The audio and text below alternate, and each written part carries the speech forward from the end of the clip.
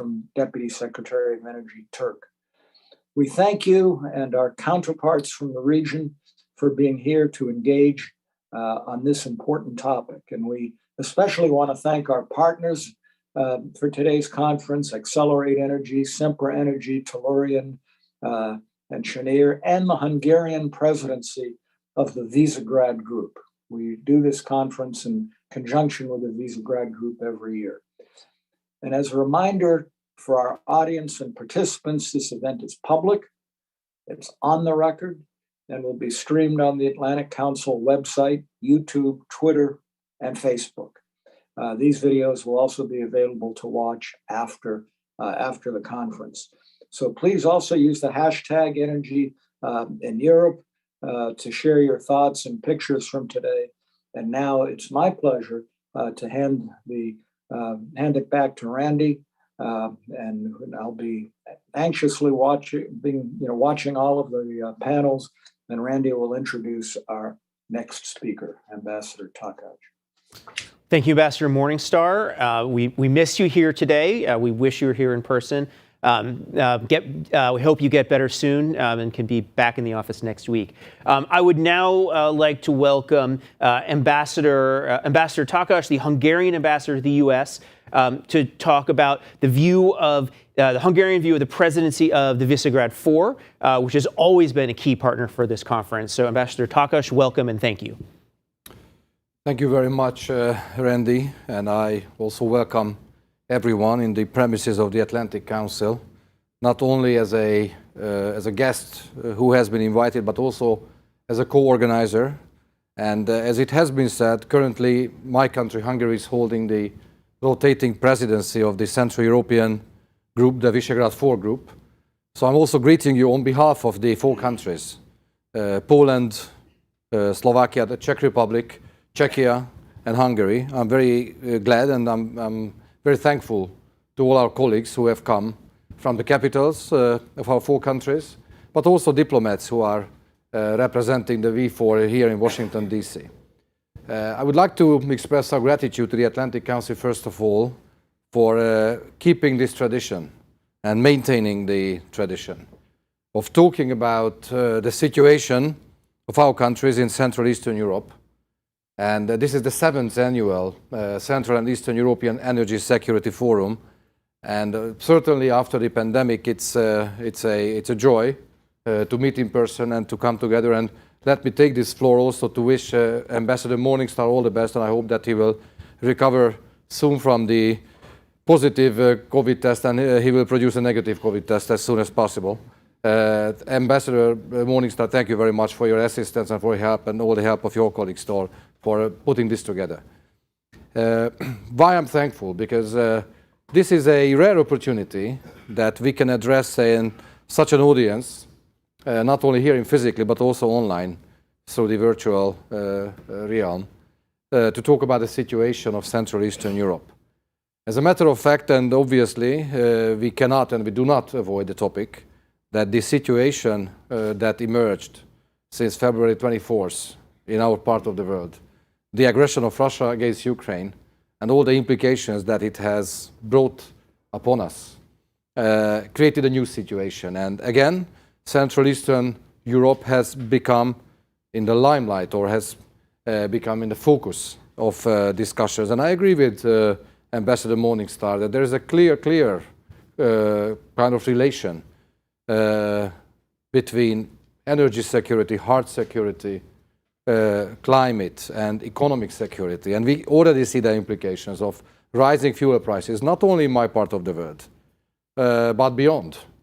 And obviously today, and I'm very hopeful that today, the participants primarily will talk about the situation of our countries, how we can get off the hook of this new, very difficult and very complex situation, what efforts has been done, what efforts must be done in order to, or made, in order to create a more sustainable and long-term strategic situation for our countries. But obviously you cannot avoid talking about Russia, talking about Ukraine, talking about further Western Europe, Germany, and the northern part of Europe, the Mediterranean, the southern Mediterranean, Turkey, even going further, the Middle East, the Gulf, because everything is complex and not any country is in the situation to resolve her own problems or situation alone. But we should not also pretend as many things have not been done so far, because our countries, not only the V4, but also our partners, Croatia and Romania and Bulgaria and others, we have been making a lot of efforts in order to diversify. But everybody is in a different situation, and it has been said, and now it's more and more in the focus, in the limelight, in the discussions, that there are countries like my country, which is landlocked. And if you look at the European Union member states, the 27 EU member states, only 5 of the 27 are landlocked. It's Hungary, Slovakia, Czechia, Austria, and Luxembourg. Everybody else has a sea access. And if you have a sea access, you have much more room for maneuver. If you're landlocked, what you need, first of all, is you need the cooperation of one of your neighbors who are next to the sea. Once I heard a remark from someone who said that when I was young, I was very poor. But after many years of hard work and dedication, I'm no longer young. And you see, I mean, this is what we have been trying to do, is that we have putting a lot of efforts into diversification, and sometimes the results were not seen. But I believe that the situation in Ukraine, and of course the large dependence of not only Central Europe, but the whole of Europe on Russian energy, oil and gas, and even nuclear, has become the hottest topic of discussion. And I believe that, and I'm very hopeful, that today's discussion will create a platform when many misperceptions can be cleared out and many truths will come to light. The dependence of Europe and, in some ways, also the cooperation of the United States of America with Russia on energy will come to light. And it's coming to light as we speak, day after day. And what I'm fully convinced that it's only a goodwill and a real, genuine openness to understand the situation of every given country will result in a strong transatlantic unity, European and transatlantic unity. And this is what we are here for. This is what we do in Washington, D.C. and elsewhere. And I'm really thankful for everyone, and primarily, again, the Atlantic Council for providing us the platform and giving us, the V4, the chance to talk about our situation. I wish a genuine and very substantial and very comprehensive discussion. We're very much looking forward to hearing all the views by the panelists today. Randy, thank you once again, and I wish you well, and I wish a lot of success for the conference today. Ambassador, thank you so much. Wonderful to have you here today. Thank you for your whole team for joining us.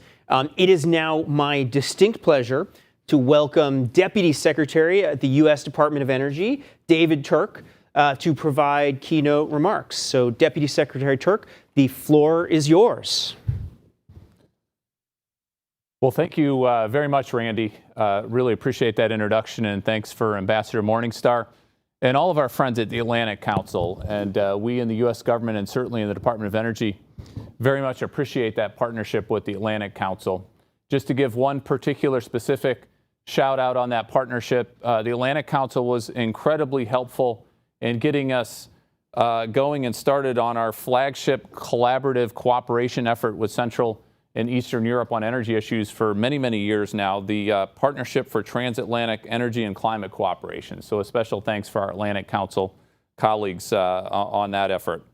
Let me also extend very much a thanks for the excellent keynote from Ambassador Takács, Secretary Steiner, all our friends in Hungary, and all our friends in Central and Eastern Europe. I see Minister Kurtike, who's been a friend for many years.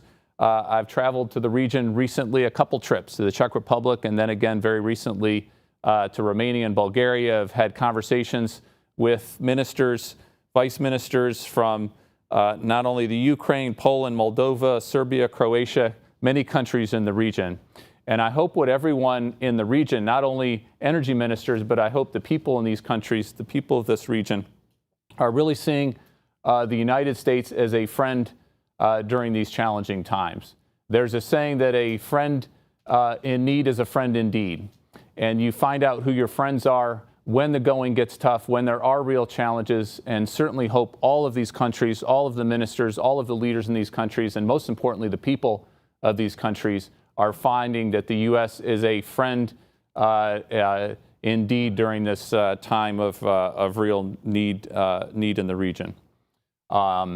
Let me do two things here I thought most helpfully, and hopefully this will help frame up some of the discussion, the excellent panels that will be coming up here.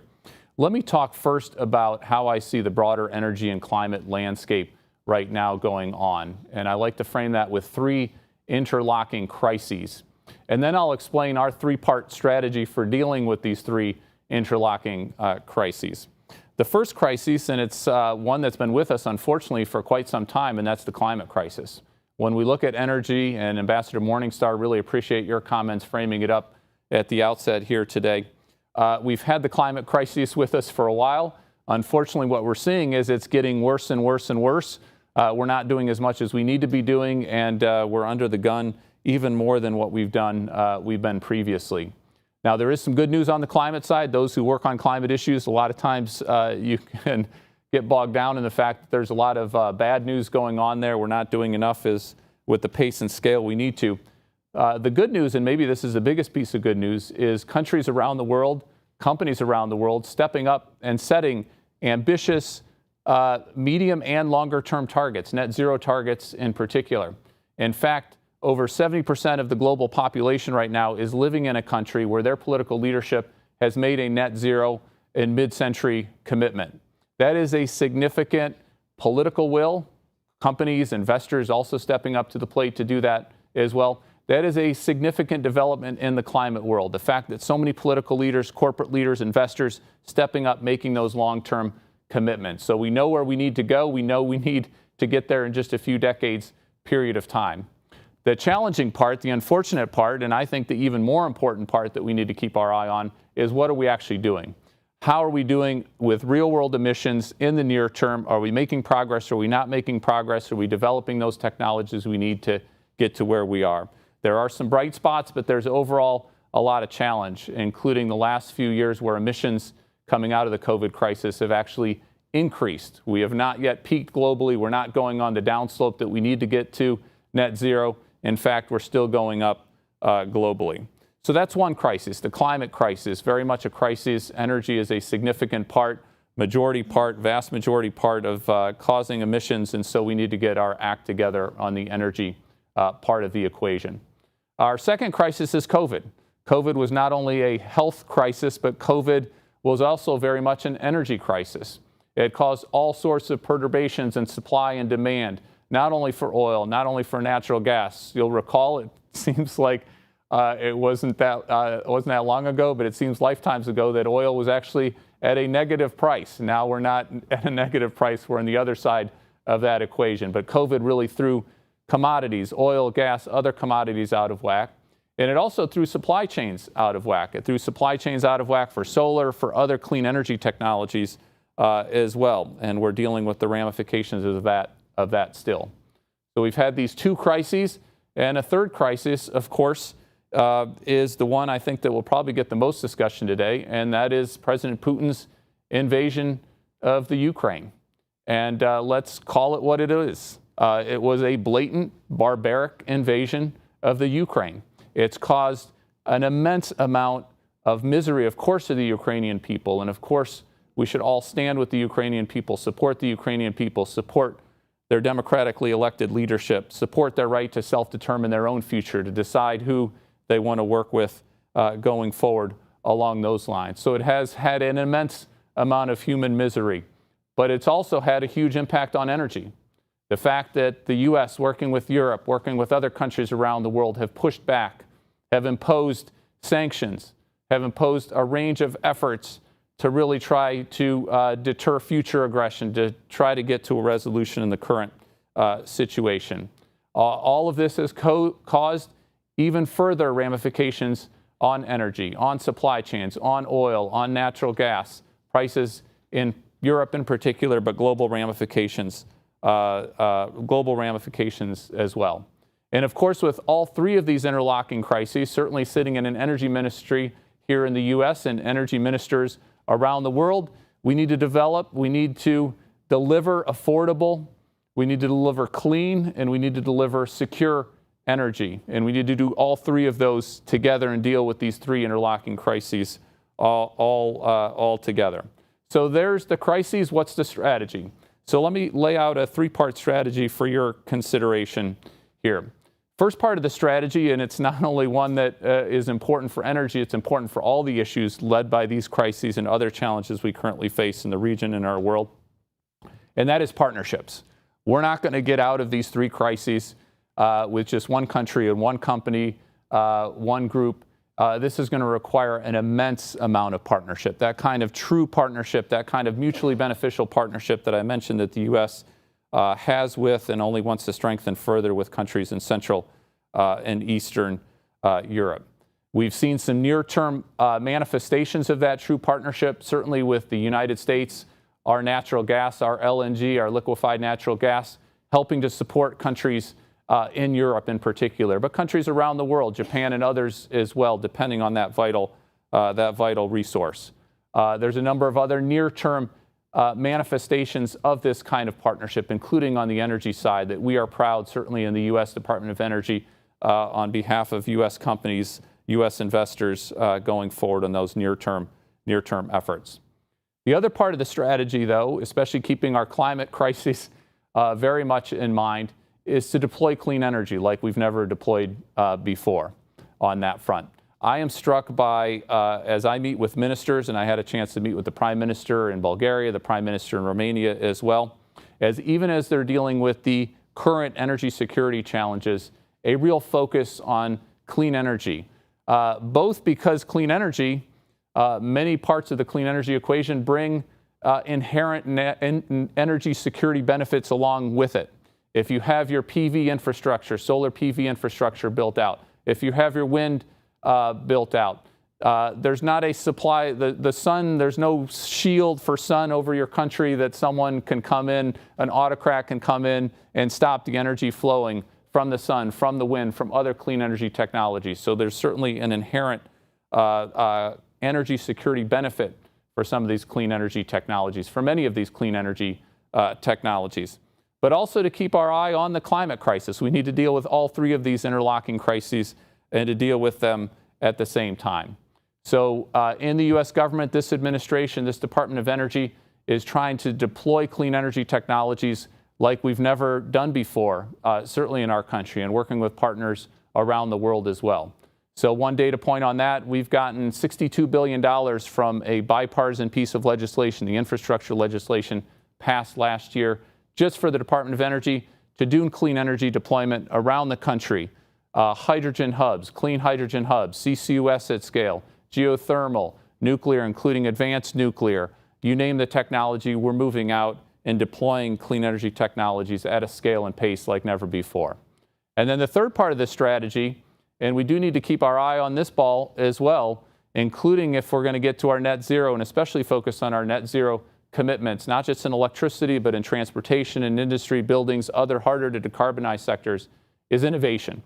We need a full range of clean energy technologies at the price points. Remember, affordability, that is a key concern, near term, medium term, and long term, certainly for this administration. We need to innovate and reduce those costs of key clean energy technologies that we need in the future. So we've launched what we've called a series of Earth shots, focused on those clean energy technologies that are not at the price points that we need them to be at, to make sure that they provide the security, provide the clean energy supplies we need going forward to get to those net zero commitments political leaders have made all across the world. So we've launched a hydrogen Earth shot to try to drive down costs of clean hydrogen production down to $1 per kilogram. Long duration storage, drive down costs within this decade 80 to 90% from where they're at currently. Direct air capture technologies, a range of technologies to remove carbon from our atmosphere as well. So we need to partner, we need to deploy clean energy, and we need to innovate, doing all of that in a smart, aggressive, ambitious kind of way. And let me just leave you with one thought, and hopefully this will come through again and again. It certainly did with Ambassador Morningstar, our other ambassador here today from Hungary as well. And that is, we're all in this together. We need to deal with these three crises. The only way we're going to deal with these three crises is to do it together, to do it in a partnership mode, to support each other in this time of need, to do what we need to in the near term, but also keep our eye on the medium and longer term as well, so we achieve all of our objectives going forward. Thanks again to the Atlantic Council for all that you do, certainly for this terrific session and for giving me an opportunity to be here with you all today. Thank you. Deputy Secretary Turk, thank you so much. That was really, really fantastic. It's such an honor for you to join us here today in person, and we look forward to continuing to work with you, even going into the 3Cs next week. So thank you again, and we'll see you all in Riga. I want to now turn to keynote remarks from Susanna Beres, the head of the Department of Energy and Climate at the Ministry of Technology and Industry of Hungary. So, Ms. Beres, over to you, please, virtually. Thank you, Randy, and hello, everybody. Welcome to all participants of this event. I would like to say that State Secretary Mr. Steiner couldn't make it today, but he asked me to share with you his thoughts on the subject at hand. So please bear with me. Dear Ambassador, dear Deputy State Secretary, dear Mr. Chairman, allow me first to thank you for the invitation, for participating in this very important event. And the subject at hand is extremely crucial and important, such as energy security, climate change action, and decarbonization in Central Europe. Turning to the subject at hand, I would like to underline, in connection with some of the questions put forward to us on diversifying imports, critical infrastructure, energy security, and climate action. First of all, on the one hand, advancing energy security and implementing climate goals has been parallel and complementary tasks in our national energy and climate strategy for such a long time. Only the context has changed a great deal with the geopolitical conflict in our direct neighborhood. Also, diversification of gas supplies and decreasing energy dependence has been related and strategic issues. Only the source of energy became an issue recently. Climate neutrality is our long-term goal. On the way reaching that, there are several possible paths that we can take. Now we are facing such challenges that how, when, and at what cost we could switch to non-Russian energy sources. Even bigger challenge is the fact that Central Eastern European countries, especially landlocked countries, do not have direct access to seaports and LNG terminals. Furthermore, there is no new available and affordable source of gas or oil in our geographic direct neighborhood. Therefore, diversifying oil and gas supply can be done gradually in regional or transatlantic cooperation and in solidarity by accessing reliable new sources. In case of crude oil, technology constraint at refinery level is also a bottleneck that has to be resolved by investments that were not planned and do not directly serve climate purposes. So energy security can be advanced by diversifying supplies, and if security of supply level can be maintained, then climate actions can also be implemented, such as transformation of our last lignite-based power plant in Hungary to a much cleaner gas-based and renewable-based climate-friendly power generation. Now, a few thoughts about investing in critical energy infrastructure. Development of critical infrastructure, I believe, is a precondition to energy security. In line with the Repower EU plan of the European Commission, we plan to invest in strengthening our internal and cross-border critical energy infrastructure with the involvement of EU funds. All of the critical infrastructure developments have to be future-proof. Pipelines will have to be able to carry hydrogen or other renewable gases. Electricity system has to become smart and digital. Energy storage and other innovative solutions have to become integral part of the development. Also, interconnectivity in our region will serve energy security more and more. In order to accelerate decarbonization, I would like to emphasize that using less fossil-based energy, accelerating decarbonization will definitely serve climate actions. Here, the principle of technology neutrality and the role of nuclear energy and the potential risk of emerging new dependency, such as on critical raw materials, has to be emphasized.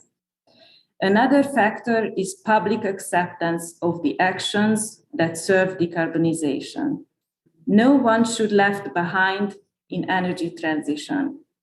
Decarbonizing our economies is a very costly exercise, and the people has to develop their own ownership to support such process. Without wide public support, no government will be successful in accelerating and implementing decarbonization.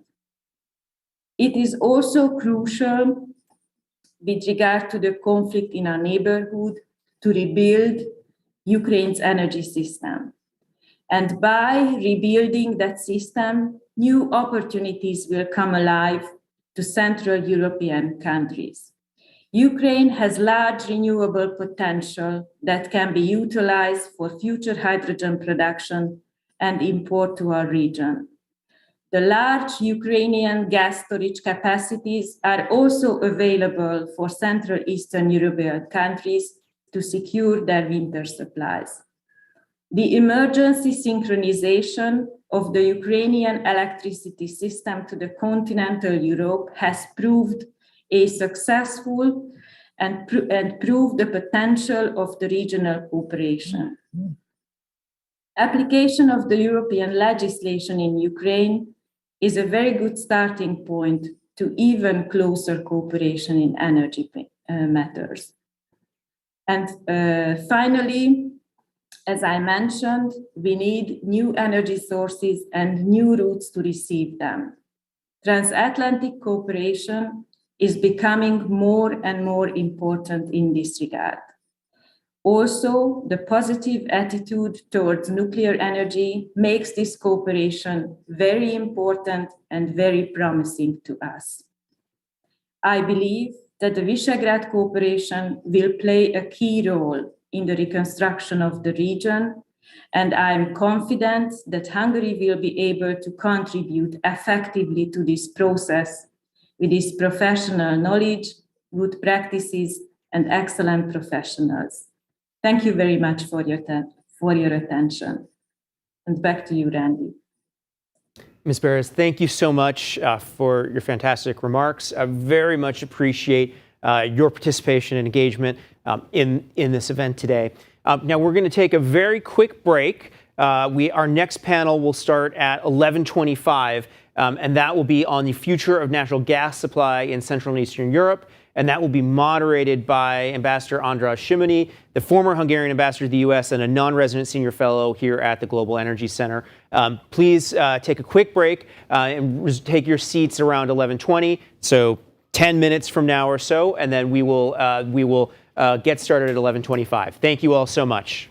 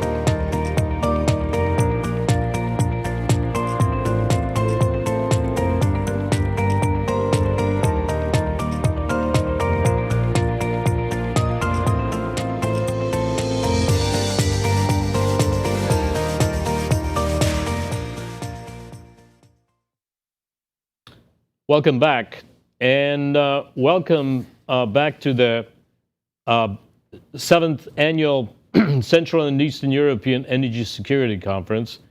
And this session will be about the future of natural gas supply in Central and Eastern Europe. We have an amazing panel. The participants are His Excellency Václav Bartuška, Ambassador. Welcome. Former Secretary Dan Brouillette. Mr. Secretary, welcome. Szabolcs Ferenc, who is the Chairman and CEO of the Hungarian Transmission System Organization.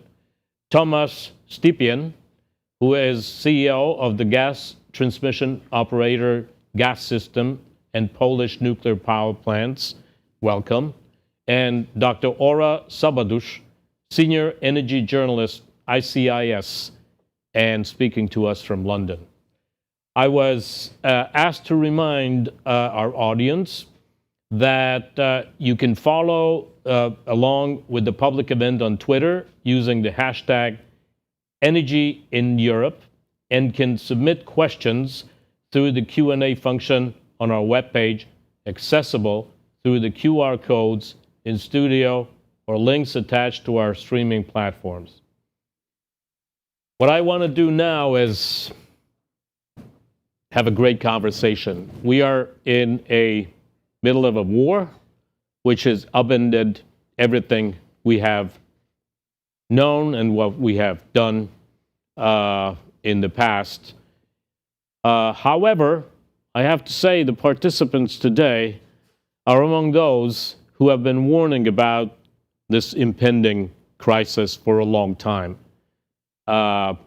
Eastern Europeans, in particular, have been saying that overdependence on Russian gas will lead to a major security problem in the future. And there we are. We want to flesh out, okay, what now? Where are we going, and how has this situation impacted Eastern Europe's energy security, in particular, gas security?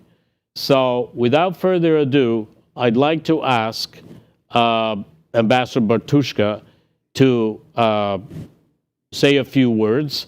I'd like to ask our speakers to be brief and to the point, because we want to make sure we have enough time to have a good conversation. We'll be talking for about 30 minutes, and then we will, I will ask you questions that come from the audience. So there you go, Ambassador Bartuška, the floor is yours. Thank you, András, very much, and welcome to all of you here physically and the other virtually. Just a few opening words. We see a total redrawing of the maps for oil and gas pipelines in Europe. The world we had until February 24 is gone and will not come back the same way. It's definitely having impact on countries which have been transit countries for Russian gas. My country is one of them, together with Austria, Slovakia, also Germany. There will be basically no transit flows anymore in a couple of years. At the latest by 2027, when the EU decided to leave completely Russian oil, gas, coal, and nuclear fuel. More likely it's going to be earlier, because Russians will at some point probably cut off the gas just to show us that they can. And at the end of this period, we'll probably see a very different map of Europe when it comes to energy and transport of energy. We'll probably also see Europe which will have much less dependency on fossil fuels than before, because it will move much more quickly towards the green goals it has established some time ago. So we probably, if I would be asked to describe an analogy to today, I think we're right now in the moment of 1973 and the oil shock. You know, in 1973, before October embargo came from OPEC, 1/4 of electricity in the world was made by burning oil. 1/4, 25% globally. In 10 years' time, it was down to single digits of percent, because the world had to move. And from Japan to US, from France to Germany, countries have built nuclear power stations and they've discovered other fuels and so forth. In our case, it will be different. I think the winners are energy efficiency, savings, renewables, and nuclear. And you'll probably be seeing very different energy landscape in Europe, probably in the world as well, 10 years from now, thanks to the geopolitical pressure and thanks to the high prices which comes with it. So. Thank you. Ambassador, I am going to ask you a question later, which is related to a countryman of yours, so I just want to give you time to think. His name is Václav Smil, and then give it a thought. So this is a little enigmatic, but I will flesh it out later. Secretary Brouillette, the floor is yours. The Atlantic Council for organizing this event and for inviting me. I really appreciate the opportunity to be with you today, and I look forward to the conversation. I think we are indeed facing difficult times, not only in Europe, but around the world, as increased demand has come back post-pandemic. It's placed an enormous amount of economic pressure on the energy production systems all across the world. We're feeling the effects of that with the shortages in the marketplace, which is resulting in the high prices that the previous speaker just spoke to. What does it mean, though? And what does it mean for the world going forward? I do think you will start to see some additional investment in alternative energies, but I would disagree with the notion that we will move away from fossil fuels altogether. I have not yet seen a credible study, economic study or energy study or otherwise, that suggests that the demand for natural gas or the demand for fossil fuels generally goes down before 2050. Even the IEA, Dr. Fatih Birol, others have printed studies as recently as a year ago that suggested the same thing. The agency that I used to run in the United States, the U.S. Department of Energy, has within it a statistical body called the Energy Information Administration, EIA. They suggest the same as well. So I think for a period of time, perhaps the next 2 to 3, perhaps even 4 or 5 decades, until such time that we develop technologies that allow for grid scale, long duration battery storage, for instance, to support renewable technologies, you will not see a complete transition away from fossil fuels. That being the case, I think it's important for Europe to use the events of today to, again, diversify its energy sources, but more importantly, as we now know, to diversify its suppliers of natural gas. Natural gas, as I mentioned, will continue to be a part of the European landscape for quite some time. But it's very important that they look around the world, perhaps to the US, perhaps to the Qataris, perhaps to the Australians, but certainly not to the Russians for the supply, their future supply of natural gas. So I look forward to this conversation today. I think it'll be robust. I'm excited about it. And again, thank you to the Atlantic Council for hosting the event and for inviting me to it. Thank you, Mr. Secretary. I think we'll discuss that in the next couple of minutes. Mr. Szabolcs, the floor is yours. Well, thank you very much, and thank you for inviting to this prestigious event. And I, again, also disagree with the statement that we will have a degasification in the short or mid-term. I think the demand for gas will rather increase, also for energy flexibility reasons. And in the war region, I think there is plenty of room for further gas projects.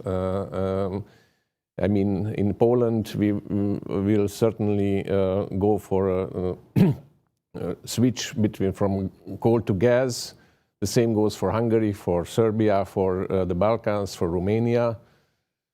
And we will need gas even more than now. That's the fact. It's an unpleasant fact in the current circumstances, but however, all the statistics are showing this. And please think on the rebuilding of the Ukraine. We all hope that at a certain moment, Ukraine will be again sovereign and free. And there will be a huge task to rebuild the country and an enormous demand for rebuilding the infrastructure.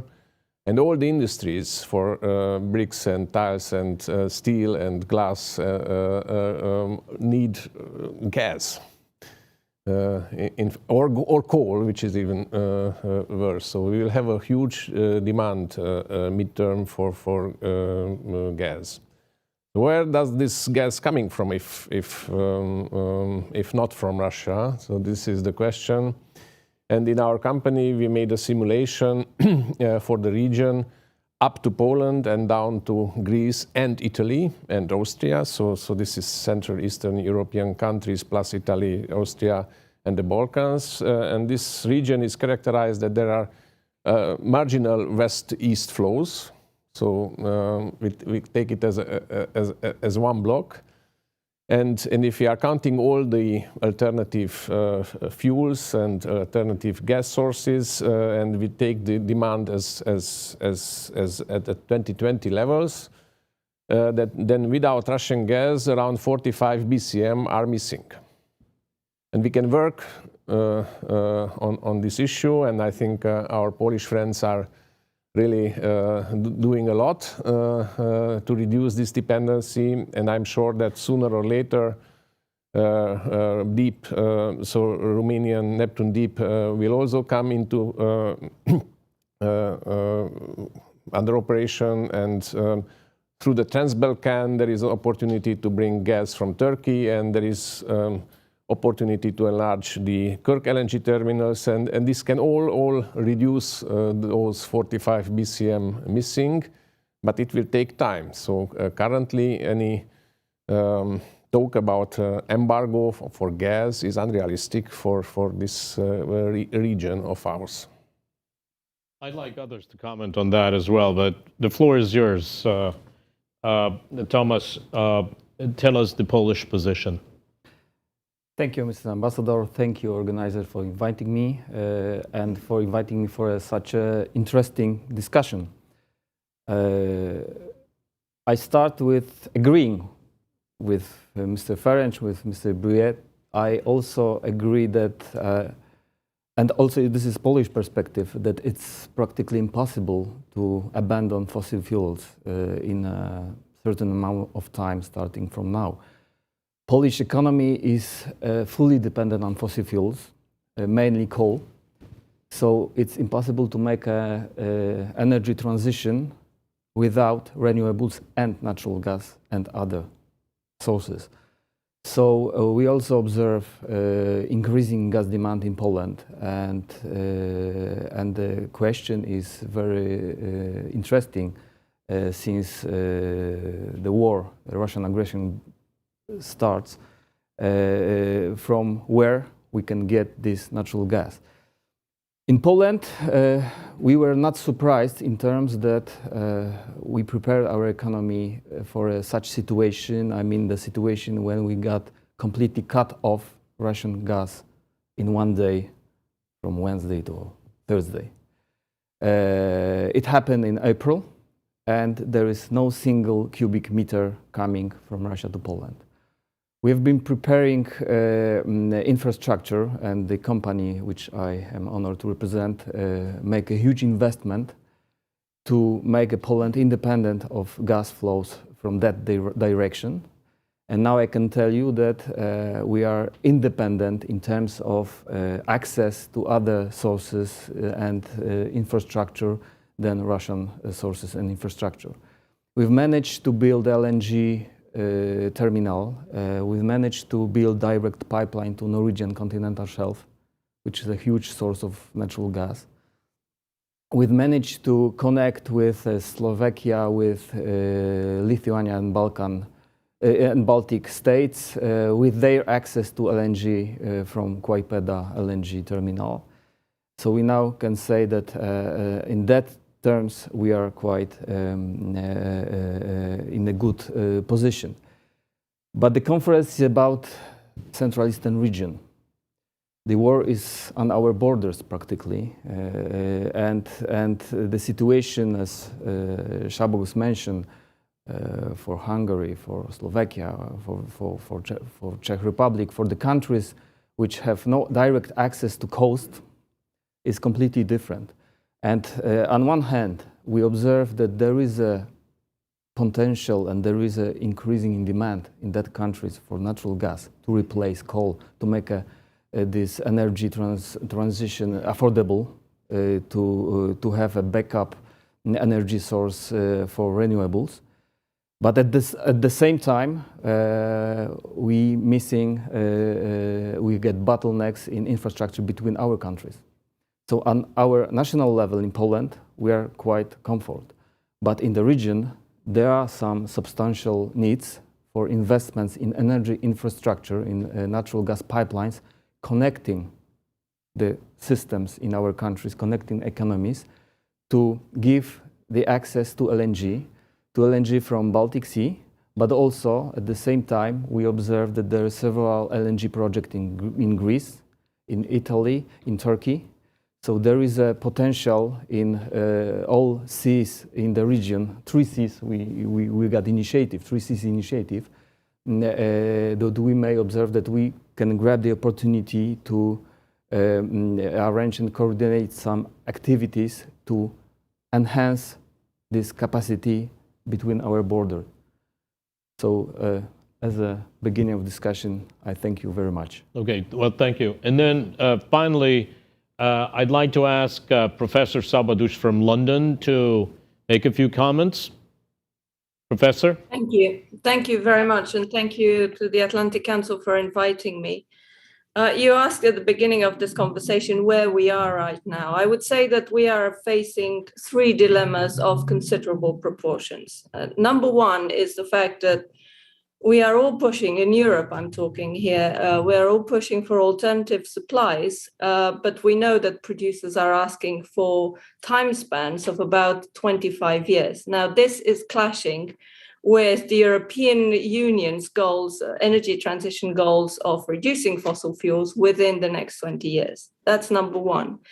Number two is the fact that the European Union right now is working very hard to regulate prices. And I'm not talking just at retail levels, I'm talking wholesale levels. This is clashing with the fact that in order to attract supplies, you need a correct price signal. So again, another dilemma of considerable proportions. And the third dilemma is, I would say, a little bit more philosophical dilemma, is the morality of cutting Russian gas in response to Russia's unprovoked war in Ukraine, which is clashing with the pragmatism, which we see particularly in Germany, of keeping Russian gas, and not necessarily just for the volumes, but also for the cheaper price that the Germans are getting for their gas from Russia. So this is, let's say, at the theoretical level, because you asked where we are right now. In more practical terms, I would say that Europe has been able to reduce Russian gas because of a combination of factors. More LNG coming in. In fact, LNG is now the main supplier or the main source of imports in Europe, and the US being the principal supplier. And also the fact that Russia has cut the gas to various countries, as we've already heard. The gas was cut to Poland, the gas was cut to Bulgaria, to Finland, as well as to a few other companies, such as Gasterra in the Netherlands, or Ørsted in Denmark, Shell Energy for Germany. So altogether, since the beginning of the year, we've seen that Russia has now dropped to 3rd place in terms of supplies and is now 30% down year on year in the first 6 months of 2022. But even so, even though Russia has reduced supplies, it still has the possibility or the power to influence markets. And I would give you the example that we've seen just today, when a simple announcement made by Gazprom that they have a technical problem at the Portovaya compressor station moved prices up by about 20 euros within day. Now, this is incredible. And who gets the money? It's Russia. Even though flows are decreasing, But simply by announcing, by making these statements, and we've seen this throughout the last couple of months of 2021, 2022, the same behavior from Russia, just by making these announcements, pushing the prices up, and of course, increasing its profits. Now, it's June. We don't know how the markets will react in a situation of peak demand. So we still have to wait another 6 months to see whether there is enough gas in storage in compliance with European Union mandated targets of about 90% fullness by the heating season, start of the heating season. We still need to see whether there's going to be enough LNG, because the Freeport fire only a couple of days ago is likely to impact the European market. And we still need to see what will happen in Asia, and in particular in China. Right now, demand is suppressed because of the COVID restrictions. So I would say we still need a few more months to see what's going to happen. And after 6 months, maybe we could have another discussion to see whether the market is resilient enough. Okay, well, thank you very much. Ambassador Bartuška, I want to come back to this book I mentioned. Václav Smil is a Canadian Czech professor who just put out a book, and the title of the book is How the World Really Works. And I started reading it because Bill Gates recommended the book on the media, and his argument is, he tells the story about why we will not be able to get off fossil fuels altogether, because of the history, because of steel, because of cement, because of plastics, because of ammonia, first and foremost. So I just want your take on this. I mean, I would come down on the side of those who said we need a more balanced approach and get back to the idea that carbon pollution is the enemy and not fossil fuels. And we need to get back, but I want your take on that. Well, as I said in the opening statement, I really think that this is a moment of change. I fully agree with Professor Smil that we will need plenty of fossil fuels. I have agreement with over here. I just think that the shock of the high prices and of the instability will give a huge impetus to plenty of new possibilities. And please also keep in mind that in 2 weeks' time, my country takes over the presidency of the European Council. So we're supposed to be honest brokers in the next 6 months. So I will be not my usual Czech self. Okay. I'm much more European self. As we speak today, as we have this conversation, there's a meeting in Brussels between Brussels and the Brussels institutions and the major suppliers of gas to figure out what the alternatives can be. And of course, Secretary Brouillette, I want your comment on this as well, because there is America is a big part of this, but the United States is a big part of this. So can you comment on that? Because I want to come back to the topic of the day, which is, okay, what now in Central Europe? I think that the long-term contracts, which were anathema for European Commission for many years, basically the last 15 years, are back. We understand. We talk to the possible suppliers, and anywhere we go, from Australia to Qatar to US, everybody wants their money back, surprisingly. So they want contracts, usually for 20 years. And I think that you will see that Europe will be able to agree with that. I'm just learning this new trait of being the polite European. I'm usually different. So Love that. I said as a Czech ambassador on the February 24th that my government will burn anything to keep people warm in winter. It will burn whatever it takes, from coal to mazout to you name it. Oh. And I think that applies to any European government. But please let us keep the polite face and keep saying that we will meet the climate targets by 2050. Okay, please let's do so. But we will have a couple of difficult winters, and we understand that we will need to agree long-term contracts with LNG suppliers. And I think the mood has already changed. Definitely the Council, which is the 27 governments.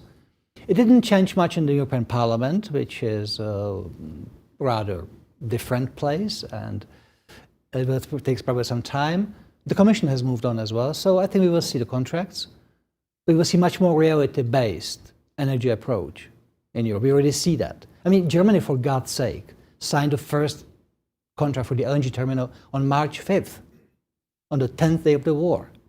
They're a bit late, but better late than never. I mean, there are so many changes happening in Europe.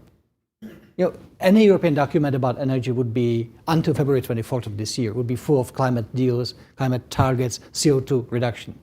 Every single document we agreed on since February 24th is about how we get oil, how we get gas, how we get uranium, and so forth. We understand the situation. No, absolutely. I mean, there is a lot of rebalancing going on, and this is really good. Mr. Secretary, would you want to comment? No, I tend to agree with that. There is a rebalancing that's occurring, and Germany is moving incredibly fast.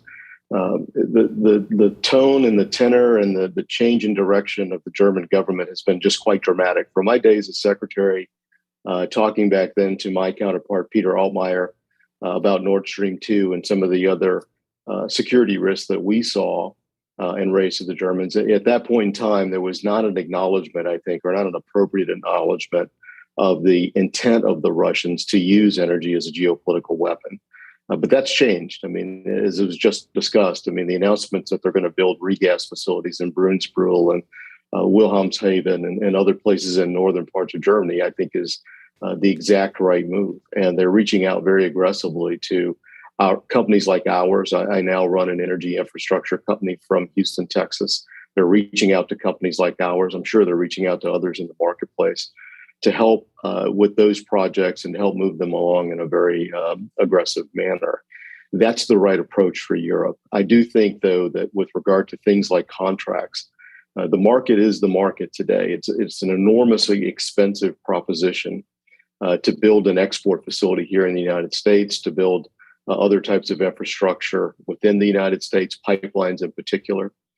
In order to finance these types of deals, it takes 15 years, it takes 20 years in many cases, in order to recover the costs that are involved with these facilities. I can't speak for people in the Middle East. I'm sure they have a different financial situation. The Australians probably have a different financial situation as well. But I do think Europe is beginning to understand the financial nature of these contracts, and we're starting to see some of these contracts extend out. For a matter of fact, I mean, we just signed, our company, Sempra Infrastructure, just signed a 15-year deal with PG&IG in Poland, and we're honored that they're partners with us. I think that will become more and more the norm over the next few years. Can you comment on the Repower Europe, Repower EU decision that was taken a few weeks ago by the Commission, because that will have a major impact on future deals, and also the joint purchase, the possible joint purchase of LNG in the future. I mean, that's a big deal, but I'd like your interpretation of that and how that impacts Hungary, Poland, Czech Republic, and maybe the United States. Would you like me to respond to that? Well, Mr. Secretary, why don't we listen to our East European, Central European colleagues, and then I'd like your comment on that, because it basically, this question dovetails what you just told us. Yes, go ahead, please. I would like to start with reference to what Mrs. Szabolcs said about the market and Russian influence on this market in Europe, because I think it's a very good start point to answer these questions. If we look at the natural gas demand in Russia, in Europe, and the United States, it's quite similar. It's about, more or less, but it's about 500 billion cubic meters per year. Among this, Russia and United States has its domestic production, which could cover 100% of demand and could export this gas in the world.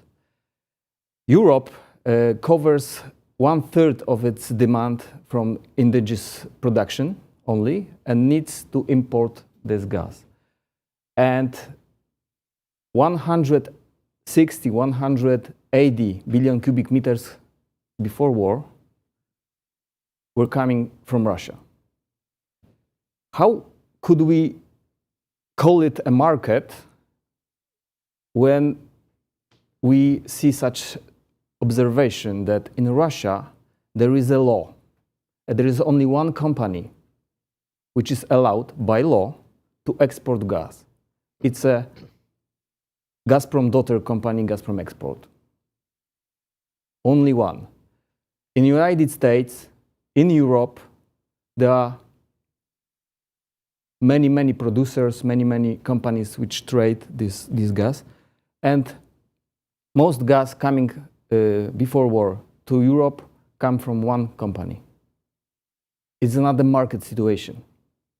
We believe in Europe, this is a market. We have tools to believe it. We have got trading points, we got fine contract regulations, etc., etc. But still, at the end of the day, one company was in the position to influence the prices, to influence such a sophisticated construction. And they use it. In 2021, they use it. They use their position and they influence the market in a way that there was a shortage of natural gas, increasing prices, and these prices on trade points, on these trade points, influences the prices in contract, in short and mid and long-term contracts, which were indicated to the prices in the trade points. So it was not a market situation at all. What is also worth to say is that the idea before war was that the whole export from Russia will come through Germany using Nord Stream 1 and Nord Stream 2 pipelines. This was the idea. This was the economic idea that the 100% of these gas flows will go through Germany. So Russia will earn money, Germany will earn money. And it failed. It failed because Germany changed attitude, because their policy failed, policy toward Russia failed. They do not pretend anymore that the Russian is a market player, is a reliable partner to trade. We in Eastern Europe were talking about it since 20 years maybe, in Europe, with nothing. And it was because the policy of Germany, which influenced more or less, I'm sorry for simplifications, but it influenced more or less. I wanted because I'm looking at the clock. I want Szabolcs to comment on it, and I also want our other panels to comment on this. It's really important. A brief comment, please. Well, I fully agree with my friend Tamás that this is a pretty unusual market situation, and for countries like our landlocked countries, we did all what we could do in those times to break up this situation. So after the 2006 and 2009 crises, we built basically 4 new interconnectors. So we have 7 neighbors and we have 6 interconnectors.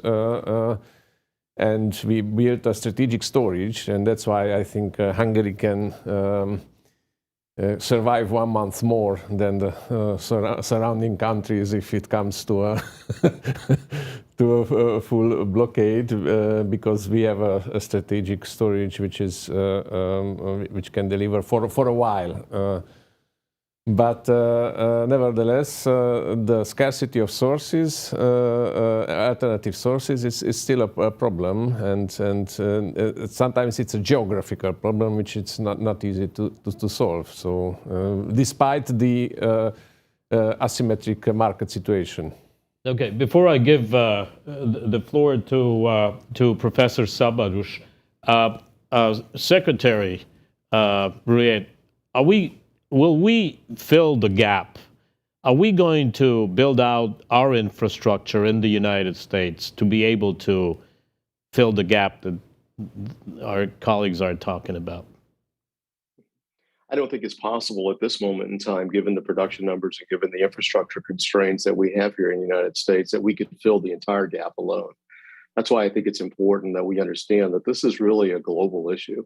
It will take the Australians, it will take the Qataris, it will take others in the Middle East, perhaps the UAE, all of us coming together to fill the enormous amounts of volumes of gas that were coming out of Russia. And that's assuming, of course, that Europe decides to divorce itself completely from Russian gas. That's an open question, I think, whether or not they can or can't do that.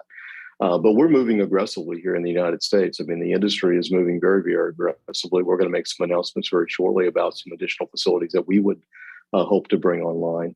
I think everyone is doing what they can, but to answer the question very directly, 45 billion cubic meters, 45 BCM is an awful lot of gas to replace in a short amount of time.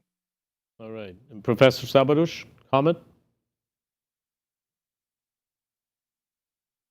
There are other options that can be considered, and Mr. Ferenc just mentioned the Black Sea gas. I think it's time for countries such as Romania to bring this gas online, and I think the offshore law has been amended recently, and hopefully at some point, hopefully in the not too distant future, there will be some gas coming from the Black Sea.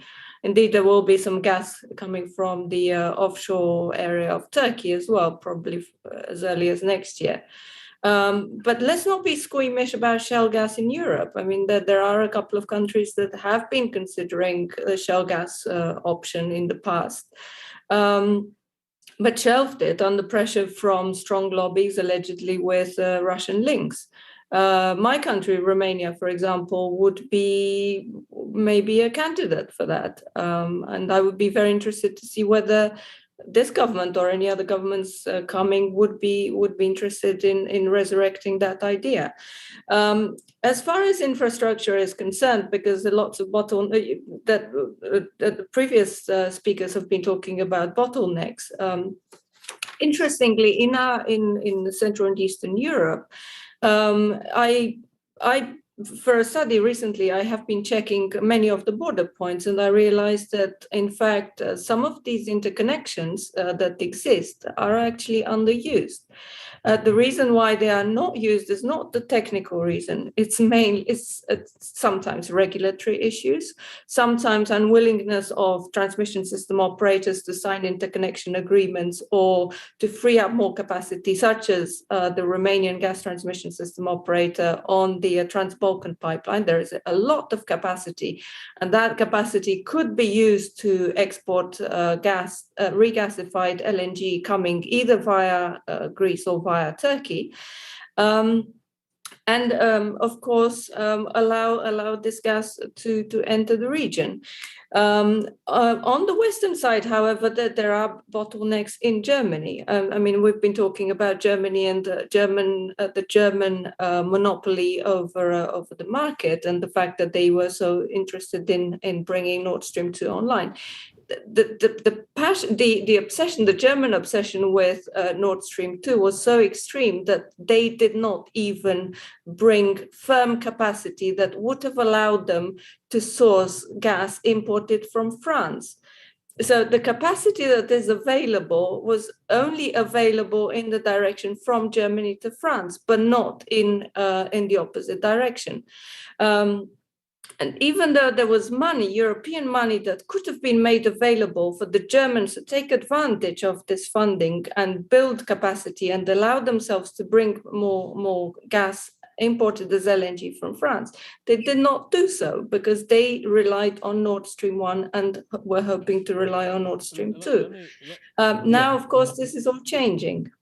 It is definitely changing, and let's be fair to Germany. They have really made efforts to figure out how to get more LNG. I think they just bought four degasification plants, floating plants. I have a question to the European colleagues. Will gas be included in the next sanctions package? I have to recuse myself. We will be chairing the meeting, so I'm... Oh, you will be chairing the meeting. Okay. Oh, that's good. That's encouraging. All right. No further Spoil. Okay. Okay. No further. No. No further questions, Your Honor. Okay. Any comments on this? Personally, I do not believe in such situation because of a very tough situation in certain European Union countries. But okay, so let's skip that question. I have a political question I need to ask, and you know, it's what we call the black swan. So let's assume that sooner or later there is a ceasefire, there's a peace agreement, there are negotiations, and will some Europeans want to get back to business as usual, or have we totally changed the strategic constructive of European energy security? Is Europe weaning itself off Russian fossil fuels, or will suddenly Europe say, okay, well, this is great, thank you so much, thanks for your help, but you know, we need to now start working with the Russians? And that's a question Americans ask themselves more and more. So I'd like some comments on that. Who volunteers to respond to this question? Please. Well, I think you underestimate the severity of what happened on February 24th and afterwards of this year. And I don't see a way back. And you know, one day we will look back at what happened in Ukraine and still happening there as the real watershed. You know, the speech which Chancellor Scholz gave on Sunday, February 27th in the Bundestag, you would never hear that from a German politician before. You see the changes, not just in countries, for Czechs or Poles or Hungarians, the issue is rather simple. But even the Spaniards and Italians and Portuguese have been sending weapons to Ukraine. You know, things have changed profoundly in Europe. I don't see us coming back to the business as usual. There are far too many terrible pictures, far too many terrible things which happened, far too many slaughters, too many schools burned down, and too many civilians murdered and raped and what have you. And it's not over. You know, let's get ready. It's going to be most likely a very long war. And the Russians are not going to give up. And it's not just Putin's war, this is Russian elite, which is firmly behind this. Excellent. So the things are not going to change, and I don't see simply Europe, I don't see anyone in Europe. The journalists take one sentence from President Macron and say, look, here's somebody who wants to make a deal. Well, if you look at the French actions, it's actually not that visible, to be honest. And so far, I did not get a single request from a single EU member state that we should go back to business as usual. When I get that, I will tell you, but I did not. No. Excellent, very strong statement. I really appreciate it. We have a couple of questions from the audience because time's running. So one question is, what alternatives should the EU be looking for to secure their energy in the future? Should they be looking to secure their energy by closing to the Kurdistan region of Iraq through Turkey, as there is potential for the energy sector to grow in the region, and they are still looking to have energy buyers in EU and elsewhere? That question comes from Diyar Kurda, Rudaf TV. Well, I think this question goes back to the role of Turkey in supplying Europe in the current crisis, because all the alternatives we have, whether Croatian LNG development or Romanian Black Sea gas or further development of Świnoujście and Gdansk terminals, these are all, they all take years. But the only solution which we are having at hand is the reverse flow on the Trans-Balkan and to bring more gas from Turkey to Europe, which has administrative burden complications now at the Turkish-Bulgarian borders, but let's assume that we are solving them. And then the question is, which is the source of the gas? And of course, you can bring more LNG to Turkey and to bring it up through the Trans-Balkan pipeline, or you can take more gas through Iran from Turkmenistan, but this is again running into several diplomatic issues. Or, and this is the third one, to use Kurdish gas from Kurdistan through Turkey. And indeed, I think currently a little portion of this pipeline is missing. And it's missing only because of, so the flows are halted 2019 because of political will of Turkey. But this would be an opportunity which we could utilize, but for this we need Turkey. And this is a question not anymore to Central European TSO. Anyone else who wants to comment on that? Okay, so there's another question here too. To what extent is the Trans-Anatolian pipeline expansion and the involvement of Caspian Sea oil and gas producers through the Trans-Caspian pipeline a viable and compatible solution for the current and energy crisis and for the replacement of Russian energy? And the question is from Benjamin Bardos. Can I jump in? Okay. Yeah, please. Turkey is currently importing about 6 billion cubic meters via the Trans-Anatolian pipeline. Another 10 is shipped to Southern Europe. In theory, it could bring more gas via this pipeline, but there is also a portion of the pipeline that links the Sangachal terminal in Azerbaijan to the Georgian-Turkish border. So the question number one is whether it's possible via that pipeline to bring more gas. But from my point of view, I don't think it's that much the capacity, which of course could be increased, but it's more on the gas side, on the availability of gas in the Caspian region. As far as I understand, Azerbaijan said that it could maybe squeeze another 1 billion cubic meters on top of what's already sending for the short term, but not more than that. Of course, Turkmenistan, as Mr. Ferenc said, could also be brought in, but not in the short term. All right, thank you. We're running out. We're close to the end of this session, so I'd like to give each and every panelist 1 minute to make a final comment. And Mr. Secretary, I would like to start with you, if you will, please.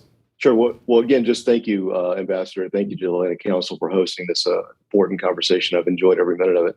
I do think as we look forward, though, is we look at Europe, we look at the Americas, we look at other parts of the world, we are going to begin to see a transition, if you will. But it's important that we understand the definition of that word transition.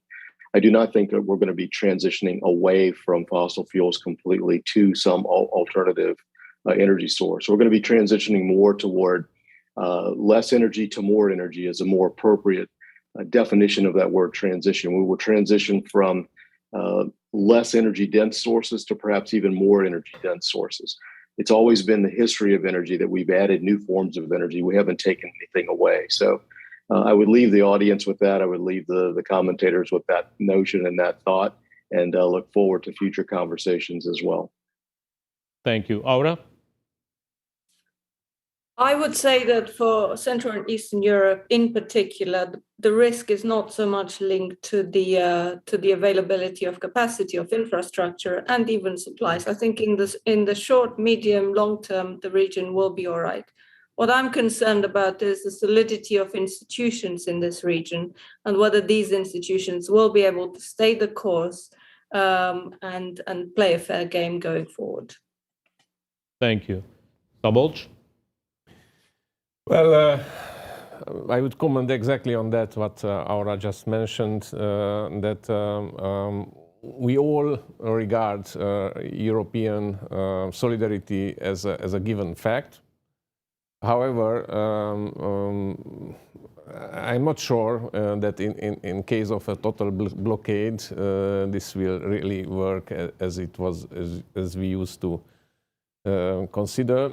And we made also at NSOG a simulation where which clearly tells that in case European solidarity works for all of our countries, we will have a much better situation. But in case markets will be again fragmented, in case of a crisis, then I think it will be a lose-lose situation. And the question is whether everybody sees it in the same way.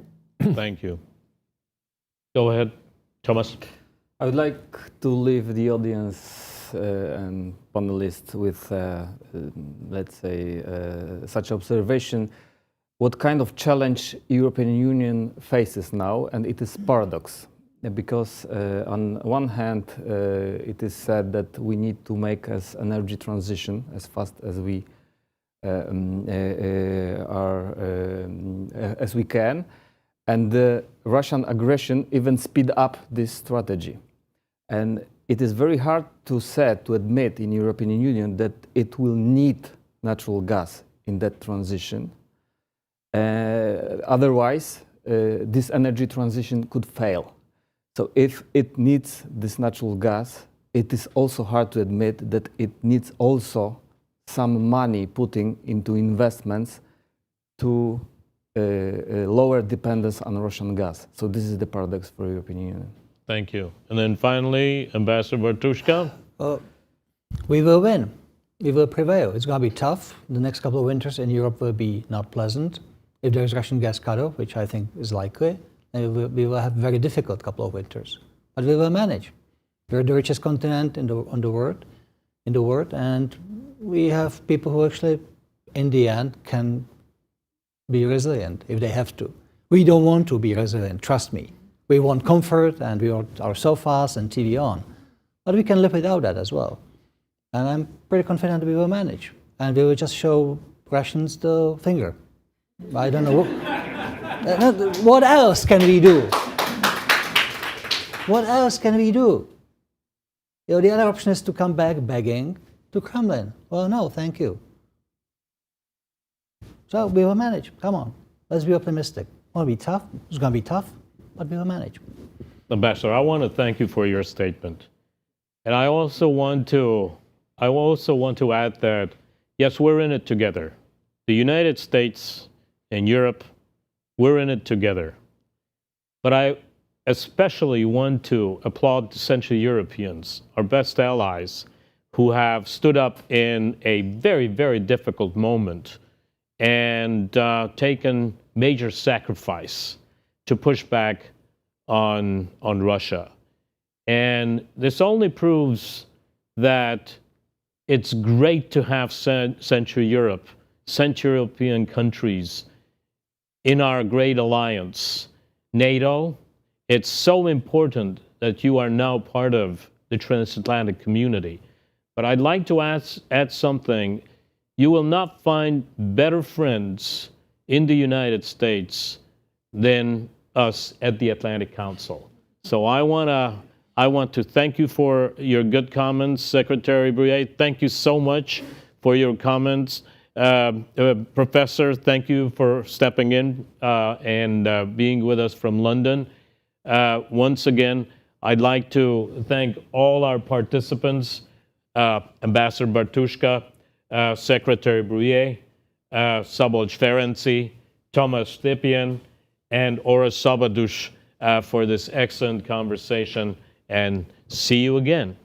Thank you so much. To our audience, we're now going to take a break, and we will be back. I just need to look at okay, here it is. So I'm supposed to tell you that those who are here, we will have a lunch, and then we will be back at the next session, which is rebuilding Ukraine into a clean energy innovation powerhouse, which will take place at 1:15 Eastern Time. So thank you so much. The session will be moderated by our colleague, Olga Kakova. Thank you.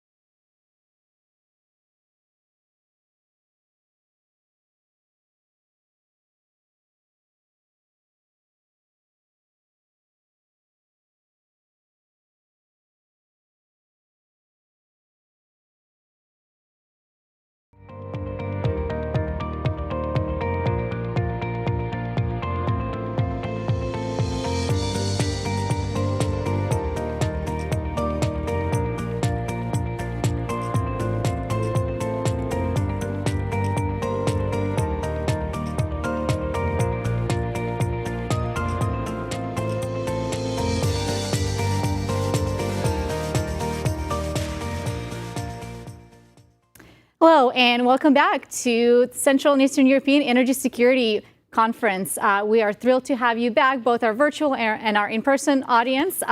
Really excited for this very timely panel on rebuilding Ukraine into an energy, innovation, clean energy powerhouse. And we have a fantastic speaker lineup for you today. I am so thrilled to welcome General Wesley Clark, who will be joining us in just a couple of minutes here, Ambassador Paolo Dobryansky, Mr. Andrei Kovalyov, Michal Kurtika, and Jake Levine. Just a fantastic lineup. I encourage you to take a look at their bios on our website to learn more about our fabulous speakers. Just a few reminders for our audience today. We are using the hashtag Energy in Europe. And so please, any pictures, any comments or feedback, videos from today, please share that online and make sure to use that hashtag. In terms of questions, I will do my best to try to leave a few minutes towards the end so that we can integrate the questions from the audience, both virtual and in person. We do have our form on the website, on the main event website, where you can type in your questions. For the in-person audience, we will have some of our team walking around with iPads where you can just type it in so you don't even have to pull it up on your phone. But I know we have a very short period of time. I want to just reiterate that we want to keep responses flowing, really quick, snappy conversations, so we can get through a whole list of questions that I have for our fantastic panel today. Andrei, I'm going to start with you, if you don't mind. As we talk about rebuilding efforts in Ukraine, I don't think it's too soon to start this conversation because once Ukraine is ready for that, once peace is reached, we really just want to get to work, and we really don't want to be sitting around and thinking about where to go first. Is there a roadmap that is out there, and a previous example of successful rebuilding efforts that we can use, or do we need to design a very specific new first-of-a-kind roadmap for rebuilding efforts in Ukraine? Can you talk about what that roadmap would actually look like? And how do you prioritize the different projects throughout that roadmap? First, thank you for the invitation. I'm very pleased to speak at this conference. My view here is that firstly, before we discuss roadmap, it's important to understand prerequisites and conditions where we start from. I believe that it is obvious for most people that we have entered the phase of long-lasting and pretty brutal war, where economic component will be one of the decisive factors. And this is where Russia is pretty big and difficult enemy, because their resource base is pretty vast, as we know.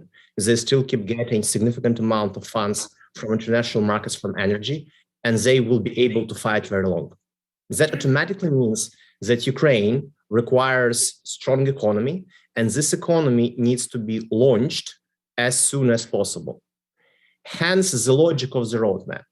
We need not to prepare for too long and waste time on discussions how, but we need to start obvious things which are immediate and which are possible to be implemented efficiently and also transparently.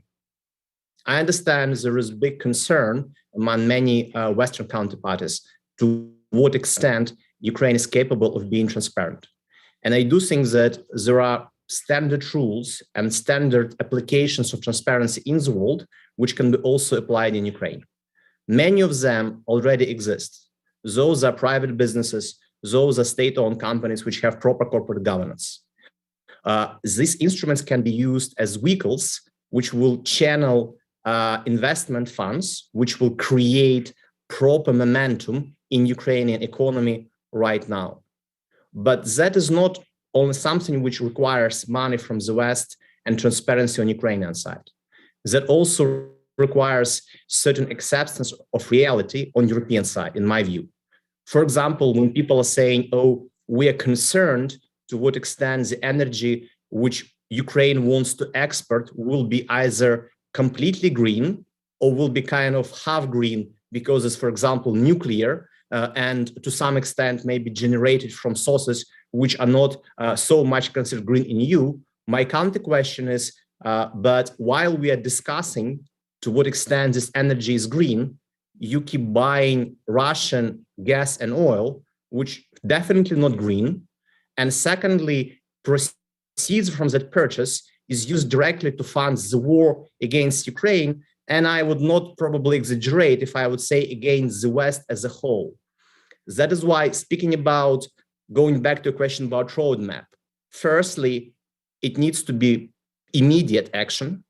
We should not wait and prepare for too long because time is the essence. And secondly, it should be also done in a manner which is pragmatic and where hypocrisy has no place to exist. Thank you, Andrei. Michal, we're going to go to you next. Can you talk about Poland's role in rebuilding Ukraine and some of the tremendous expertise there on offshore wind development, expansion of LNG and natural gas, and also doing that in a transparent way, improving on emissions tracking, on methane emissions, and also just electricity interconnections.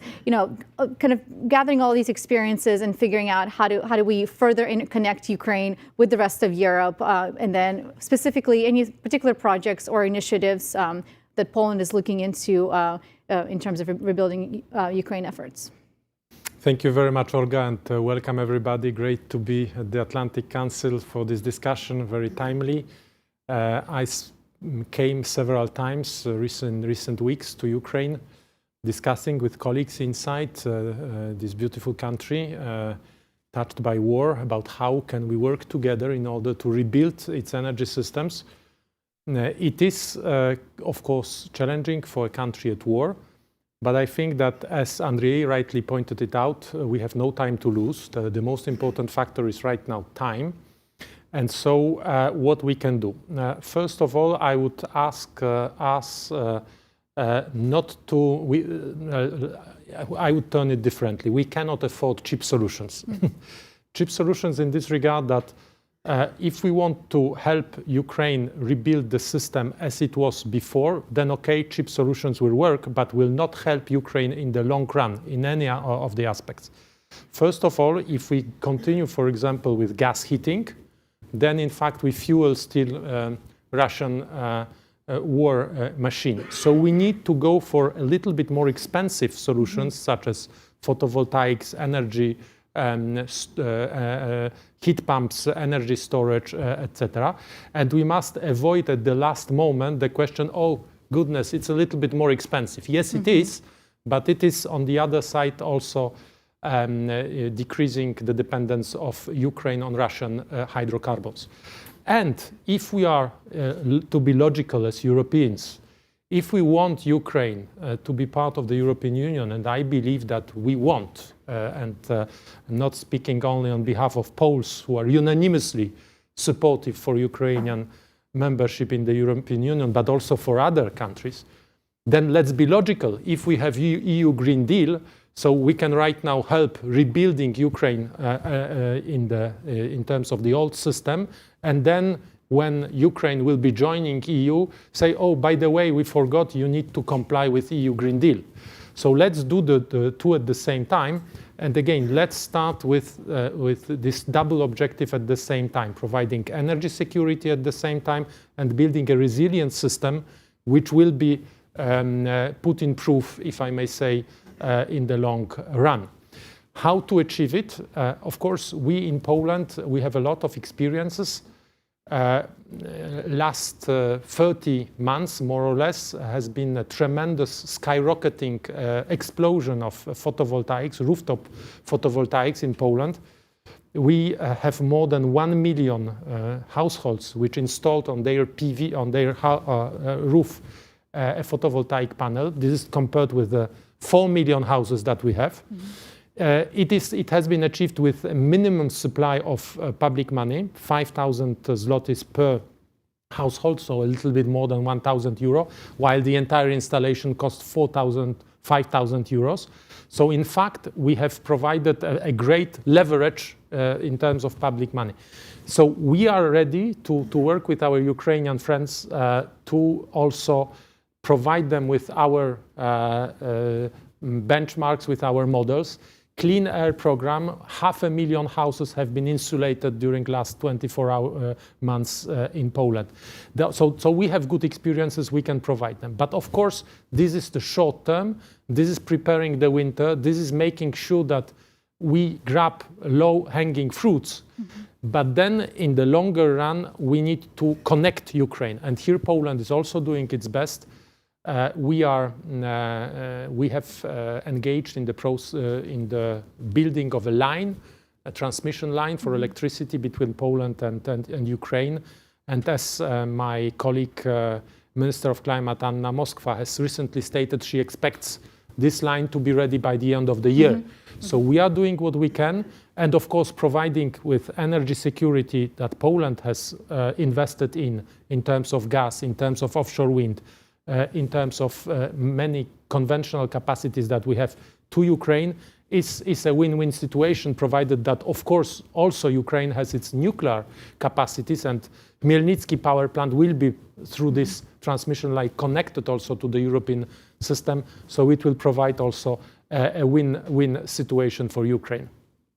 Thank you, Michal. Sounds like this is an opportunity for Ukraine to leapfrog into a clean and efficient energy economy. But to Andrei's point, we also must be realistic and not hold a war-torn country to higher standards in terms of clean energy expectations, higher standards than in Europe and the United States. We need to be real about the fossil resources and how to decarbonize them, but also the role that they can play in supporting the rest of European energy security. So I don't think those two efforts are at odds. Jake, I'm going to go to you next to talk about how U.S. can support these efforts and some of these projects. And if you can talk about maybe some of the tangible opportunities, that some of the specific things that you see that you would be really excited about seeing implemented in Ukraine and in the region. I'd love to hear your thoughts. Absolutely. Thank you, Olga. And thank you to the other panelists. I've really appreciated the chance to join this critical Central and Eastern European energy security summit over the last couple of days. And I've learned a tremendous amount, which will be wonderful for our efforts in terms of helping to fortify not only Ukraine, but the rest of the region against this type of unprovoked Russian aggression that we've seen, not only militarily, but in the context of energy resources. So I serve as Chief Climate Officer at DFC, the Development Finance Corporation. DFC is the newest federal agency in the government. We're just about a few years old, although we're somewhat of a merger of predecessor agencies, the Overseas Private Investment Corporation and the Development Credit Authority at USAID. And in that merger, the US Congress gave us more tools and asked us to go bigger in terms of the amount that we were deploying around the world. We focus on low and middle income countries, but as many of you may know, under the European Energy Security and Diversification Act, we are authorized to invest in any European country on energy security matters, and never has there been a more important, critical, and essential time to do that than today. So, I really appreciated Michal's sort of set of points, because he laid out a series of projects and project ideas that we are now evaluating in terms of specific applications where we're looking at projects that can help actually diversify supplies of gas coming into countries that have been predominantly or entirely dependent on Russian gas for their heating and industrial gas applications.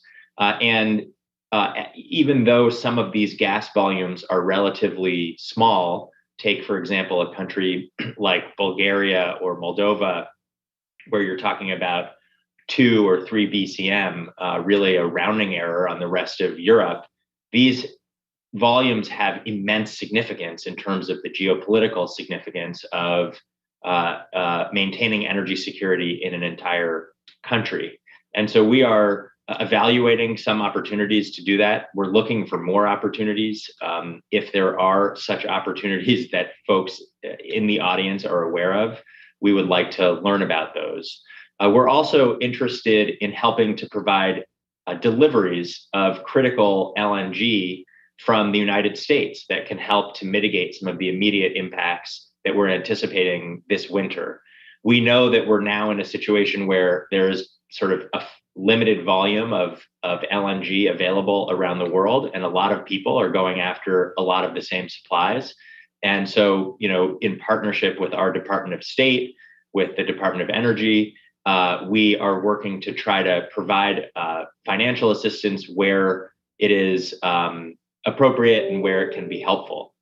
On the climate side of things, I've really appreciated the tone in this entire forum and in this entire discussion, recognizing that these are two sides of the same coin. Because as we think about deploying solutions, whether it's the low-hanging fruit of energy efficiency, buildings electrification, retrofits, insulation, or even rooftop solar, or the longer-term projects that we all know that we need to be accelerating on nuclear, conventional, and SMR, as well as utility-scale clean energy projects in wind, solar, batteries. These are projects that have the ability to directly reduce demand for the kinds of energy resources that Russia is holding over everybody's heads. And so we understand that investments alongside the gas work that we're doing in clean energy are just as critically important, and we're working to advance those opportunities. I was particularly heartened. I recently came back from a visit to Sofia, Bulgaria, where we had the chance to visit with some specific projects. And it was somewhat surprising, frankly, and also very encouraging to hear from project developers in Bulgaria, from the Bulgarian government itself, that instead of making more investments in the gas infrastructure that has been so present over the last decades, what they want to do, and you said it best, Olga, is they want to leapfrog. They want to move right on to wind, supported by battery storage. They have a €6 billion allocation from the Recovery and Resilience Fund in the EU to help support that work. And they want to ensure that as they are building out industrial supplies of energy, that these supplies are either provided by clean energy resources or can be transitioned over time. And I think that that is totally aligned with where the United States government is. It's totally aligned with where DFC is, and we're eager to find specific transactions and opportunities and projects to support in that regard, and would be happy to go into any more detail on specific questions if that's helpful. Thank you so much, Jake. Paul, we're going to go to you next on how to ensure that these rebuilding efforts are inclusive, that they are responsive to Ukrainians' needs. And I'm also talking about rural communities that sometimes when these big, large efforts are happening, these big projects are happening, they are often focused on larger, bigger cities, which are, of course, absolutely essential and important, but making sure that no one is left behind, including Ukrainians in the conversations at every level, anytime any kind of projects, discussions, or involvement is happening. And to Andrew's point, he talked about transparency on Ukraine's side, but also transparency in how the different stakeholders, both government, non-government, and there will be a lot of interest, and there will be a huge need, billions, and could potentially get into, I hate to say this, even trillions of dollars that will be needed at the rate that we're going right now, unfortunately. So how do we make sure that all of these partners are working well together, that the efforts are coordinated and the efforts are efficient, so you're not having different partners kind of doing the same thing? And then, of course, we'll go to Andre after that to get his thoughts on that. Well, thank you very much, Olga. If I may, I'm going to also respond to the first question about the roadmap, because it also relates to this question, I believe. The term is used, rebuilding. Actually, I think it's important to emphasize building, because building means innovation, looking at new paths, and not necessarily, as Michal said, and also Andre, that you're looking at the old. And so I want to emphasize that actually a roadmap, there isn't a cookie cutter approach here, but what does matter is that it is building and looking at core principles of energy independence and energy security, environmental stewardship, technological advancement and innovation, and also economic growth, and how all of those elements fit together here. That's absolutely crucial. I want to also reference, because it relates to the question you asked me, in Davos, President Zelensky rolled out and spoke about the U24, which basically is a roadmap, if you will, and a kind of strategic framework for reconstruction. I think what's impressive here is that there's a focus that while there's a military fight going on, while there's an effort to avert economic strangulation, meaning the shutting down of the ports, that also I'm very impressed the fact that the Ukrainian government is already focused on reconstruction simultaneously. Here, what is U24? It relates to February 24, and it relates to reconstruction in all sectors, including energy. And what he appealed is that there be a myriad of countries that come forward, they take a section, a certain part of Ukraine, and they concentrate their resources. They look at bringing in governmental stakeholders, business stakeholders, and private stakeholders, and that from the beginning in that effort, it's all inclusive. So there, in order for it to be successful, any kind of reconstruction effort, to come to your precise question, and the answer is there has to be buy-in at the beginning. So when there's a certain area that's focused on for a building, in this case, there has to be an effort that is not only transparent, but all the stakeholders get their views to be able to put in right from the beginning. Because, by the way, what might be the case in one part of Ukraine could be totally different in another part of Ukraine. So in that sense, I thought that that kind of grassroots-oriented, targeted kind of effort, it brings in the outside, a variety of countries and institutions that can provide the funding, the support, maybe some expertise, but then at the same time, it targets an area and it builds in that local expertise. Thank you, Paula. Andriy? I would like to reflect on a couple of thoughts which were expressed by other speakers. And for example, what Michal said, and I fully agree with this, we should build new innovative things. We should try to leapfrog. This leapfrogging has several aspects. One aspect was already mentioned, is that we need to go into very modern, clean, and efficient technologies. On the other hand, as a Ukrainian, I would like to share with you my experience. I recently gave an interview where I publicly discussed that trying this winter to go into the same consumption pattern, import a lot of gas and burn for heating would be a huge shame.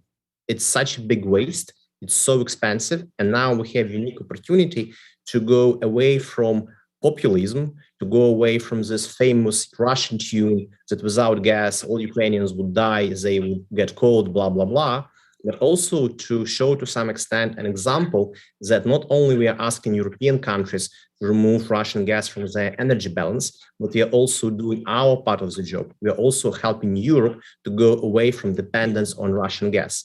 And the backlash I got from various Russian-oriented experts was amazingly big. And here is another conclusion from my side. If we manage to do this leapfrog, that would also mean that we get completely disconnected from this so-called Russian world. That means Ukraine is not coming back because we are not dependent anymore. And this is where I would like to urge European countries and Western countries be careful in prioritization of how this removal of Russian energy should happen. Yes, it is obvious that Russian gas can be replaced with other sources. But in my view, it's much more important to use this opportunity not only in Ukraine, but also in the whole Europe to replace it with other sources, such as renewable energy, such as new nuclear, such as SMRs, such as going into energy efficiency, because then not only economy becomes healthier, not only we have less carbon footprint globally, but also we decrease consumption of energy, which means the fear of inflation, which is now being so widely discussed by all Western experts, is the main risk, which, by the way, can hugely undermine unity of the West to fight Russia as a state, can be addressed. On top of that, I would also say that I fully agree that there can be kind of segmentation of options in Ukraine into various pieces. But this segmentation will not help unless there are two very important conditions which are met. And I do believe that as a now representative private business, it's critical for any of us to have understanding of two imperatives. Whether there is any coverage or any risk insurance for military situation. If yes, then Ukraine becomes much more attractive place to do business. And secondly, if there is access to significant amount of fast capital, which can allow us to fast track investments. If both of those conditions are put in place, then I would expect that there would be, to some extent, competition among private companies to come to Ukraine, because Ukraine has unique opportunities to offer. And those unique opportunities, such as, for example, replacing Russian energy, creating new energy sources in Ukraine, such as nuclear, for example, building SMRs and exporting energy to Europe, would immediately make a lot of more sense. I will pause here and will give floor to the next speaker. Thank you.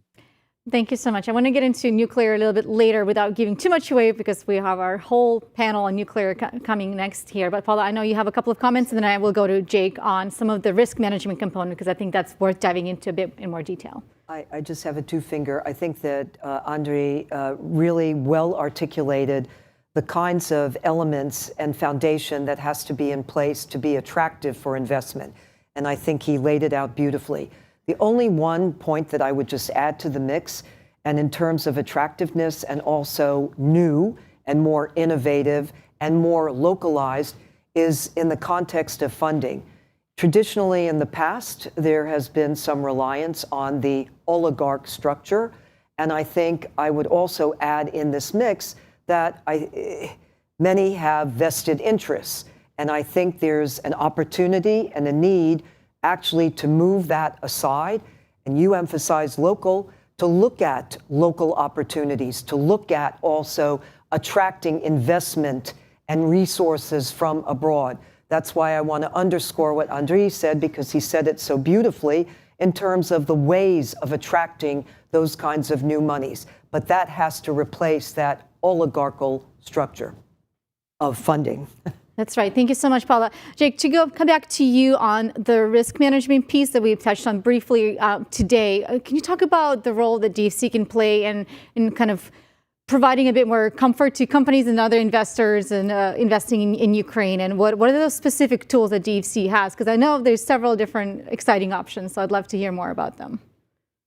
Definitely. And I also just want to say, really do appreciate the comments, particularly that Andrei has just laid out. I think a lot of the challenge that we're facing here is that we're struggling to have a vision for what's possible. And I agree with Paula. I thought Andrei's exposition of that sort of picture of what is possible in the future was really quite beautiful, because it paints a completely new world that is totally within reach, totally doable.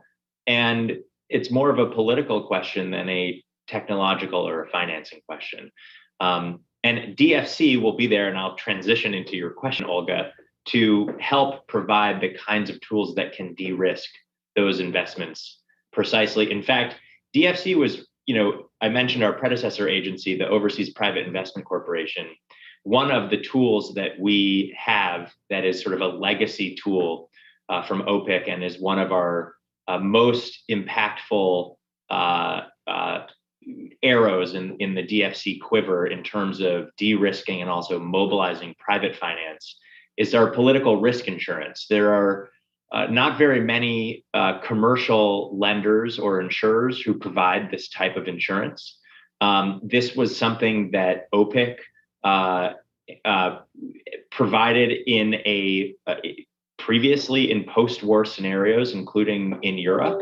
And it was designed specifically for this purpose, which is in the reconstruction and rebuilding phase, when it is highly risky for the private sector to go to a place like Ukraine or to go to a region like Eastern Europe.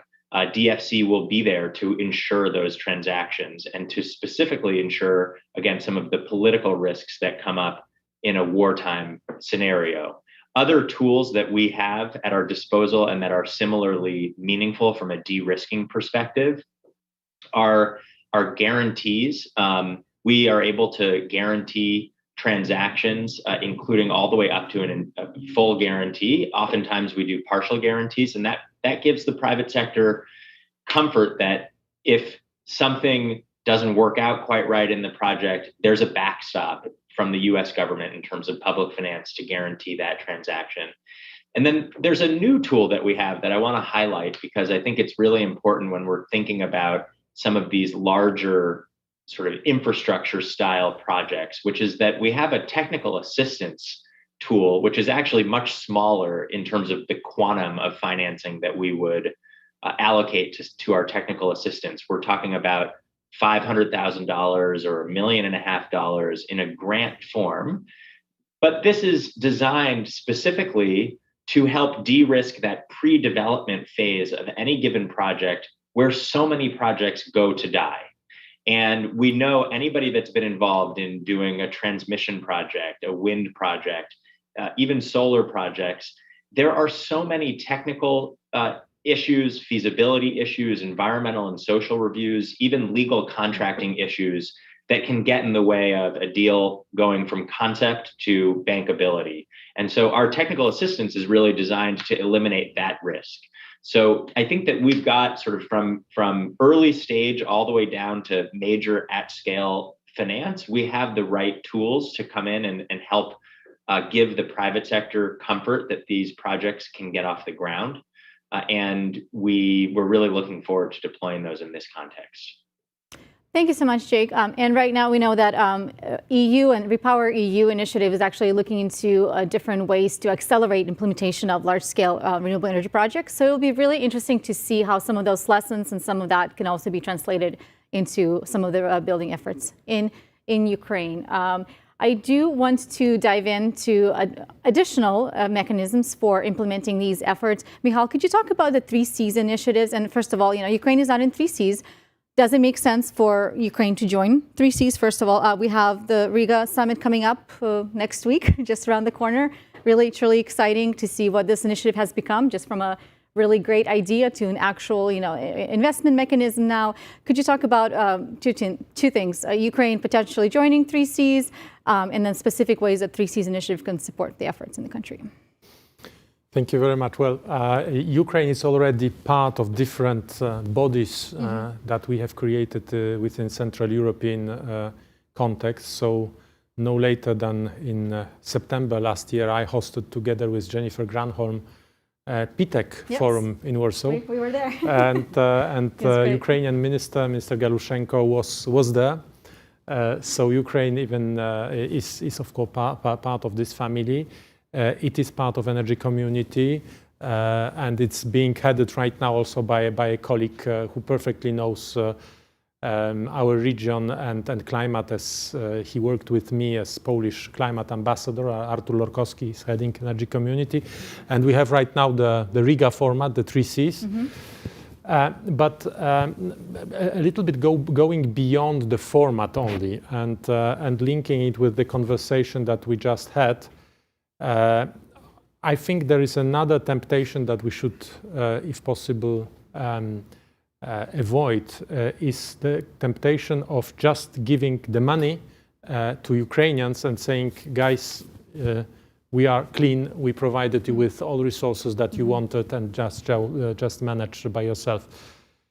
When I came 3 weeks ago, 20 days ago, in Kiev, I asked local authorities to be able to visit some kind of places where this reconstruction or construction could be happening. And so I went to Makarov, the Dniprovka, and there is a school which is completely ruined. And this was a very good example for me, but for saying, okay, so how should we tackle this particular issue? And I think that it's not only by providing to local authorities the money, it's also to help, as Andrei said also, leapfrogging. So this leapfrogging requires lots of imagination, what kind of technologies, what kind of futures could be This temptation, which I described in the my first intervention, is to provide only cheap solutions. I mean, I'm afraid that we need to be a little bit more ambitious, and this requires also providing with more intelligence about how to reconstruct such a school. And in this regard, we also, our responsibility will not end up by going to the bankable project, as Jake said, but I think it goes even farther on the road of reconstruction by providing technologies, by providing also trusted operators for which everybody internationally and nationally could agree upon that they are really guaranteeing not only that it is the right project, but it's also correctly executed. Otherwise, we risk to repeat as donors of money, and Poland is also one of them, as one of the NGOs which I took in Ukraine is a Polish non-governmental organization which helped rebuild in rebuilding Iraq, Syria, and Palestine. And the amount of money which has been floated into Iraq or Syria's reconstruction compared with the result, I mean, it's heartbreaking. So we should do everything possible in order to make sure that we do not limit our intervention only to have clear conscience and say we provided you with the money, but we should partner with people, Andrei and others, in order to make sure that this reconstruction is done in a leapfrogging manner and in a manner which will make productive use of the funding which will be provided to Ukraine. So financial support is a great first step, but deeper engagement is needed. So I think that's a really fantastic point. A lot of the projects that we discussed today will have some kind of electrification or a digital component, for example, even thermostats at home, or even smaller or larger scale battery systems that we could see being introduced throughout Ukraine. Will be connected to the grid, will be interconnected with the consumers, which is a really fantastic way to leapfrog into this next system, but it also provides entry points for additional cyber attacks. Now, hybrid warfare, including cyber attacks. This did not start on February 24th, right? We have witnessed these attacks for decades. And how do we ensure that through these building/rebuilding efforts that it is cyber risk proof? These projects are protected, both, they're resilient projects on their own, but they're also digitally protected from bad players, which of course we could see, Russia wanting to ramp up attacks, particularly as Ukraine tries to recover from the horror that is happening in the country right now. Andrei, we'll start with you, but we can see who else wants to chime in. Well, surprisingly enough, and I'm saying this is a pleasant surprise, Russians so far have not been efficient in their cyber attacks in Ukraine. If you can name any successful attempt, I would very much be curious to hear. But so far, I'm very pleasantly surprised to what extent Ukraine has managed to create very resilient and sufficiently stable infrastructure. In this, by the way, I can talk in two hats. As the former head of Naftogaz, so we have not observed any major disruption in energy segment. The gas system is working efficiently. Electricity system is working efficiently, well, except for those pieces such as nuclear power station where Russians temporarily took over control. That's a big issue and big risk. But otherwise, I would say Ukraine has shown tremendous resilience. Second head I can talk from is I'm a member of the supervisory board of one of the largest Ukrainian telecom operators and the largest connectivity operator, Kyivstar. The effort and the investment which this private company invested into network has created a system which was attacked. I know it was attacked enormously. There were many attempts. All of them completely failed. That is why I do believe that from cybersecurity, not only Ukraine is an interesting place to study how we managed to achieve this level, but also it's a very safe place. That is why when we're talking about sophisticated infrastructure, when we're discussing some new energy projects, when we're talking about smart systems, I also believe that, for example, for some private businesses, not only we are an interesting example to learn from, but also a unique platform to test their equipment, to understand how resilient their equipment is, which can be then extrapolated in other parts of the world.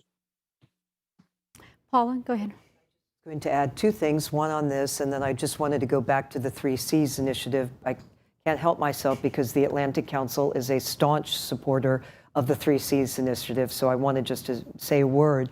But Andriy is, well, he's in Ukraine, 100% correct. It's very striking, the fact that there have been a number of attacks on Ukraine, but Ukraine, meaning cyber attacks, but Ukraine has withstood them and has done exceedingly well in achieving that kind of, not only, as you said, resilience, but I'd almost even say kind of a fortitude in which Russia, Moscow, has not been successful at all. I think it's also worth noting that I think there has been also a very good collaborative sharing of information in this space, because I go back a number of years ago for one of the major cyber attacks on Estonia. And Estonia actually took a lot of steps to fortify itself. And the good news is that many of the countries in the region, that sharing of information, of what has worked, and how it's provided a strong foundation, I think has mattered. I just say this because we've talked about the importance of an integrative strategy in energy and digitalization, and that also transfers very much over to this area of cyber. Just a footnote on 3Cs initiative. You had asked, should Ukraine be brought in? I'm very much reminded of the foreign policy statement that the United States, along with the transatlantic community, identified itself with, which is a Europe whole, free, and at peace and stable. And towards that end, clearly has been articulated, I think, by all four of us.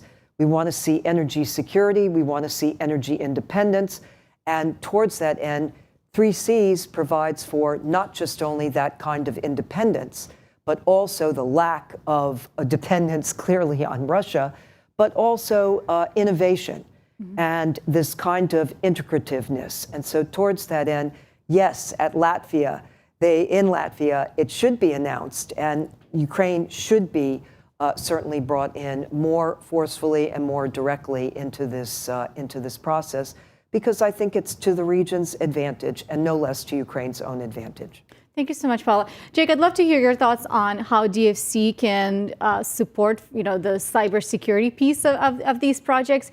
From what Andriy has shared with us and what we know, that there are a lot of success stories. Can we see a potential maybe study hub in Ukraine on maybe a cyber center, best practices perhaps cyber center, where colleagues from all across Europe can come and exchange best practices, learn from Ukrainian colleagues who have deterred these attacks and the techniques that they've utilized. And Jake, does that fall within the realm of what you're able to do, or what needs to happen for it to do? Well, I certainly love the idea, and I think that DFC would be supportive of such an idea. Let me provide a brief comment, and then Olga, I apologize. Let me also thank you in advance that I'm going to have to depart the panel a little bit early. Thanks to my poor scheduling. But I wanted to just take this opportunity to say thank you, and thank you to my co-panelists for yet another really excellent discussion. I promise to try not to be too disruptive when I leave.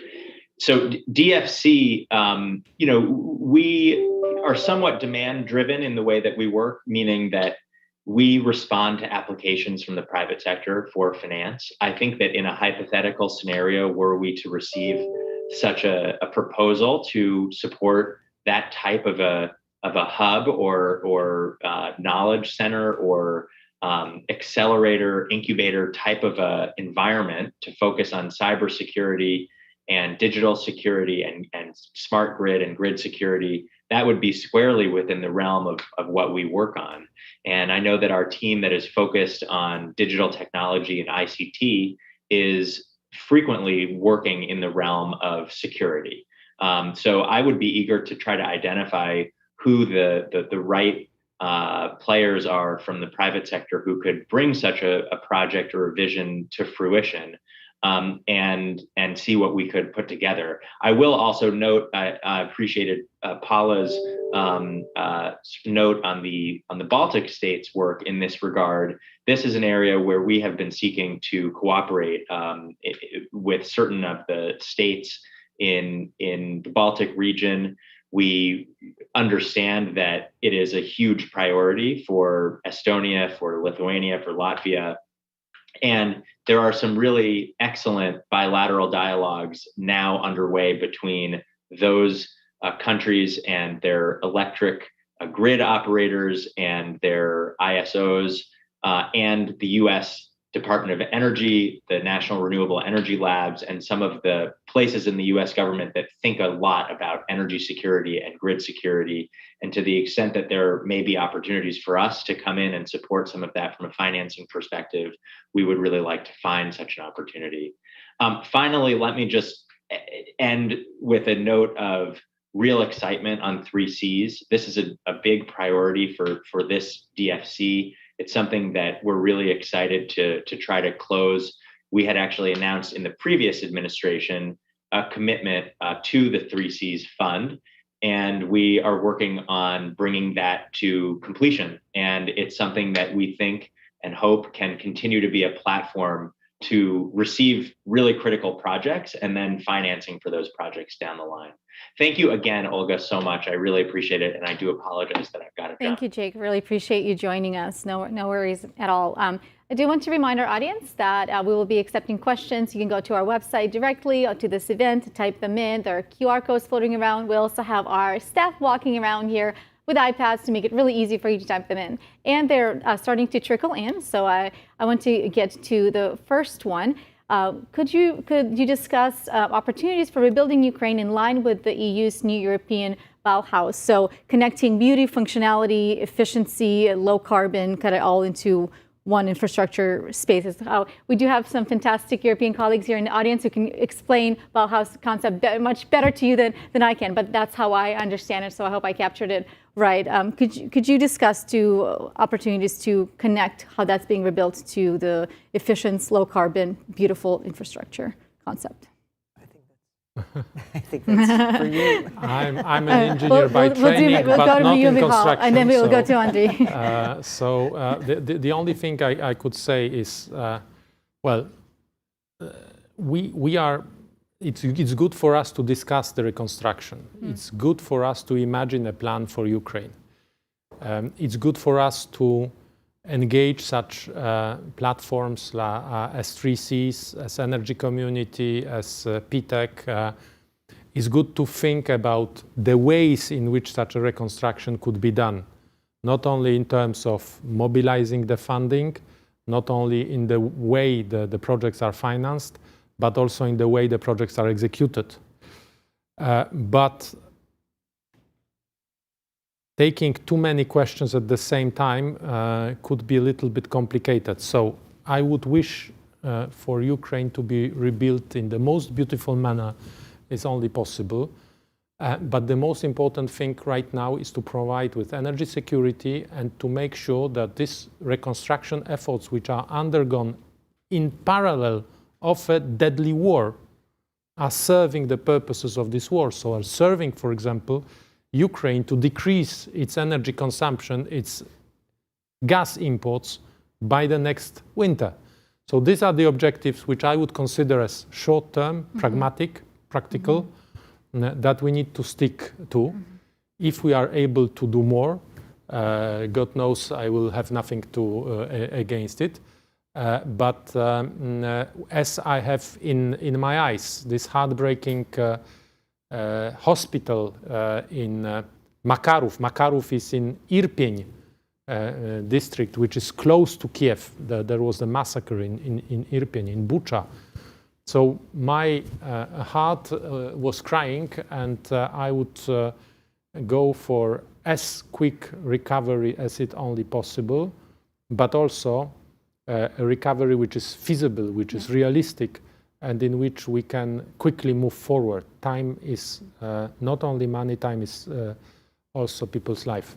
I think if I can jump in, I think it's noteworthy. The United States, the EU, and also the G7 have come forward and they've said that they want to put in the resources to ensure that Ukraine is built, that there is I'll use the word reconstruction in this case, but just making the distinction that there's an opportunity, and both you and Andre really well articulated it. It's not building on the kinds of structures of the past. It's really looking at more innovative, clean energy, different, diverse types of systems, integrated systems. There's a real opportunity here, as you said. But here, I guess the point I would just make, I think that although there is, it's a good idea to have certain parameters. That's part of environmental stewardship. I'll use that loosely. But at the same time, clearly, the situation going forward is going to be a very tough one. And I think you use the word realistic, and that's what I think is the key word here. There has to be some realism as to what can be done at what time and in what context without an expectation of front-loading all kinds of regulations and demands. But there should be the goal that while you're building, that it's environmentally efficient, that it also subscribes to, a modern, clean energy kind of paradigm and prototype, but realistically. Thank you, Paula. Andriy? So I guess it's now time to jump into some more detailed and more specific ideas where we can connect European technology or Western technology with Ukraine reality. And I would like again to echo what Mikhail said, is that it's very important that we address such an immediate and critical issue as security of supply as soon as this winter. It is obvious that buying gas on imports at such a high price and then burn it to heat Ukrainian houses, which is so-called unproductive consumption, meaning does not generate additional product and additional value created, is something we need to avoid by all means. On the other hand, huge drop in consumption of electricity has created a profit or additional volume of electricity, which can be accessed freely from Ukrainian market at very low price. Combination of the first problem and second opportunity, in my view, creates unique possibility of fixing this winter's problem, again, using electricity. And there are many solutions which can be taken and implemented straight away in Ukraine. The most painful of them is creating additional smart nodes, which will take into account migration of people and hence decrease of consumption of heat energy in various segments. It's a painful decision. It's a difficult decision. In some cases, it can be easily replaced with electricity. In some cases, we'll have to do cutoffs, but that's the way forward. Second, more long-term, but more expensive and more complex solution are various accumulators of energy, whether it is electricity or whether it is heat. For example, the concept of green boilers, which we are currently discussing with our partners both in US and Europe, from my point of view, looks as potentially fast and super relevant and attractive option, not only to remove gas, but also make heat more accessible and significantly more affordable to Ukrainians. On top of that, it is obvious that in such technologies as solar and wind, there is big potential for projects, and I understand there is military risk, but as we discussed before, there are instruments to cover this risk by international guarantees and other instruments. And therefore, it is important that to some extent we'll be able to utilize money which can be granted by international institutions to explore those opportunities. In terms of exploring, as a former head of national oil and gas company, I would say that our exploration potential for natural gas in the western part of Ukraine, especially in Carpathian Mountains, has not been fully utilized yet. We need to explore using high quality methods we need to attract professional and competent international partners who will help us understand to what extent we'll be able to produce more ourselves and not only become independent, but also on top of that, we'll be able to export natural gas into European countries. And now we are probably moving to more advanced and more sophisticated things. First of them probably is biomethane. Green biomethane produced from agricultural masses and from leftovers of agricultural production, which are available in vast amount in Ukraine.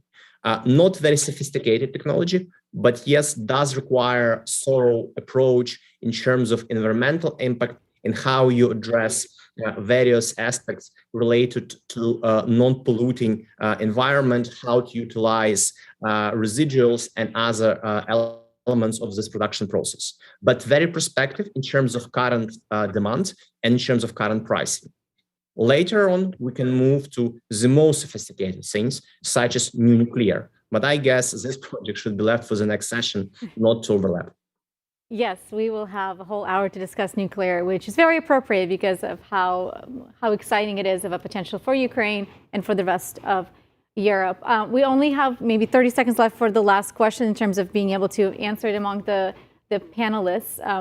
So there's no money no number that will be enough to repay Ukraine for the suffering that was caused by Russia. But one of the questions from the audience is, the idea of using reparations from Russia to support these rebuilding efforts. And I think we have to be realistic about, what are the mechanisms for actually getting those funds, asset seizures, or like what is realistic? And then, are there realistic mechanisms for pulling some of the income from the money that Russia is making on oil and gas? And does such a legal structure even exist to start repaying Ukrainian people? And once again, there's not enough money in the world that could repay for the horror that was inflicted on Ukraine. I'll start. My answer is very simply yes, we should be looking into that avenue. It already has been stated that there are challenges, some legal challenges, and also some difficulties in securing such assets. But having said that, my very definitive answer is yes, we should be looking at using Russian assets as part of this reconstruction development process. And I might just note, I was struck by the fact that von der Leyen of the EU, she herself came out very directly and said that we should be going down that path. Thank you. Michal? No doubt the aggressor needs to pay and every possible way. And as Paula said, even if there are legal constraints, I think we are in our value system, which is rule of law, and we are thinking of the right manners. But here we have a moral imperative which needs to be translated into new legislation, into law, and through this also contribute to help Ukraine. That's obvious for me. But the first point, it's obvious as well. Stop fueling more money to Russian war machine with gas, oil, and coal. And that is the number one. Thank you, Michal. Andrew, final remarks? I would kind of caution relevant stakeholders not to be tempted to replace what we've been discussing before, meaning attracting proper foreign capital, public risk insurance, various guarantees to start building this new leapfrog infrastructure and creating proper economic traction in Ukraine as soon as possible. Because reparations and seizure of Russian assets, if you look at experience, for example, of such a very well-known process of Kuwait against Iraq in the past, which took years, may again, as we know, take years. And that should not stay in the way of implementing various projects, also implementing necessary reforms for them right now and right here. So people should not be tempted. And that's, by the way, true for all sides, also for Ukrainian side. People should not be tempted to expect that there would be some money coming, which, again, reparation is kind of one-way payment. it's compensation. You don't have to pay it back. So that creates tension to believe that this money is an easy money. Experience of other countries proves it's not the case. Definitely, we should use all our opportunities and seek all methods to make sure that Russia will pay for what they have committed in Ukraine, but that's not a replacement of proper investment mechanism, which should be implemented right now. Thank you so much. I'd like to thank our wonderful panelists and the audience here, both in person and virtually. We will be taking a quick 15-minute break. Our next panel flows very nicely out of this discussion on unleashing Europe's nuclear potential. So please make sure to tune in into this in 15 minutes. And thank you for joining us today.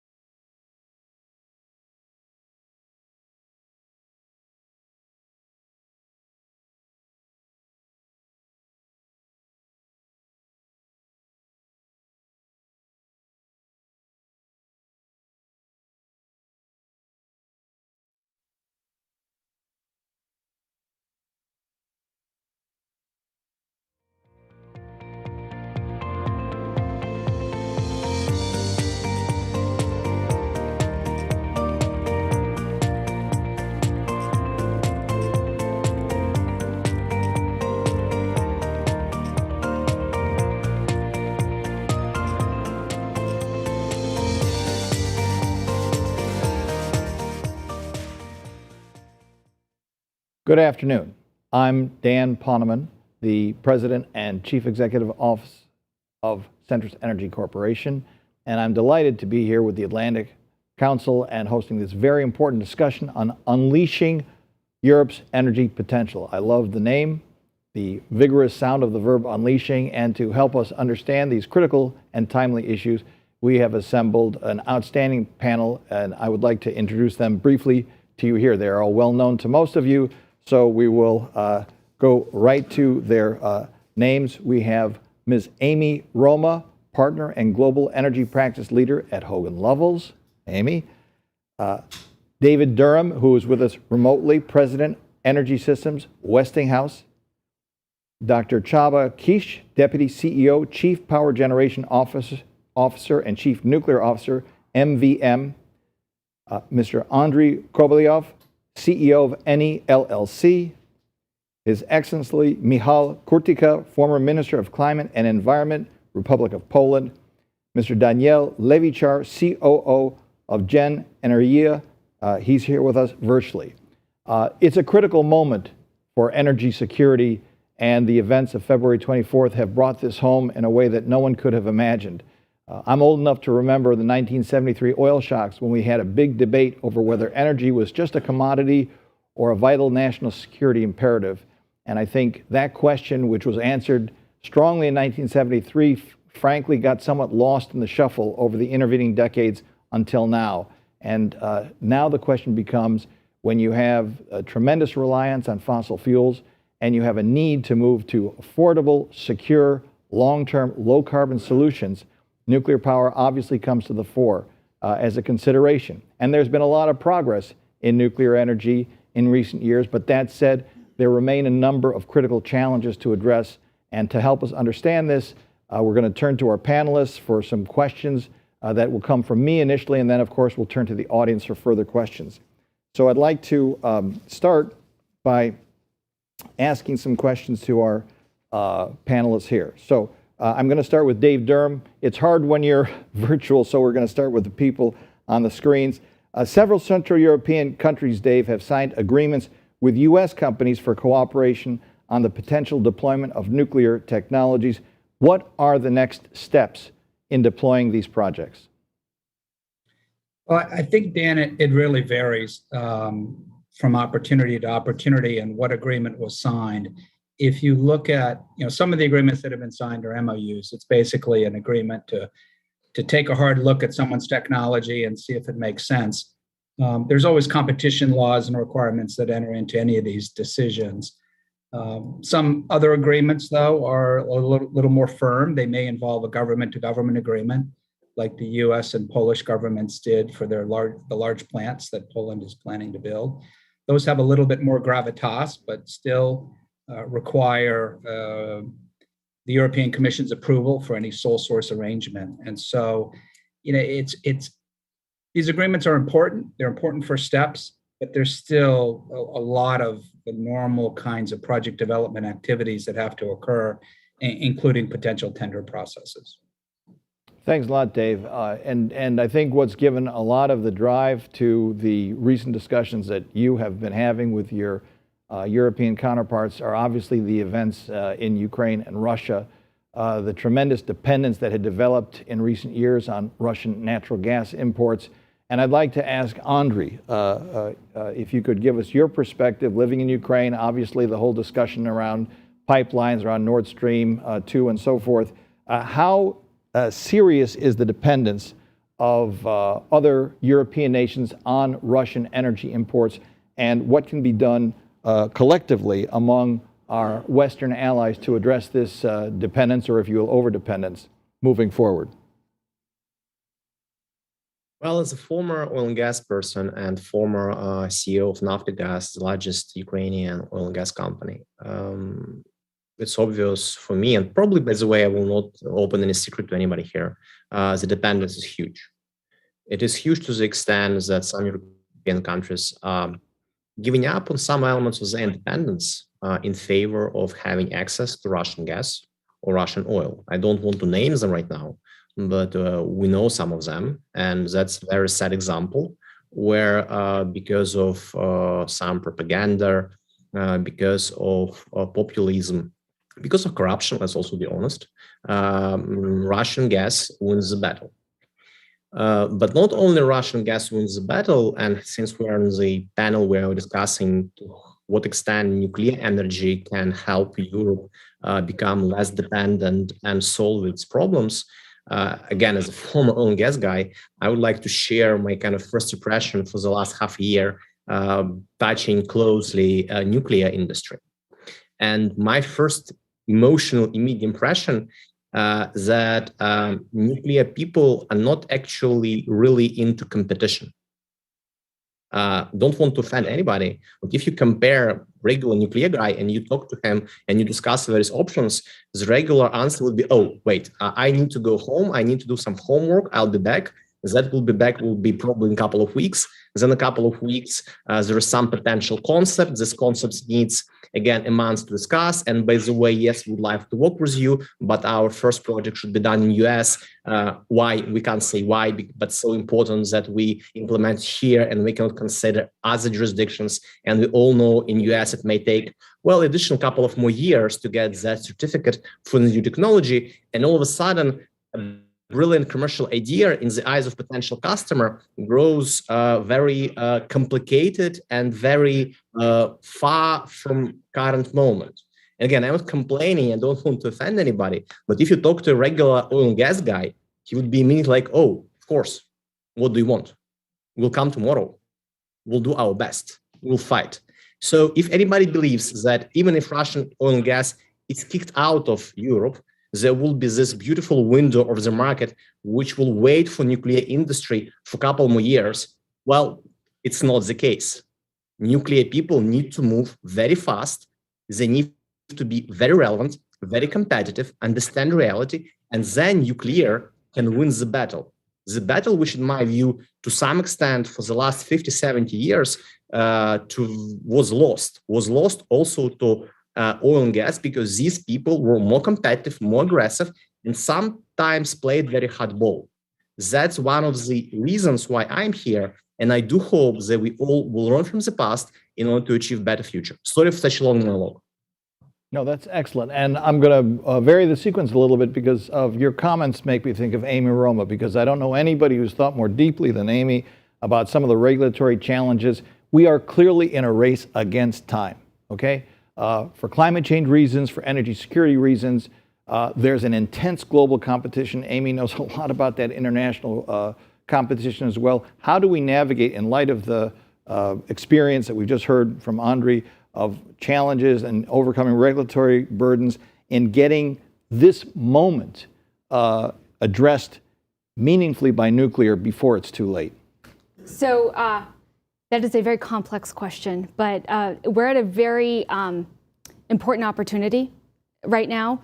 If you look at the nuclear construction that's been happening around the world and look at the nuclear projects that have already been developed around the world, there's about 440 operating nuclear power plants in, I think, 36 countries. There's 55 plants under construction in 19 countries. The majority of the plants that are being built outside of a country's own domestic borders are by Russia, and China is trying to come in close behind that. And the United States has historically, in the last couple decades, not been competitive. And so we're seeing a shift there. We're seeing a sharp shift, and it's happening very fast. And my first kind of post-COVID travel was to COP in November. And it was really interesting to see the role that nuclear was having in the decarbonization discussion. But then after Russia invaded Ukraine, I have been traveling all over Europe and the Middle East and Asia. And now the conversation is very fascinating about the role that energy security and independence plays in your decarbonization discussion. And nuclear is at a very sweet point because it hits both. And so the opportunity right now across Europe, particularly in Central and Eastern Europe, is huge.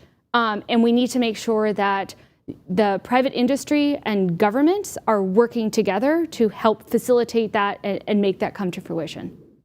That's great. And let's see how that sounds from the region itself. I'm going to go back to the screens to Danielle. You are facing many of the phenomena that Amy has just described. It's always been a great competition, and frankly, China and Russia have been winning, candidly speaking, over many years. Russia's order book for nuclear power plants is $130 billion, and after the Westinghouse reactors were finished in Sanmen and Haiyang, the U.S. order book was down to zero. So, Danielle, how are you seeing this in terms of your country's decisions about nuclear energy, both from a deployment standpoint and a fueling standpoint? And as you look at and hear from Russia, China, Europe, and the U.S., how do you think about this? How does your government view it, and how are you responding? First of all, I have to say that what we are doing, we are building on more than 40 years of experience, of positive experience and cooperation with, for example, with Westinghouse on our existing project. So based on this positive experience, also our government has decided to propose or to give us the company that I'm working for. We are a production company and also an investor in new units. They decided to grant us an energy permit for a new nuclear power plant. So what we are seeing in the nuclear arena, we are definitely seeing a nuclear renaissance in the world. We are more than interested in different projects, so we are examining them and seeing that in some parts of the world, the projects are being produced or built within the time frame, within the budgets, while Western world is unfortunately not so good with the project. What we need to ensure, and in a country like Slovenia, where I come from, we, with our limited resources, we need to see replicable end-of-a-kind projects, projects that are going to be done within acceptable budgets and time frame. Excellent. I'm going to try to merge a couple of those thoughts and turn to Michał now, because Michał, you've had a lot of multilateral experience, and Amy was talking about COP. Right now, there's a huge debate going on. It's now shifted to the European Parliament about the green taxonomy. But you're also obviously in a country that's looking at a very significant investment in new nuclear power.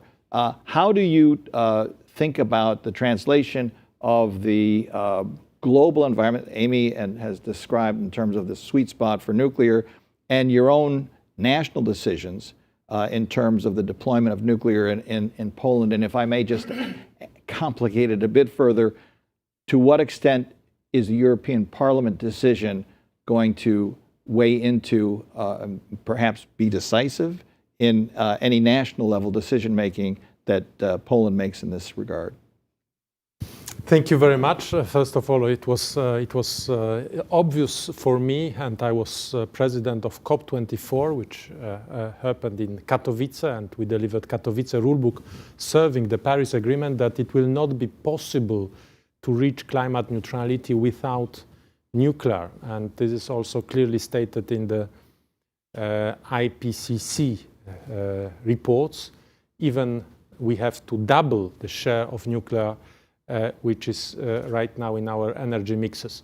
So clearly, nuclear is part of the climate solution. Now, as Amy rightly pointed it out, it's also part of energy security equation. So in this regard, we in Poland, we made this diagnosis quite early on, and already last year, in February 2021, we adopted for the first time in 12 years a new energy policy which completely redirected Polish energy policy from fossil fuel dependence to new sources of energy, and nuclear clearly plays a central role in this regard. So we were anticipating the same way as we anticipated the need for diversification of gas supplies, and we are well prepared for this very hard times right now with Baltic Pipe, with LNG terminal in Świnoujście, and we are happy with all the efforts that we invested in this diversification and energy supply. But right now, your question is a broader one. And I think that in Europe, some of us, and I'm not in a name and blame logic, we're a little bit in a mode of gluttony, of binge of Russian hydrocarbons. And right now, Europe, if I may say, is on a hydrocarbons dietary regime. Of course, every regime is painful, and I know it from my own experience. But the most interesting in a regime is that, in fact, once you went through it, you gladly come back to your previous habits and say, okay, so now I suffered, and let me have some fun and come back to my previous habits. So I think that nuclear, indeed, in this regard, is playing the role of changing the habit, changing this gluttony of Russian gas, oil, and coal that we previously had. And so nuclear is a way for us to have a better life, moving on this parallel of diet and health regime. So for Europeans, moving to nuclear is really ticking a lots of cases, and we already enumerated them. But right now, if we want it to succeed, we need to change the approach to nuclear. And we need to change this approach not only in Europe, and you asked about taxonomy, but also in the transatlantic relationship. Nuclear is not anymore, in the times of war, only a commercial issue. It is one of the strategic elements of winning the war. And as such, investment in nuclear by Americans, by United States, by its different institutions, including Exim Bank, including DFC, should be treated as an investment into peace and security in the region. So it's not anymore only the matter of, let's say, commercial guarantees, sovereign guarantees, loans, etc. This is all the language which is the language of commercial world. But now we are in the world of political security. We are in the sphere of geopolitics. So in this regard, we need to change the approach to nuclear, and we need to accelerate its deployment, and we need to finance accordingly its deployment alongside with this new paradigm. And what does it mean in practice? In terms of accelerating its deployment? Well, of course, there are core elements of a nuclear project which needs to be overseen very strictly. Radiation, waste, etc. But there is a number of issues which concern only the construction. And we should maybe be a little bit creative, innovative, and my distinguished colleague, Mr. Habeck from Germany, set the path by eliminating environmental permitting for LNG floating terminals in northern Germany. Maybe there is a way of thinking about what kind of accelerating the permitting without, of course, in any manner touching to the security, the hard security of a nuclear project, but to what extent we can accelerate, we can squeeze, and we can make that these nuclear projects are being provided more quickly. And regarding financing as well, we should be thinking of innovative ways of financing nuclear, not anymore as commercial activity, but as investment into shared security. Well, I just have to briefly comment. I think that's a superb laydown. And I think, frankly, I'm going to stick with your metaphor of the diet, because I think we all of us collectively, and certainly in this country, and I fear in Europe, became complacent with easy access to cheap hydrocarbons. And we saw the closure of all the plants, nuclear plants in Germany. And what happened? We got hooked back on coal. And the natural gas dependence grew that much more. We now, having been awoken from this slumber, have got the motivation to get back on the diet. And I couldn't agree more. If we only look at this in terms of what's cheapest in terms of the sticker price today, you're going to make a bunch of bad long-term decisions. And now, hopefully, the scales have fallen from our eyes. One of the tough things we've all been facing with, when you look at the curves of coal consumption, is this is going to be a big problem if we care about climate. And I know the Visegrad countries have been worried about it. And Csaba, coming from the home of Visegrad, I wonder if you can perhaps pick up this metaphor of how it will be to perhaps get off of the overdependence on the sweets. Maybe I should stop with the metaphor by now. But the cheap, easy answer of coal, which of course will blow through any of our targets to get to net zero, blow through the IPCC recommendations, the IEA recommendations, et cetera, and how can working together with the Visegrad countries and others in Europe and elsewhere wean ourselves off of that dependence in a just way that allows people to continue to have good, well-paying jobs, but still do what we need to do in terms of providing for our energy security and our fight against climate change. Thanks very much. I agree with other people who's mentioned that able to reach the net zero climate goals, the nuclear has a very important role. Not in Hungary, but also in Europe. Most of the people know that in Europe there are 140 reactors which are operating and responsible for 24% of the electricity generation and for the reduction of by 50% of the CO2 production. It's same for Hungary. We have more than 40 years experience operating nuclears, which is very important in our portfolio and also very important for us to be able to reach our net zero climate goals for the future, and also it's helpful in our diversification. Hungary doesn't have many resources, not just fossil, but others, and also because we are covered by hills. The wind is not opportunity. Only what we have some solar opportunities. Not everybody knows that we already have more PV capacity than nuclear capacity in Hungary, but the production is very small compared to the nuclear capacity. So the nuclear was and will be always very important part of our production portfolio and able to reach our strategic target. And also in these countries like Slovakia and Czech and Hungary and Finland has similar technology what we have. Many VVR 440 units are operating. So one of the biggest challenge for us at the moment, how we can find alternative sources together regarding the fuel.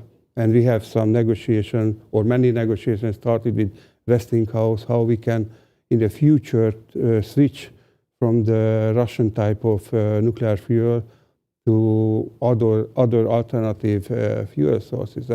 And I think we have very good cooperation with these neighborhood countries to find a common solution, because it's easier to negotiate and easier probably for Westinghouse also, but also from licensing point of view, it can be a big help if we are cooperating with each other.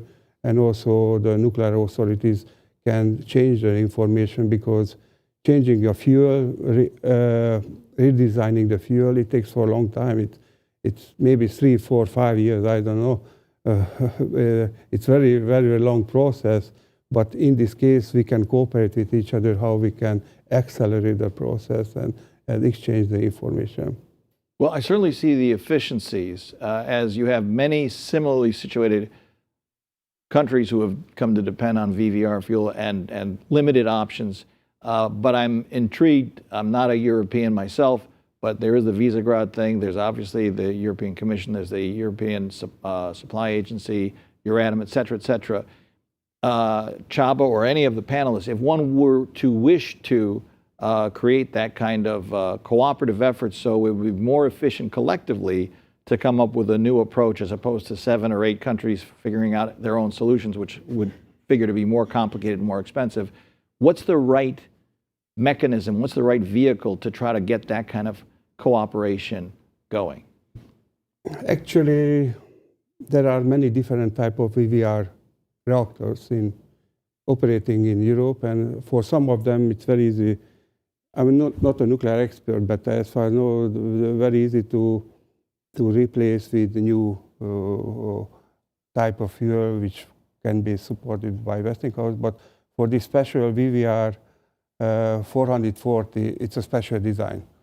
And this design is not available, so definitely we should cooperate with each other by these countries, how we can exchange the information with Westinghouse, because there are not many possible suppliers in the globe who can produce this kind of fuel. So cooperation with authorities and the producers and with these countries is very, very important, I think, to improve the efficiency. Let me bring it back to the wider perspective of the European Commission. Michał, this relates a little bit to your comments, but again, any of our panelists could comment on this. How serious are the divisions within Europe in impeding the possibility of nuclear to fulfill this mission? Michał, I read the same studies you did about the IPCC and all these projections, and you now have this sort of seemingly Manichaean struggle going on now in the European Parliament after the Commission came up to its own view, which seemed rather sensible on the green taxonomy. How important is that decision to the individual countries' ability in Europe to realize the potential of nuclear energy?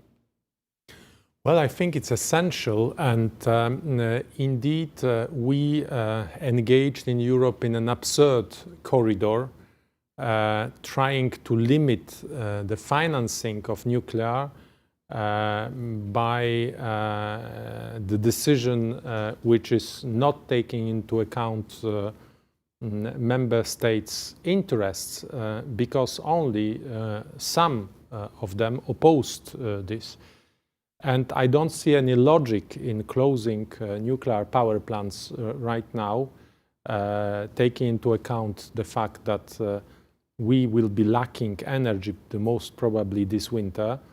And on the other side, it obliges Europeans to reignite coal and gas power plants while there are functioning nuclear power plants, nuclear blocks, which are being closed.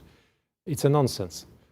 And I think also that the most obvious answer to this would be to unlock financing of nuclear by European Investment Bank. European Investment Bank is the biggest public bank in the world, and it is self-constrained in a way that it cannot finance nuclear projects. So in this regard, in my opinion, taxonomy is doing more harm than it is doing benefits. It is constraining, and sometimes in a very apothecary manner, while we should be keeping the direction, which we should be keeping the horizon of climate neutrality, and all possible ways of reaching climate neutrality should be explored.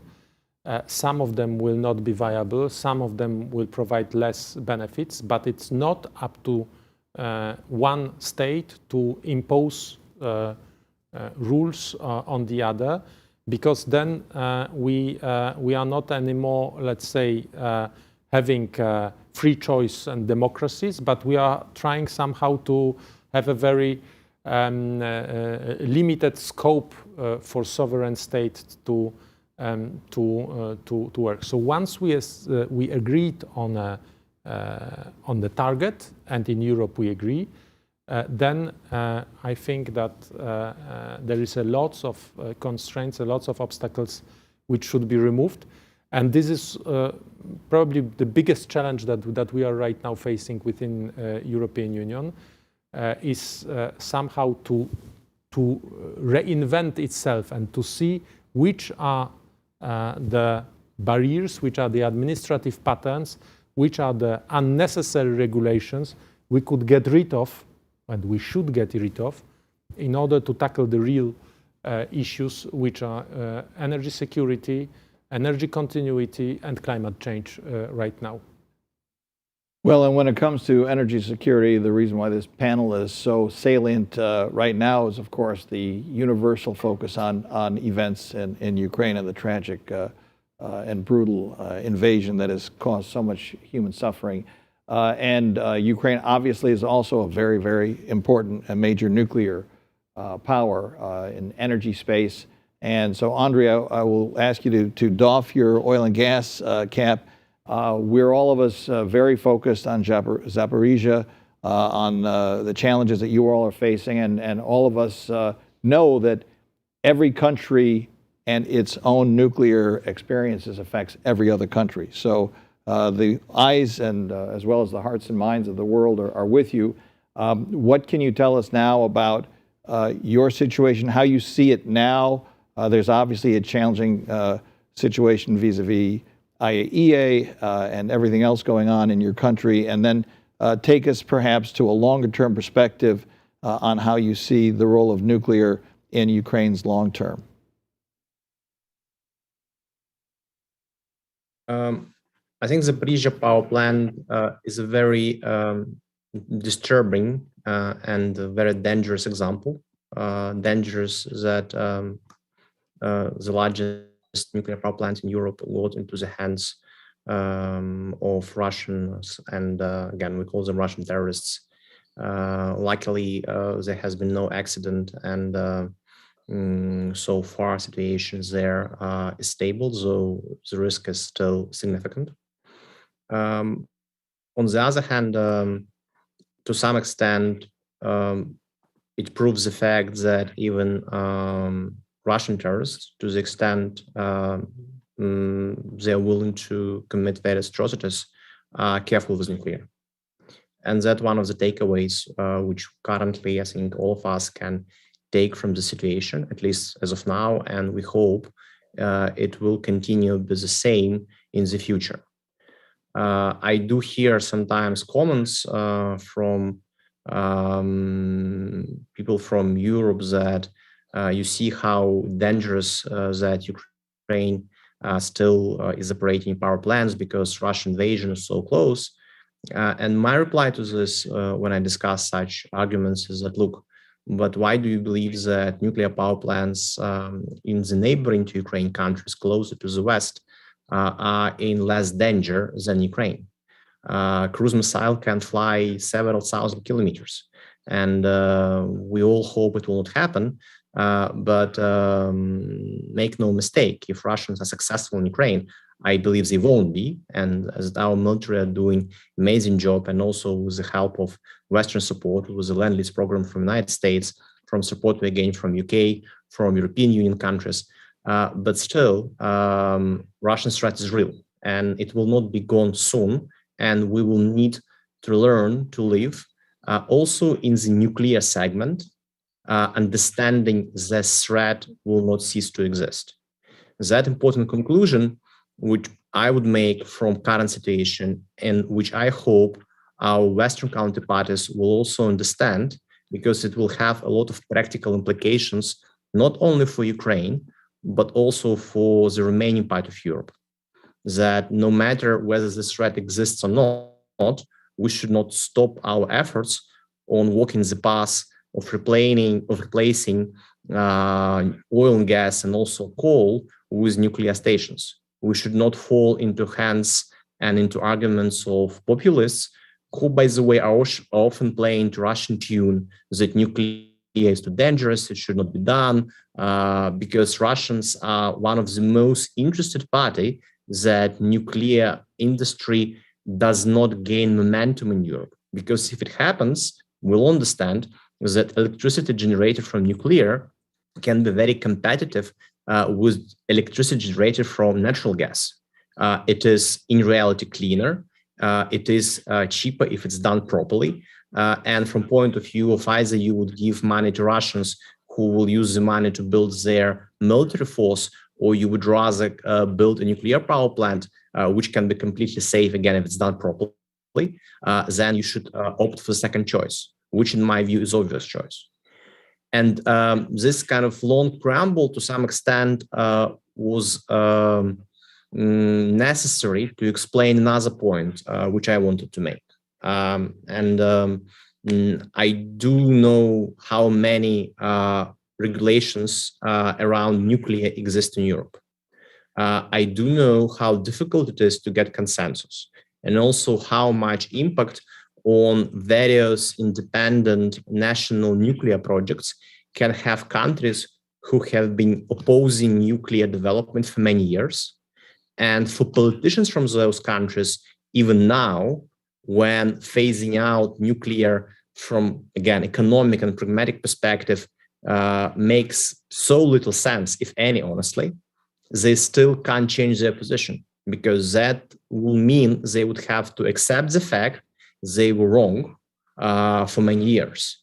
Also, there is even more sad situation. If anybody of other, if any other European country would be successful in developing new nuclear project, and that nuclear project will bring benefits to local people, to local economy, that will again be a proof that some other politicians in some other countries who have been opposing nuclear to a huge extent, I mean, opposing on a religious level. So when you talk to these people in their cabinets, they would be so emotional that it's completely no-go no matter what. They will fail, and they will see this as a big defeat and as a big risk for them, for their political future. So in this light, in my view, Ukraine can actually be amazing opportunity in terms of regulations, in terms of our vast nuclear history, in terms of industry we have, in terms of competence of our people.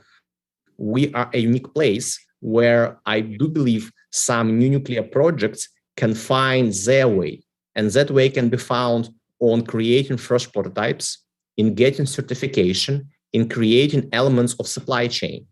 And I do hope that with proper political support, with proper support from foreign governments, for example, like US government has the instrument of public risk insurance of guarantees, they can open the way also by giving proper export licenses to willing vendors and willing producers to create elements of their products, of their prototypes, maybe of their new SMRs in Ukraine, because that can fast track the whole industry, and that can help win the competition.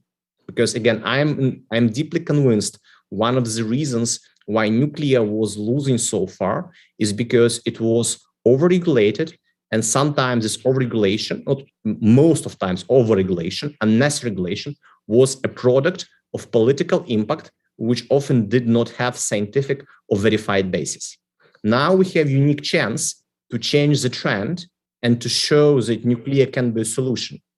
And if we don't succeed in this, firstly, oil and gas wins again, but secondly, Russia may win economically, and that's going to be a huge disaster. And the earlier people in many cabinets, mostly in Europe, but also in the United States, will understand this risk and understand that now it's the right time to move. The high is the risk of success for the whole industry. Well, you raise something on everyone's mind, Andrei, which is the whole opportunity created by small modular reactors and the regulatory challenges it faces. Amy, you know this is coming to you. We're running a little short of time, so briefly tell us, how should we think about the opportunity presented by these new exciting reactors? Some of them are light water based, some of them are fast spectrum based, Gen 4, et cetera, et cetera. But you have individual country regulatory challenges, and then you have the whole suite of regulatory regimes that have got to be navigated. How should we think about this, and how should we tackle that? So we need to think about it holistically, and we need to think about how do we deploy domestically, and then how can we support our export. I think maybe Danielle, I'm not sure who said it earlier, they said they want an nth of a kind, not a first of a kind. Right. So we need to build the first of the kind here. And so with the exception of the AP1000, which has already been built in China and is currently being built in Southeast United States, we need to build these facilities. And so going through a efficient and timely licensing process where people know that they can submit an application and receive a sufficient safety and environmental review to be able to construct and to understand how much money and time it takes to construct and operate these facilities. We're going to see that very imminently for the NuScale reactor with the UAMPS project, with the X-Energy in Washington State, with TerraPower in Wyoming at a retired coal plant, which is also a good case study on how to transition coal to nuclear. And then we need to apply those lessons learned to support projects overseas. And so it's having our regulator work with regulators in foreign countries that are looking at deploying SMR and advanced reactors. It's having the US government provide support for foreign countries that are looking at deploying these new technologies so that they can understand the things that they need to be thinking about. We've already seen some of that. So the US government has provided some support, I believe, in Poland, but they recently had announcements in Romania to build a operating room at one of their local universities for how they can how they can operate a NuScale reactor. And so it's realizing now that if we want to be competitive and be able to offer something, we've got to move fast forward in the United States to make that happen. Okay, and I'm going to ask a parallel question, and again, quickly, Dave, on the fuel side, it seems strange to many people that there's all this enthusiasm in talking about new reactors and advanced technologies, but there's not been as much focus on the fuels that they need to have to operate. I often think of Henry Ford in 1908 saying, I've got this great new thing, I call it the Model T, it's as good as 4 horses, and they say, well, where's the fuel coming from? I go like, I don't know, I mean, maybe the Tsar, I don't know. But as long as the Bolsheviks don't come in. But Dave, you're from a company that deals with both advanced, you've got the big reactors, you've got the eVinci, you deal with fuels. How do we think, Amy dealt with the reactor side, give us your perspective. What needs to happen so that all these exciting new reactor designs actually have fuel to run? Yeah, I think this is another example where we got comfortable with a supplier for certain parts of the fuel cycle that came from Russia. And we let our capabilities degrade in the West. We obviously need substantial government effort to rebuild those capabilities. Your company being one that's, critical, I think, for enrichment capability in the U.S. A lot of these reactors use HALEU fuel. There's no source of that in the West, or at least not in the United States, other than the quantities that are held by our defense establishment. And so that's something that's got to be corrected, or we're going to have no fuel for the eVinci or X-Energy or all sorts of others. So that is an urgent need, and that's got to be government policy driven. You're not going to see that kind of multi-billion-dollar investment, if you will, without substantial government support. And it's just, if I could, Dan, if you look at the reactors that are being built, the reactors that are being planned, they're government policy driven. And that's why we're so encouraged by what's going on in Eastern Europe, because all of the governments have committed to decarbonize, they're committing to energy security, they're committing to national security. And they're the ones who are building reactors. And if you look at the reactors that are under construction all over the world, I think every single one of them, except 2, are government-owned utilities that are doing this either from a government-to-government deal or doing it directly for their own governments. That's a critical factor going forward. And let me just put Danielle on the spot for one more question, then we'll turn to the audience. I'm not seeing any computer questions here, but how do you all think, you mentioned it briefly in your initial remarks, you're obviously a long-term incumbent operator of existing technology. How do you see nuclear in the future, the mix of large traditional Gen 3 plants and possibility of Gen 4 plants, et cetera? And how are you seeing the balance and the decision-making process and the timeline for deploying new nuclear in your country?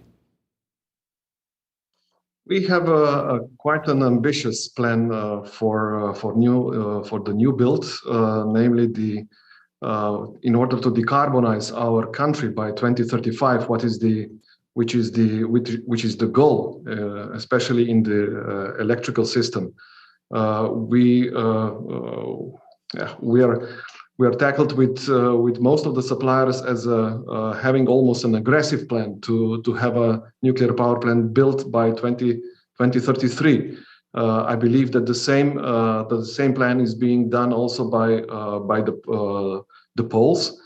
But nevertheless, in history, for example, for the case of Slovenia, we have an operating nuclear power plant, which we were able to finish in 1970s in 6 years without any nuclear infrastructure at that point. It's true what I heard today, that the nuclear sector is being overregulated, but nevertheless, the amount of the knowledge that is being gathered, the amount of the human resources and other resources, I believe that the plan is still achievable. Relating maybe also to the small modular reactors that are being now brought in the arena, I have to support this part. It brings a whole new perspective to nuclear sector, and that is beneficial because it attracts the younger generation. It attracts also the public opinion. But in our case, when we want to have again an nth of a kind reactor, a power plant with a proven design, that we, with our limited resources, we are bound to take a decision for something that is already being built and also proves on the economy of scale. Because a smaller modular reactor, in my opinion, they are going to be very useful.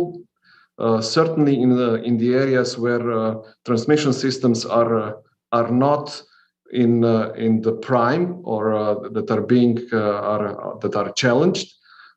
So in our case, certainly we will be pursuing a third 3+ generation reactor.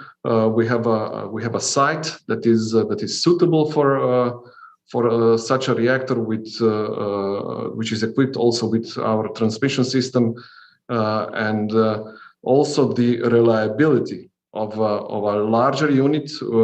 I can honestly say that I still consider myself young, but I do remember in the late 70s and 80s when our system, the electrical system, was still suffering from blackouts. From the point when we reached the completion of the nuclear power plant and having a very stable, secure point in our energy system, from that part on, all the candles that were being kept in the households, they for the evenings when the blackouts were in, disappeared. Excellent. I've found the questions. Okay, so we now have audience questions, and these are coming electronically. This from Will Tobin.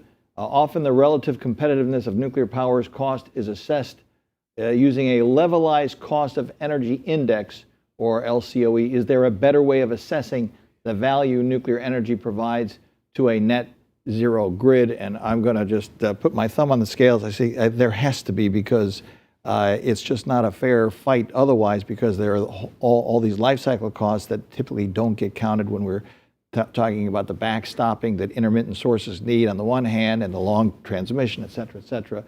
So we're going to call this a lightning round. We've got a little less than 10 minutes left. Who would like to take the levelized cost of electricity question? I'll say something first. It should be an 80-year perspective, because that's what you're talking about with a large unit. You're talking a minimum of 80 years. So you shouldn't be determining your LCOE based on the 20-year loan period or whatever. You should look at the entire life of the plant, and you're going to come up with a very different number. Yeah, can I just... Danny, if I may? Please. Besides the LCOE, there is another cost, it's the cost of the system cost, that also has to be taken into account. namely nuclear and other larger sources, they lower the system costs, and this is usually not taken into account with renewables, especially with the dispersed renewables. The International Energy Agency is well aware of this, and their methodology is being upgraded, which lately includes not only the LCOE but also the system costs. And together with the system costs, the overall cost for example, for nuclear is certainly one of the most competitive ones. Okay, I'm going to get to some more questions here. Oh, I'm so sorry. Go ahead. With an increasing number of energy production technologies, especially intermittent one, I think that LCOE becomes a very misleading indicator in a way.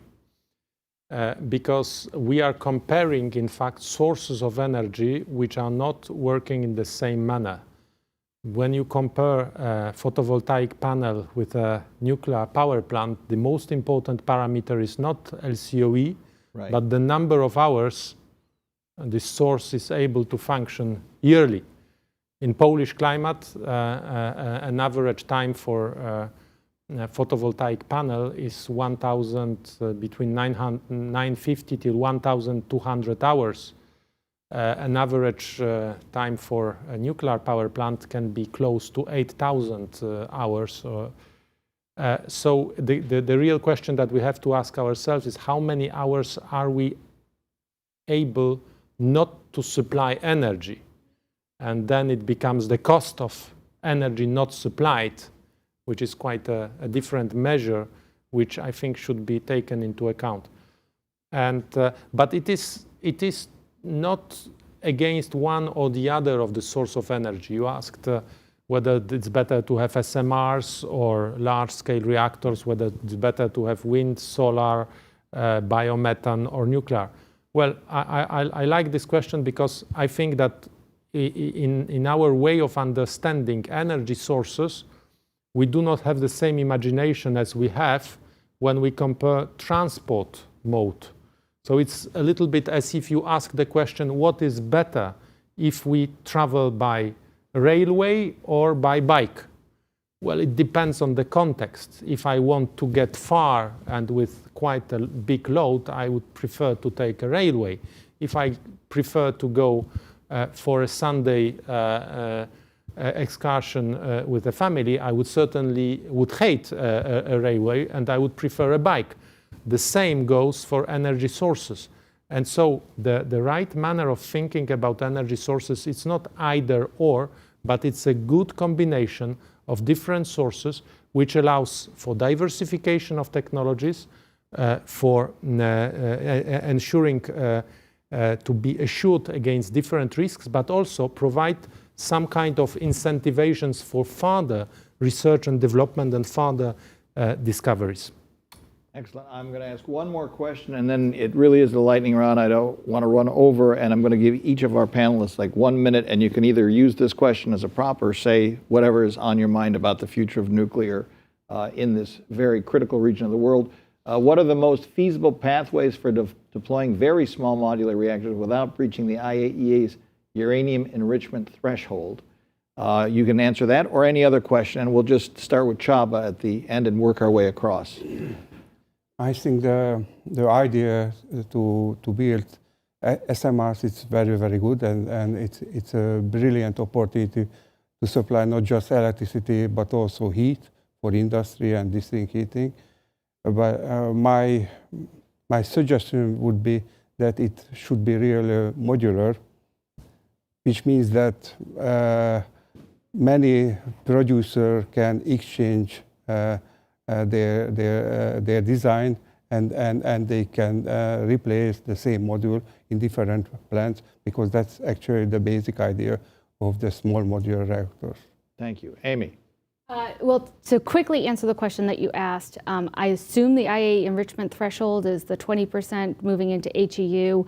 And if that's the case, then I think we can still deploy extremely small reactors without going above that 20% enrichment threshold. In fact, Oklow's application to the NRC was for a 1.5 megawatt reactor, and that was on low enriched uranium. And so I think that's entirely possible. And then just briefly addressing kind of the opportunities, we have so much that we can do. And even, following on the transportation analogy, within the nuclear reactors that are under development, you can get your bike or you can get your train or you can get your bus or you can get your car with just the different technologies that are under development. And I think the key thing is just making sure the government-to-government engagement and the stakeholder-to-government engagement is all moving in the right track. We can see some incredible things happen on the decarbonization, energy security, energy independence, and cost reduction in the next few years. We have the ability to do that, and I think we can. Okay. Michal. Yeah, I think the most important is to move forward with real industrial projects and not somebody recently laughed at when I explained, and I was supporting the case of SMRs, and he said, do you know that they are not SMRs but PPRs?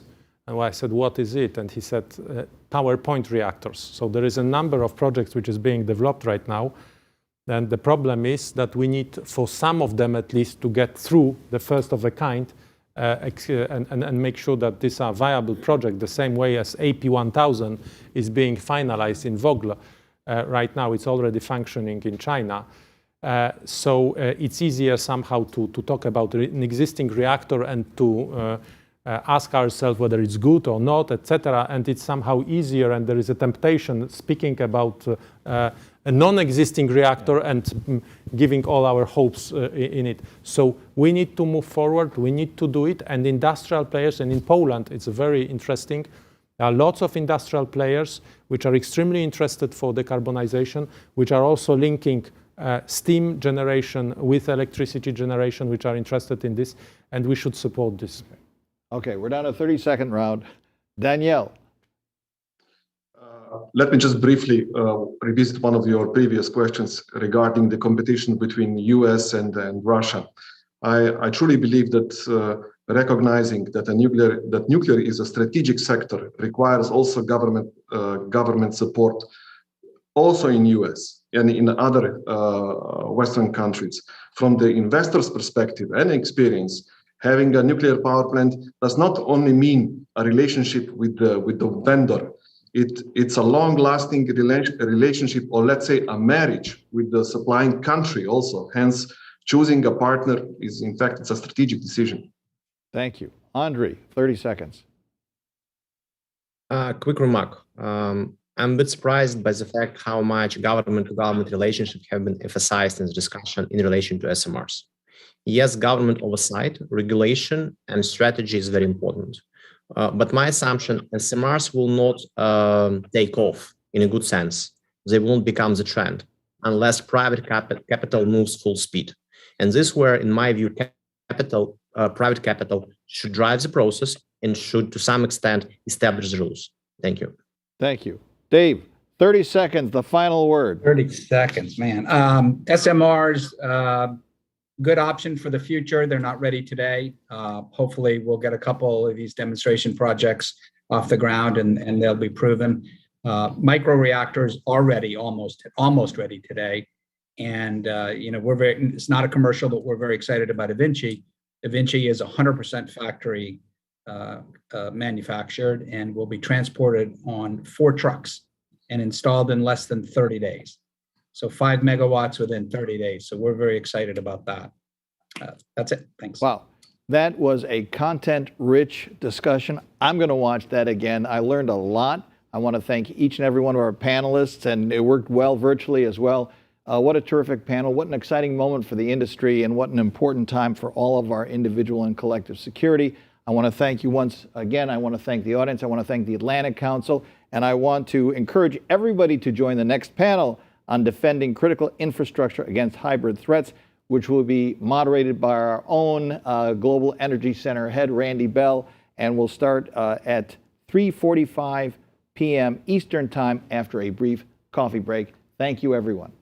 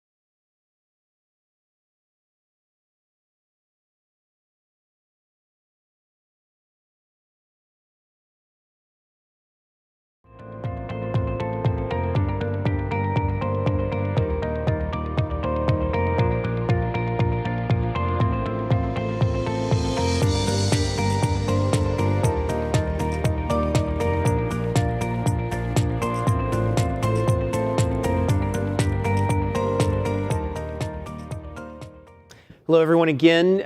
Welcome back to the 7th Annual Central and Eastern European Energy Security Conference hosted by the Atlantic Council Global Energy Center.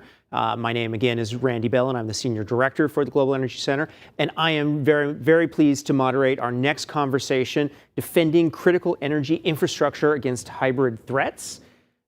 In our publication that we released earlier this year in January called the Global Energy Agenda, we had a survey, and the respondents in the survey noted or claimed that major cyber attack against energy infrastructure was the biggest risk in energy geopolitics in 2022. So that is going to be a driving part of this conversation today, are hybrid threats like cyber and what that means for energy security in Eastern Europe, but also the energy transition. We're really delighted to host a panel unpacking this topic, and we have a really great group of panelists in front of us. We have Ms. Deborah Kagan, the former Deputy Assistant Secretary of Defense for Coalition and Multinational Operations. We have Andre Pinar, the founder and chief executive at C5 Capital. And we have Anna Spitzberg, the Deputy Assistant Secretary for Energy Transformation at the U.S. Department of State. So thank you all for joining us. Now, before we begin, just a few reminders. So first, this panel is public and on the record. It is being streamed to a global audience. You can follow along on Twitter at AC Global Energy using the hashtag Energy in Europe. And for our in-person audience members, you can submit questions for our panelists through the Q&A function on our webpage, which is accessible through the QR code that you see on the screens in the studio. If you're joining virtually, you can ask questions using the link in our streaming platform. And we really want to encourage questions. I know it's a very valuable part, and we get to a lot more interesting things than I can think of or ask. So I want to start by talking about cyber.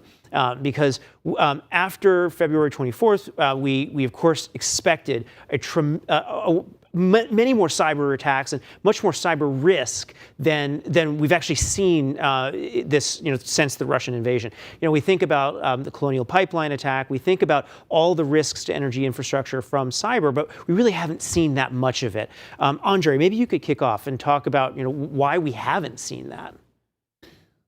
Randy, during the Russian invasion of the Ukraine, we have, of course, seen a massive attack on the satellite ground station network controlled by Viasat in Europe. And we've also seen, of course, several cyber attacks on Ukrainian infrastructure. We haven't yet seen a catastrophic attack on critical infrastructure in Europe or in the US. But I don't think that's to say that this has been taken off the table as part of Russia's hostile intent. We've seen a massive upsurge in ransomware attacks across all NATO countries' economies. We've seen electronic warfare being deployed against GPS infrastructure in the Nordics and in the case of other NATO allies. And of course, we've seen a huge upsurge in Russian disinformation. And I think that's been a major area of focus. For example, it's the first time that Russian disinformation that was conceived by the Russian GRU, the allegation that the US is running biological warfare infrastructure in the Ukraine, was taken to the United Nations Security Council by Russia and China. And so we've seen a massive upsurge in disinformation, and I think that's where Russia focused its resources in the first instance. Really, really fascinating. Deborah, do you have any thoughts on this?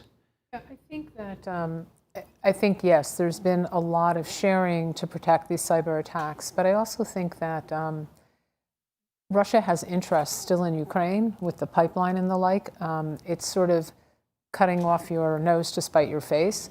So I think both cyber attacks and military attacks have been virtually non-existent on the pipeline because Russia still needs that money.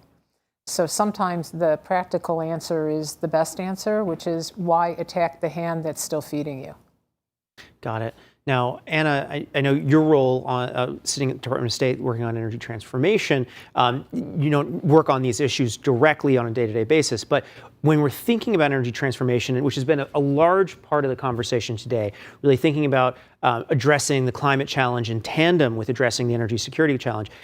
If you're thinking about electrification, the diffusion of energy resources, does that opens you up to more cyber threats? How, when you're sitting working on these questions at the State Department, how do you think through that risk, even as you're really trying to move forward on putting more clean energy on the grid? So there are a number of ways we think about it. First, we back up and we think of energy security resilience as a whole. So in that case, there are 4 different areas that come to mind. One, we need to make sure that existing infrastructure can withstand disturbances, whether they are natural or human-induced. 2, we need to make sure infrastructure is able to actually get the inputs it needs to provide supply to citizens. 3, we need to make sure existing and new infrastructure is actually flexible and resilient enough to handle digitalization, interoperability, which is going to happen more with what you're saying, distributed resources on the system. But that is happening regardless. It's happening to all technology. Anything new that's coming on the system is going to have more digitalization. So we have to think about, do some assets need to be treated differently? How do we need to actually collaborate on cyber attacks? And the last one is making sure that existing infrastructure can actually be put online. Not existing infrastructure, new infrastructure can be put online, and that all the inputs and components to build it up can be readily available. So there are a number of ways we think about it, and we incorporate all that into our technical support programs around the world when we're actually working with countries. That's fantastic. Two panels ago here, we had a conversation about rebuilding Ukraine and really making Ukraine a clean energy powerhouse. If you're thinking about supporting Ukraine in post-war or even ongoing right now, how do you think through that element, given the cyber element, the resilience element, given that it is a particular locus of risk for cyber and other types of attacks? Well, for us supporting Ukraine right now, the ramp up and the focus is on reducing dependence on Russia and integration with Europe. And that actually is very key on the cyber front, because in order to have full integration with Europe, they need to be very resilient on the cyber side. So there's a significant amount of support going that way. I think everyone saw the Ukrainian grid operator did an amazing job with an emergency synchronization to end SOE and was able to disconnect from Russia. That integration is critical to being able to share power, move power, add additional renewable power. Ukraine right now actually has excess clean power that it can share with the rest of Europe and get revenue in return, which is incredibly important. And we saw last week there was a positive response in terms of Ukraine being able to eventually move toward adding additional exports to Europe in a phased approach if they can reduce low-frequency oscillations. So those are all important areas for us to support them in and make sure cyber-wise it is safe, because overall that will help with the clean energy transition. Got it. In terms of the disinformation that Andre mentioned, are you seeing that as a challenge to addressing the situation in Ukraine from an energy perspective? Are you seeing anything across Europe that's making that that's harder to address, or anything in particular in Ukraine? More so than in other places. To be honest, it'd be hard to say, because it's such a huge challenge all over the world right now. Got it. I want to talk about supply chains for a little bit, because the pandemic has interrupted supply chains and made the issue just a global problem. But when you're thinking about Ukraine, thinking about some of the technologies that either Russia needs or that Russia exports, how do you see the Ukraine crisis as interrupting global supply chains and making it just a bigger challenge for us to address our global economy, but also perhaps undermining some of the will to address the Ukraine challenge? Let me start with Deborah on that, because you've done a lot of work on supply chains. So I think as I like to say, if COVID's taught us anything, it's not to depend on just one country for so much of the basics for what we're doing. And so when we initially started down this path of climate and solar panels and the like, it struck me as close to that definition of insanity is, why are you still depending on the same country who failed you when COVID started? Why is everything dependent on China? So I think in an odd, maybe almost ironic way, something will come out of this. So for example, companies are learning that Kazakhstan has lots of rare earth minerals, for example. They have other things that they can supply that you were just going to Russia for before, or China. And now you can actually go to Kazakhstan and get that. Similarly, you look at Ukraine, which has this incredible educational system, incredible high-tech companies that are being birthed there every day, certainly before the war. and a number of very well-educated people. And in fact, the number of Ukrainians who were part of this high-tech revolution have been instrumental in countering the Russian disinformation campaign. So I think what might come out of this is this recognition is that there is this space that is not Russia, but in the same neighborhood of well-educated, extremely talented, extremely motivated, sort of startup, smart young people who can now supply the type of education, background, and everything that large high-tech companies in the United States, for example, were going to only 1 or 2 places in the world. And there is this ready population now that you could depend on, and then it becomes diversity of supply as well. So I think the best way to fix supply chain issues is to start looking at, oh goodness, we didn't notice that maybe this country of 45 million people or 90 million people has something that we were looking at a country that had 300 million people. And so I think in a like I said, an ironic sort of way, there will be some good that comes out of this, and that we're not so sole source dependent. I think that's such an important idea. And we had a dinner last night with a number of ambassadors, and that was an idea that came out. It was a Chatham House rule dinner, so we can't say who said it, but an idea that came out was that we really need to be thinking longer term about Central and Eastern Europe as a place to diversify away from some of the supply chain challenges. So you're absolutely, I think, right in tune with what some of the other people are thinking. So really glad that came out. Andre, do you have any thoughts on this? I think Deborah said it extremely well. I think going forward, diversity of supply and having some sovereign capability are going to be of critical importance when it comes to supply chain security. And very closely related to that, I think, is an ability to assess and understand supply chain risk. And this is something that's been growing in importance in the cybersecurity world. And a number of digital platforms, very innovative US companies that have developed digital platforms to enable you to really assess in great detail what is the nature of your supply chain risk and to get visibility on that supply chain risk. But I think in the mix of diversity of supply and understanding your supply chain risk, building some sovereign capabilities are absolutely essential. And in the previous panel, we've discussed nuclear energy, and here again, we have to build the US nuclear supply chain and build everything from having some local uranium production to uranium conversion to uranium enrichment to fuel facilities, so that we can have some sovereign capability across all of the supply chain to really be in a position to provide energy security for the future. Got it. Thank you. Anna, how is the U.S. government thinking this through? Just given there are questions about Chinese solar panels produced with forced labor, for instance. How does this supply chain question get into the foreign policy that you're thinking about? It's all in. I'm the desk for energy transformation. I'd say 50% of my time is on supply chains. It is the major issue. There is a realization that you can't substitute one risk for another risk, and it's across the board. So we talk about the importance of critical minerals and metals for the energy transition. We are working with countries directly to be able to boost investment so that we can actually have a diversity of supply coming through, and not just at the refining stage, but in processing and across the board, and end use and connecting those dots. This is the same case for equipment. And when we look, there's a huge risk. I mean, at the moment, if you look at utilities, they're waiting a year just to get a distribution transformer. That's what you need to actually get power to the average consumer from a transmission line. They're waiting a year versus 3 months.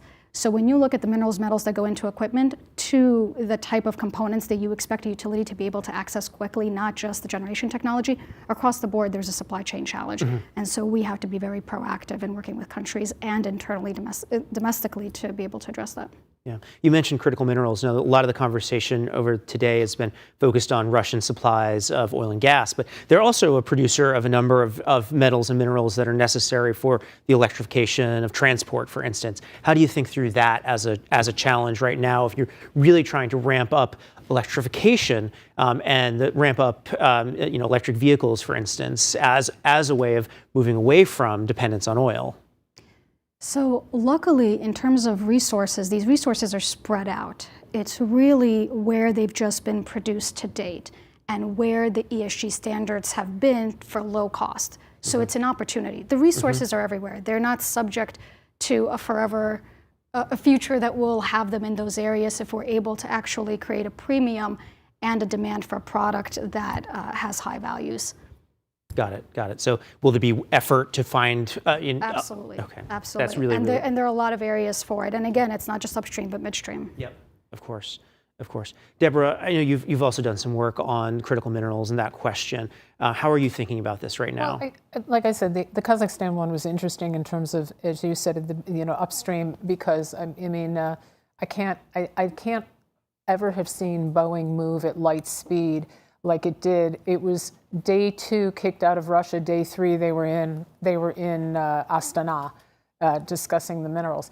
The concern that I have, and not to put my State Department colleague on the spot, but is this sort of need for rare earth minerals and the need to do it, and understanding that back in the 80s, the United States was the largest producer of rare earth minerals, and then we decided we shouldn't mine anything anymore.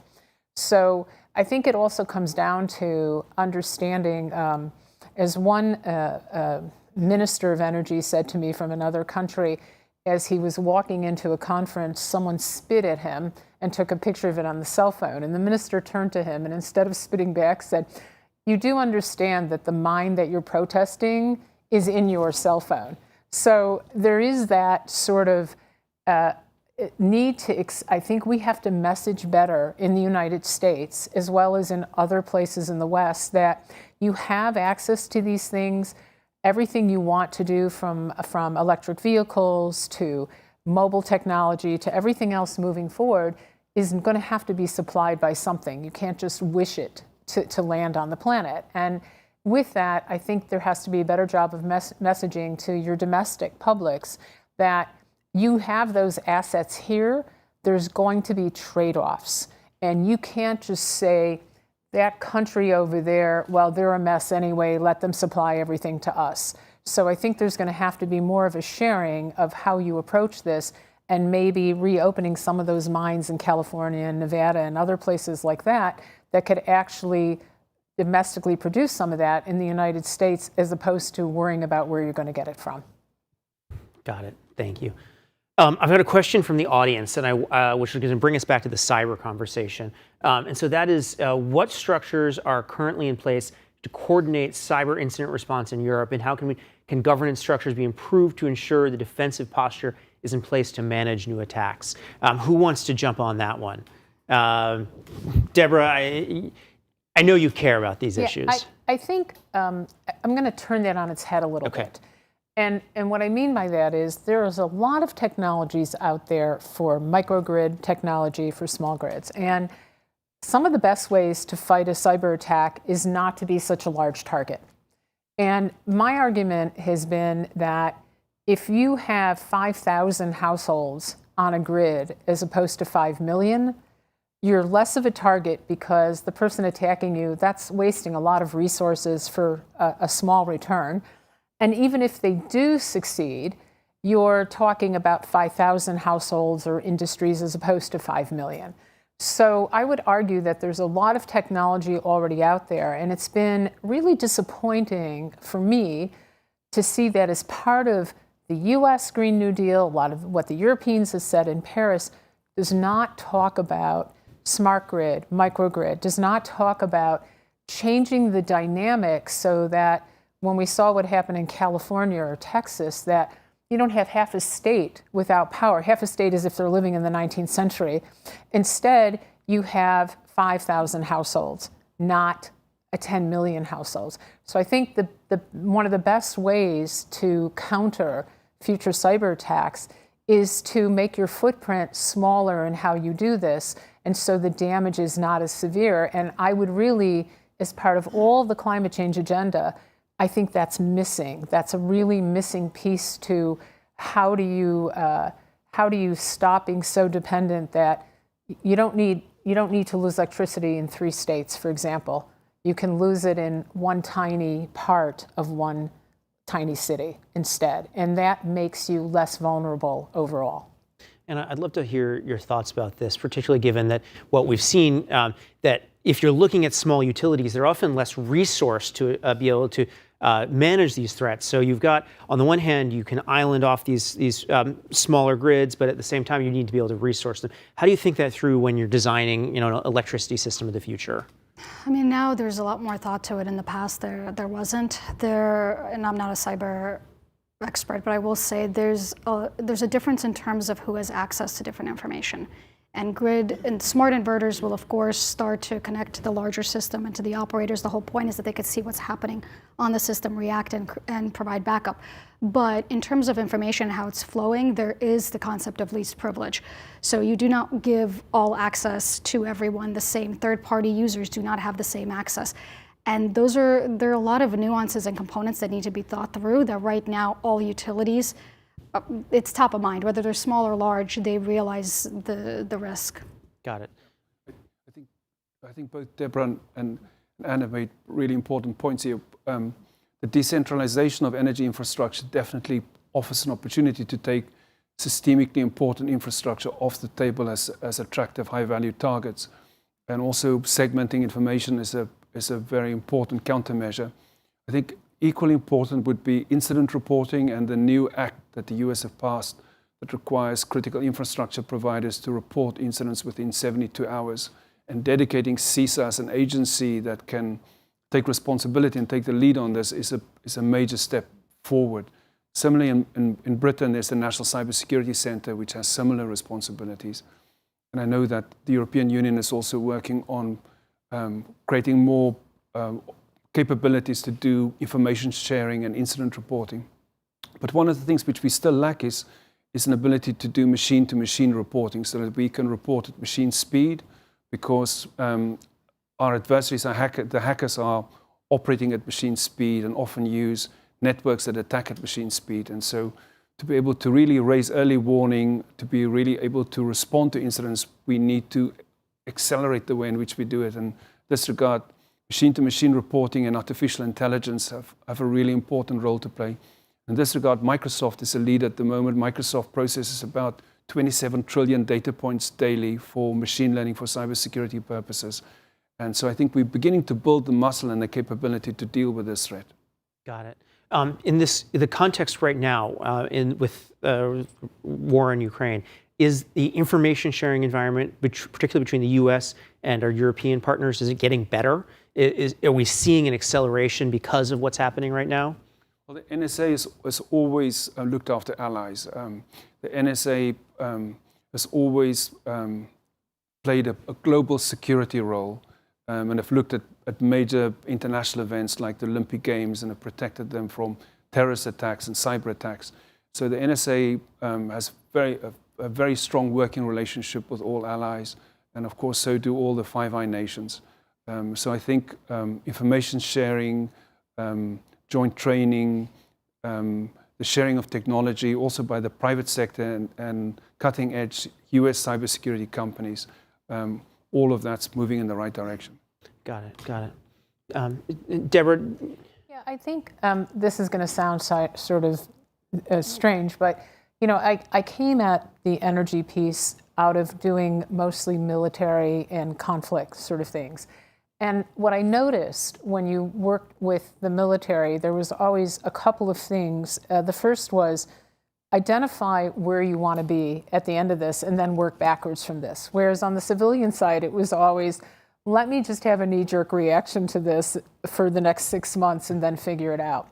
The second piece that I learned was when you're under immediate threat, and in the case of Ukraine, when the very existence of your country is at stake here, you tend to move at light speed. So you tend to make changes, as you said, to information sharing and everything else in order to not only ensure Ukraine's sovereignty, but all of the other countries in the neighborhood. And so when you're on that military side, you go, I don't have a choice but to find a solution to this immediately, because if I don't, I won't be here tomorrow. And then the third part of this goes back to the supply chain, which is never have 1 point safety.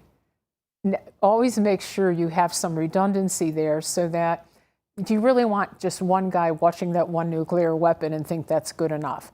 And so I think there is, if you look at that, because they're forced to make reforms and changes very quickly, and if you look at that for energy infrastructure, I think you will get a lot of really good baselines of how to change that dynamic. And I know it sounds odd, but it's the virtue of being forced to do something because your existence is at stake versus like, we'll get around to it tomorrow.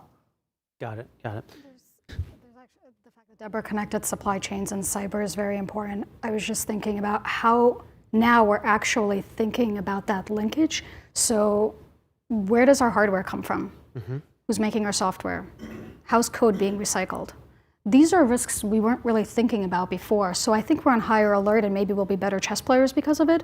Because in the past, we looked one level down and now there's a bit of a PTSD and anxiety over dependence. And now every step you kind of turn around and say, wait a second, now where are we?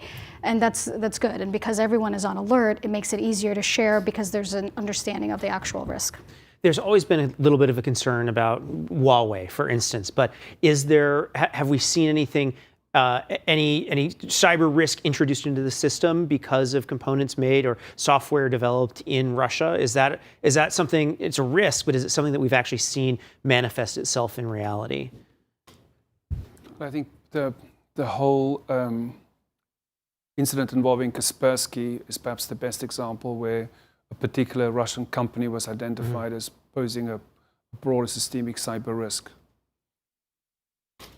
So yes. Yeah, but I think the war has also really focused the minds of global corporates, global corporations, US companies that have had exposure to Russia as a country and a market, the staff that they had in place, and the way in which their systems there, their IT systems, link back into their global infrastructure and in headquarters in the US.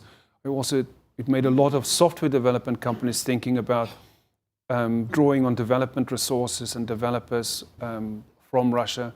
And since the war started, we've seen a significant redeployment of staff and resources as a result. But I think supply chain risk is now one of the top cybersecurity issues. Yeah. And at the recent RSA conference, I think it really emerged as one of the top 3 issues on which the cybersecurity industry has to focus. And unfortunately, the US has world-class companies that are specifically focused on giving visibility to supply chain risk, like Interos, BlueVoyant, Exeger, companies like that. Really fascinating. We've got a question from the audience on disinformation. So I want to pivot back to that for a second, which is how is the disinformation landscape altering the situation on the ground in Ukraine? And so not really an energy question, but would love to hear if Deborah, you have any thoughts on this, or Andre or Anna. You know, one of the other things, you get to a certain age in life where you start to embrace wisdom much more so than you did when you were younger. So one of the other things that I think I've picked up from this is you don't think about a problem until it's a problem. And I think what Ukraine is teaching everyone, that there is a plethora of problems that you have failed to think about, and you need to think about them. And what is interesting is, you know, how Elon Musk came in and fixed immediately a problem inside Ukraine.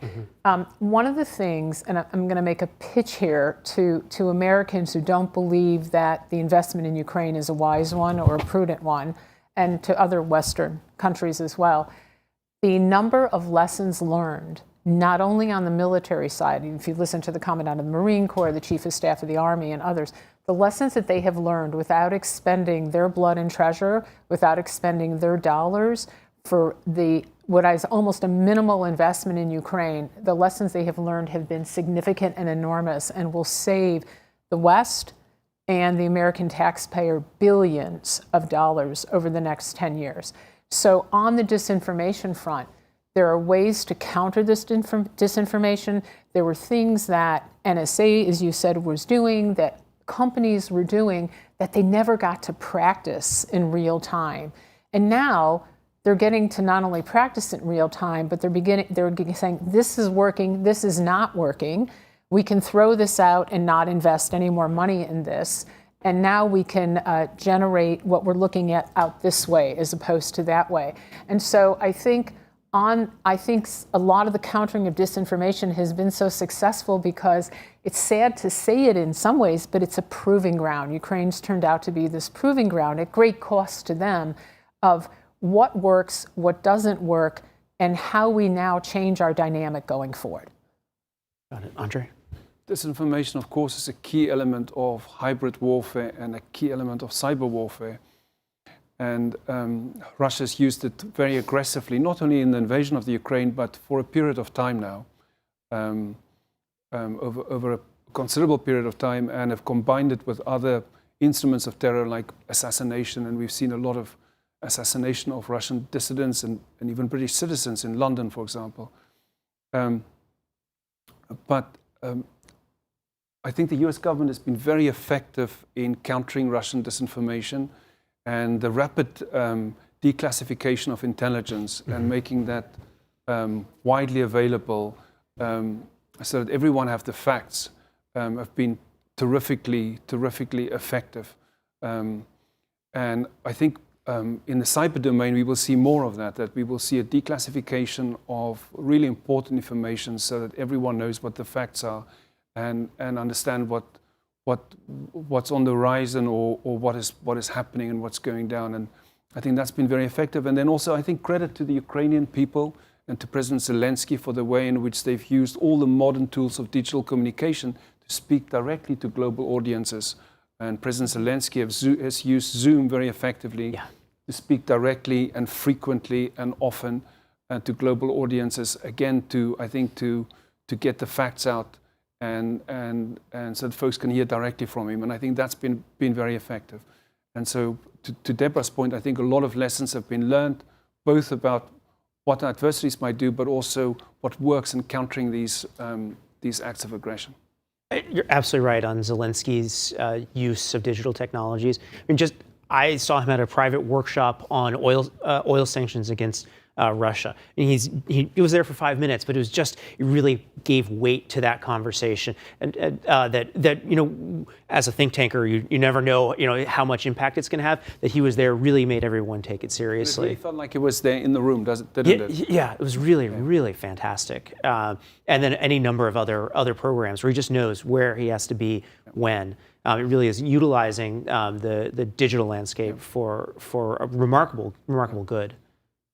But I think when we look at the disinformation in the war, and again to Deborah's points about lesson learned, in the early phase of the war, a lot of the disinformation was not focused on the West, but on the rest of the world, and on opinion of the US and NATO's response to Russia in the rest of the world. Mm-hmm. And so a number of organizations have tracked the scale of this disinformation, and you can see an acceleration of disinformation focused on Asia, on Africa, on Latin America. And that was really to undermine the standing of the US and its NATO allies in the eyes of the rest of the world.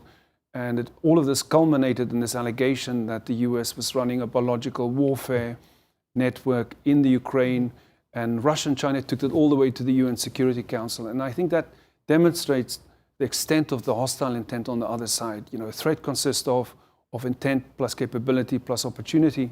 And I think the way in which the US government have responded to that, and NATO responded to it, the Ukrainian people have responded, have really taken that opportunity off the table. Do you see that the Russia's focus on disinformation outside the West is one of the reasons why there's less support for the West for the West in this context, where you've just seen so many countries abstaining from the UN vote, for instance? Is that part of the story? I think a big factor is the extent to which Chinese diplomacy has backed Russian aggression and the Russian invasion. And in Africa, for example, it's really Chinese diplomacy which led the charge to persuade many countries to abstain from voting against Russia on the invasion of the Ukraine. And China's given Russia a lot of diplomatic cover and has given a lot of validation to Russian disinformation. Got it. So another question from the audience. Can the panelists discuss how transatlantic partners can collaborate on combating non-state actors engaging in ransomware, where energy systems are very vulnerable given their need to be on 24/7? So we can. Who wants to take that first? Andre, you laughed, so it's you get to take it. Thanks. No, the U.S. Treasury said that last year $8.5 billion of ransomware of ransoms were paid as a result of ransomware attacks in the form of cryptocurrency. I think that's very concerning because the lack of capacity and the lack of capability to help small, medium-sized businesses, local government institutions in remediating ransomware attacks have often led now to the payment of ransoms. And it reminds me somewhat of kidnap for ransom in the 1980s in Latin America and in Italy, where because there was no one to help folks who got kidnapped, families paid ransoms. And now we're seeing the normalization of what is really a criminal industry. I think the new act which the US government passed, which requires cyber incident reporting and the creation of a joint anti-ransomware task force are all steps in the right direction. And ultimately, the only solution to prevent ransomware attacks is collective defense, information sharing, joint investigations, interagency work, cooperation of allies, and a really determined attempt on the part of the US and allies to stamp out this criminal industry. Got it. Anna, when you're thinking about energy infrastructure and your role, how do you think about this challenge? I 100% agree with Andre. I mean, this is something that requires so many eyes on deck, really, and it's the reason actually in April the State Department's Cyberspace and Digital Policy Bureau was started up. I mean, the amount of attention that we need to be focusing here and the amount that it takes to really understand what's happening around the world and what's the best way to collaborate and share information it's an all-out effort, and DOE is on it, obviously DHS is on it, the White House is a cyber person. I mean, there's a significant amount of effort in this space. It's quite a problem. Yeah. We have a follow-on question to Andre, your point about collective defense. How it all has the role of cross-border partnerships in defending against hybrid threats changed in the wake of Russia's invasion? Has the shared nature of critical infrastructure lit the fire to collaborate on collective defense? I think yes. And I also think it's, I think to get to the points that both of my colleagues here have made, I think at some point companies needed to understand that they initially thought that they sort of put this in their finances, that this is a cost of doing business, and it's cheaper for us to just pay these ransomware hijackers than it is to make changes. And I think they're now finding out that that's not the case. I think that they find out that it's affecting their bottom line, it's affecting their shareholders and the like. So I think they had to come to a point where they understood they were going to lose money from this and not just pay off a nuisance. And so I think that dynamic changed. But I also think they understood that some of the non-state actors, if you will, were really underwritten by large state actors. And so this, I've never seen this either in cyber or in military or anything. I've never seen a case where, oh, it's just this one guy from Al-Qaeda doing this. He's getting money from somewhere, and it's not usually from the mountain hideout. You know, he's not mining for gold there. So there's always someone behind these, and it's usually a state actor who considers your country an enemy. Got it. And we've had countries say that they're in support of some of these groups very publicly. So that's another aspect. And to the private sector coordination, that is important. 80% of energy infrastructure is privately owned. So there's no way governments can handle this on their own without having the private sector be engaged. Andre, the question was to you, so you get to also have to answer it. You know, I agree with both Deborah and Anna. I think public-private partnership is a key to this. Working with allies is a key to this. And I actually think that the war in the Ukraine has really focused our minds on the problem and have accelerated the deployment of resources and have also united allies. I think there's a sense of unity, a sense of mission, and a sense of purpose like never before to deal with these threats. Got it. We have another question coming in, and this is fascinating. They get typed out in front of me. So, and it's on private ownership. So it's really right following up what Anna you said. So on private ownership, how do you make private companies more willing to share information, given their reluctance to divulge too much about their systems. And also the same that Deborah mentioned the same thing. So Anna, Deborah, Andre, love to hear from you. I think it's a risk that they're internally absorbing right now. They understand that it's not just that we set aside, it's exactly what Deborah said. It's not we just set aside some money and the problem is solved. This is cascading. And there's so many ways that cyber attacks can actually influence their business that they need to be part of the solution. And of course, they need to be willing to work with the government. Understand we can support them. Deborah? No, what I said before and what Anna just said, I think is absolutely correct. It just has to come to that break point where you understand you can't keep doing this because it's not going to work financially for you. Yeah, and Andre, you sit in the private sector. How do you see this? Well, as Deborah said, there's a financial logic to this, but I think the new Cyber Incident Reporting Act is really excellent legislation. It was passed on a bipartisan basis. And this law makes a provision that if a company shares information with the government, that there's no criminal liability attached to it, that it doesn't compromise legal privilege, and that information will not be shared with competitors. So the Act provides a whole number of protective provisions to create a kind of a safe harbor for information sharing. And I think it's that kind of safe harbor for information sharing which we can create with legislation and regulation that will really encourage and facilitate more information sharing. We already know the technology exists which enables us to share information at machine speed, to correlate threats in the cloud. So we've solved the technology problem. Innovation's done that, and now we're solving the regulatory challenges. I think this act is a terrific best practice.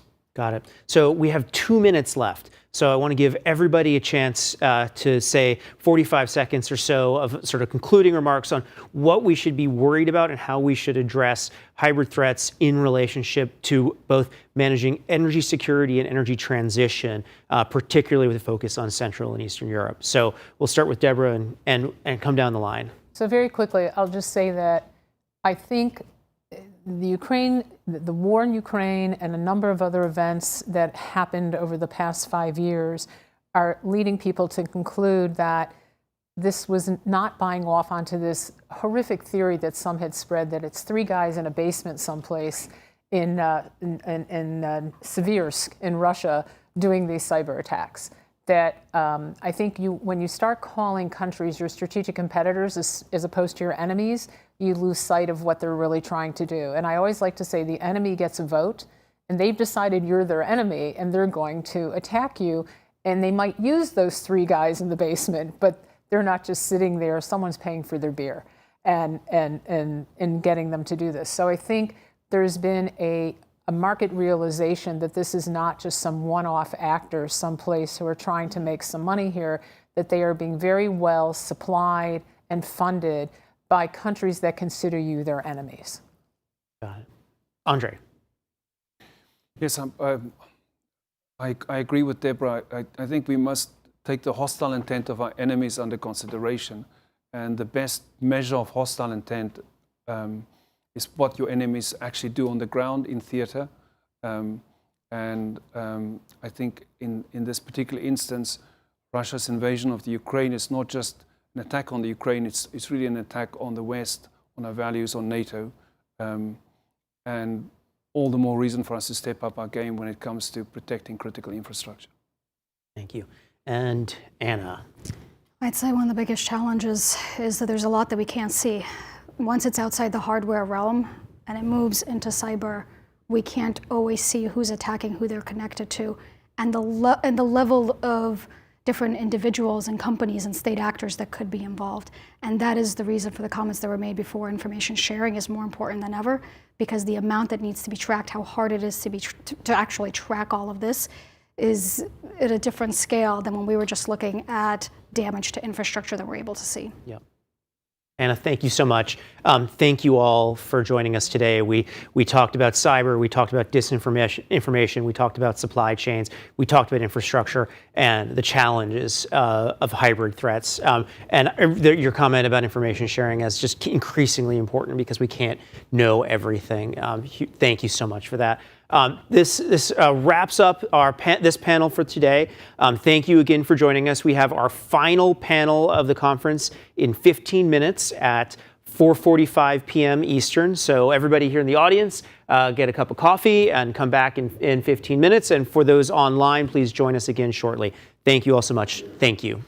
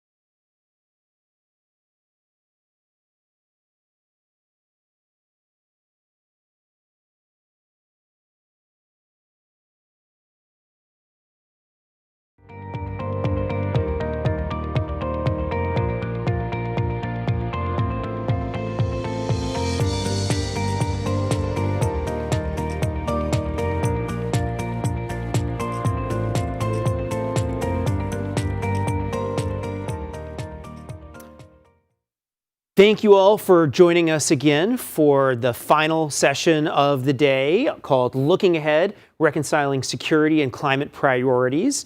My name, for those of you who are just tuning in, my name is Randy Bell. I'm the Director of the Global Energy Center here at the Atlantic Council, and I'm delighted to moderate this final discussion.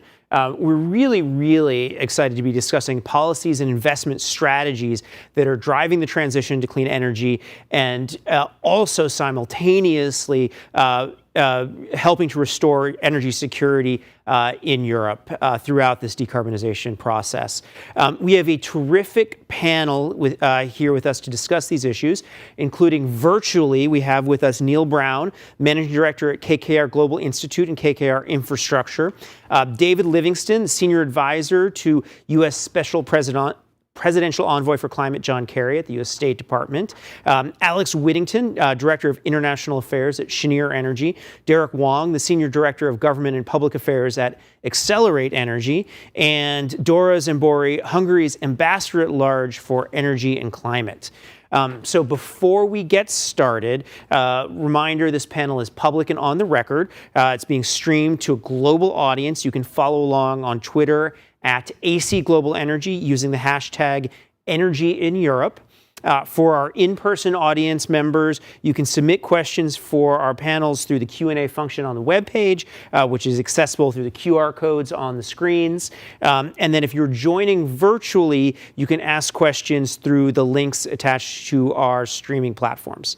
With that, we're going to get started. I want to turn to David first, just to talk through how sitting in John Kerry's office at a moment when energy security has perhaps taken the lead in the stories away from the climate conversation, how you think about solving these challenges in tandem. Well, Randy, thank you for having me, and thanks for convening this conversation. It's obviously a very timely one.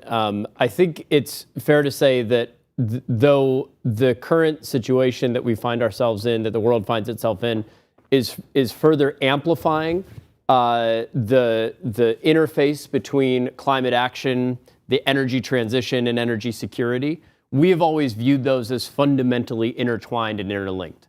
I think it's important to say from the outset that across the United States government, of course, in our office as well, and from the vantage point of Special Presidential Envoy for Climate Kerry, the United States government, I think, has seen many bipartisan elements of our approach to European energy security and the European energy transition validated by the current situation we find ourselves in and by what has transpired over the past couple of months. The messages that the U.S. has been sending across administrations, and again on a very bipartisan basis, to Europe and to our European partners about what can be done to reinforce European energy security and what can be done to avoid some of the worst vulnerabilities vis-a-vis Russia, et cetera, have indeed been, I think, validated and affirmed. Now, going forward, I think we look at this at a few different tiers of where we need to work together closely with our European partners. I'll note that this is from the top down, from the White House down. There's a whole of government effort to engage with our European partners on bolstering energy security and doing so in a way which is consistent with their own energy transition and climate goals, and with which we know we need to work together on, as a global community. That comes from the Joint Task Force on Energy Security at the White House that's with the EU all the way on down. Now, in terms of things that we're working on and how we see it, obviously you need to start with your first fuels. And that's oftentimes going to be the things that either have no net cost to the economy to implement, to free up additional energy, or to reduce energy waste or energy use, which isn't adding to any economic growth. Things like energy efficiency, where you have a lot of opportunities, I think, to move forward in this decade business plans that were aimed at 2030, which we see a number of CEOs, a number of boards are probably going to look at and probably move ahead by several years, which will have benefits for Europe's energy balance in the near to medium term. Similarly, we know that the amount of methane that's vented, flared, wasted around the world today comes to about 250 BCM. That exceeds the amount of imports that the EU is currently importing from Russia in terms of gas imports. Now, not all of that can be dealt with overnight. That's going to require some new midstream infrastructure to optimize the offtake of that gas so it's not wasted, but instead commercialized in a useful way. It's going to take the right regulatory environments, the right incentives to make sure that that gas is captured and used for valuable purposes. But I will note that the IEA says that about at least half of that is probably able to be harvested with the right frameworks on a net negative or at least no cost basis. That means it pays for itself to try and commercialize that gas. We need to be looking at those opportunities because we do recognize this is currently an undersupplied market and a market with some structural imbalances that we have to meet with new supply. We want that supply to be coming from methane and to be coming wherever possible from the most responsible sources of production, including the United States. We work closely with industry to try and encourage steps that they're already taking to address methane emissions. And I know that the more that we do that and the more that industry embraces that, the greater carbon advantage that we're going to have for our own supplies of liquid fuels in the near term, even as we work to drive down those emissions over the medium term. And then finally, I'll just note that we'll also need to realize that the only real way to pivot away from reliance on Russian fossil fuels will be to embrace the clean energy transition with seriousness, with purpose, and in an expedited manner. I think we're heartened by the fact that Europe's looking at streamlining and accelerating permitting processes so that more renewables can be deployed faster instead of caught up in bureaucratic red tape. That's something I think we can all learn from. Similarly, I think we need to be making investments that may not pay off in the near medium term, like some of the strategies I just noted, but instead will be important drivers of European energy security well into the future. That includes nuclear energy, where several of the countries in the V4 region or Central and Eastern Europe are looking, I think, with renewed interest at advanced nuclear, small modular nuclear technologies that the United States has to offer, among other partners, that can help to, over the coming decade, as we deploy these new technologies, create a baseload clean energy source which is secure, reliable, and can provide the backbone of a new clean energy economy in Europe and work in it as a force multiplier for the renewables deployment that we also need. David, thank you so much. I want to go to Dora now and talk a little bit about the Repower EU plan.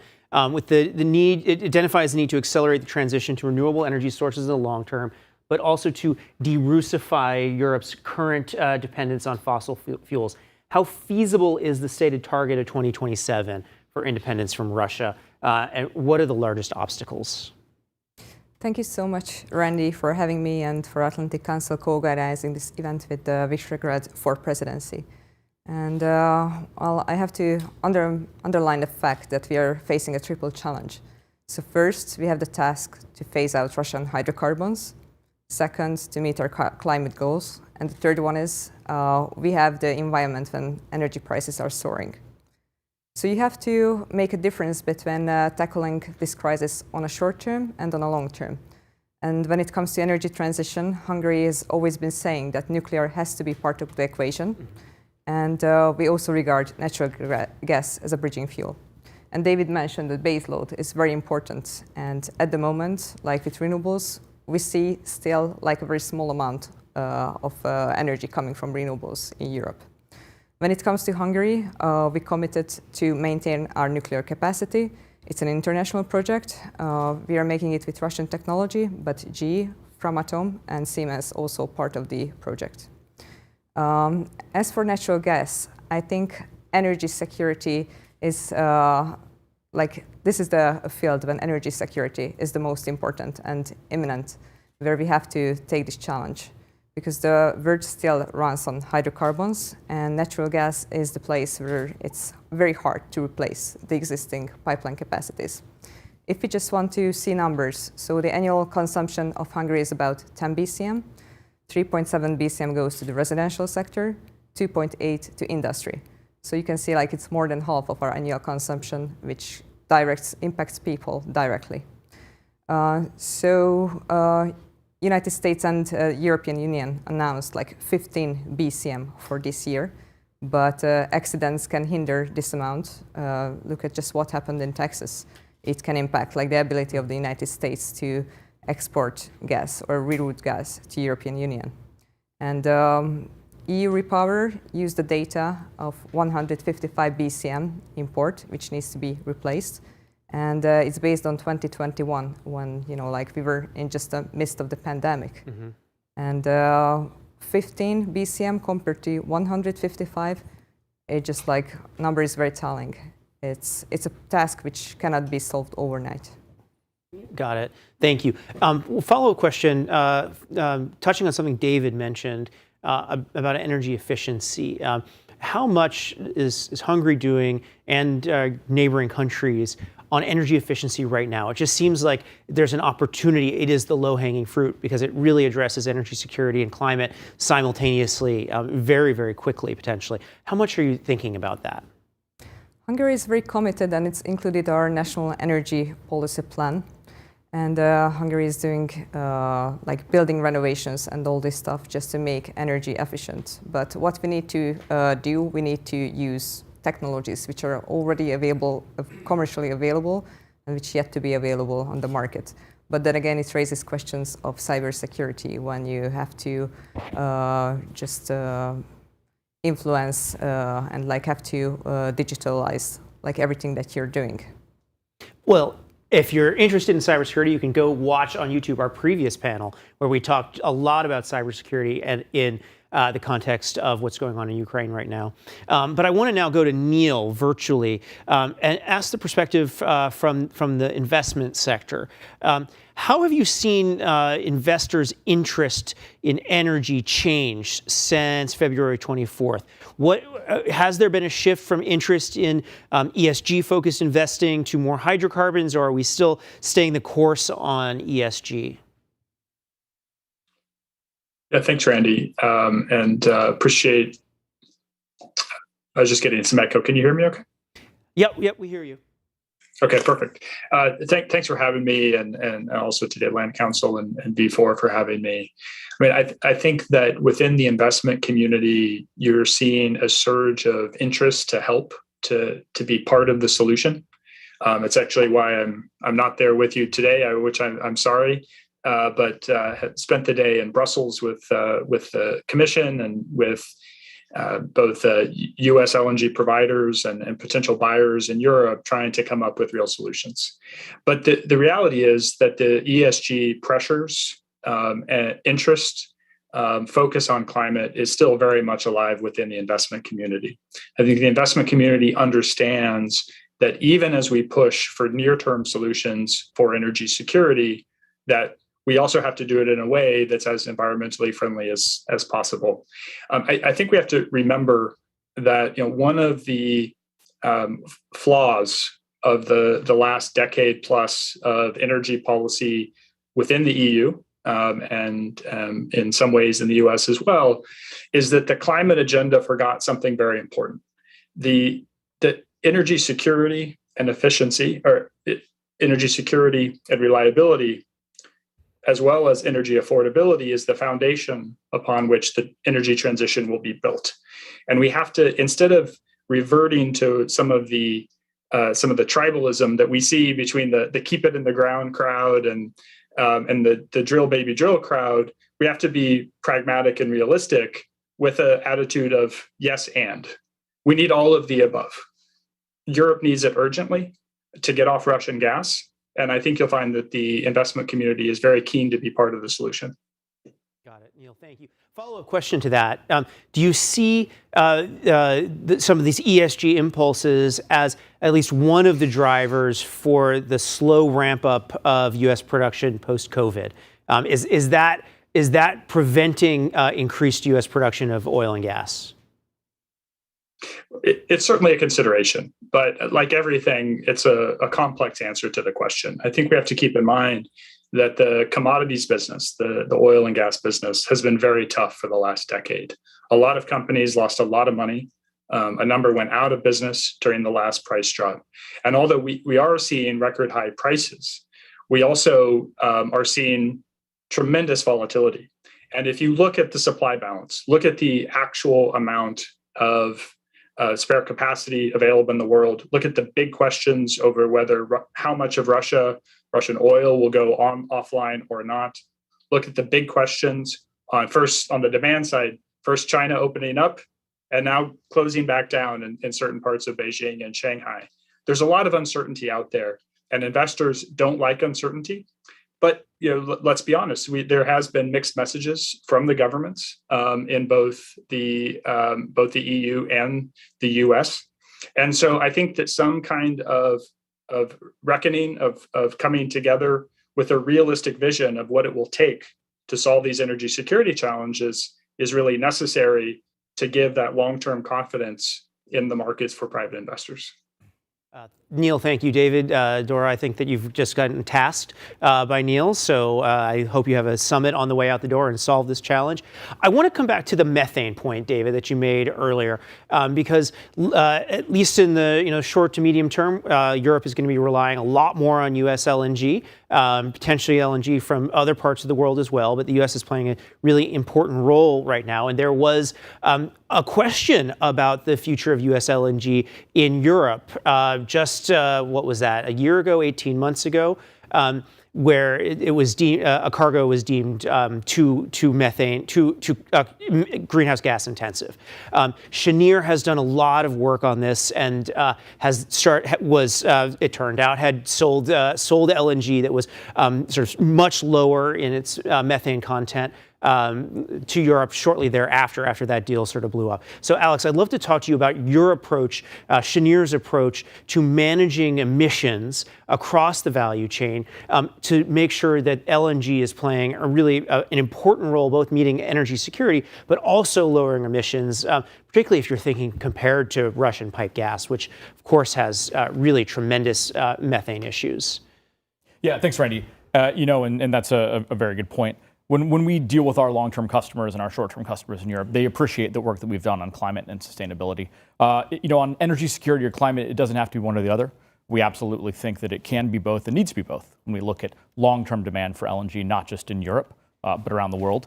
We certainly believe that long-term demand exists in the region and globally as well. We've done a number of things really focused on climate sustainability and methane, where, first of all, we've done our published peer-reviewed life cycle analysis of our GHG emissions that's out there, people can look at.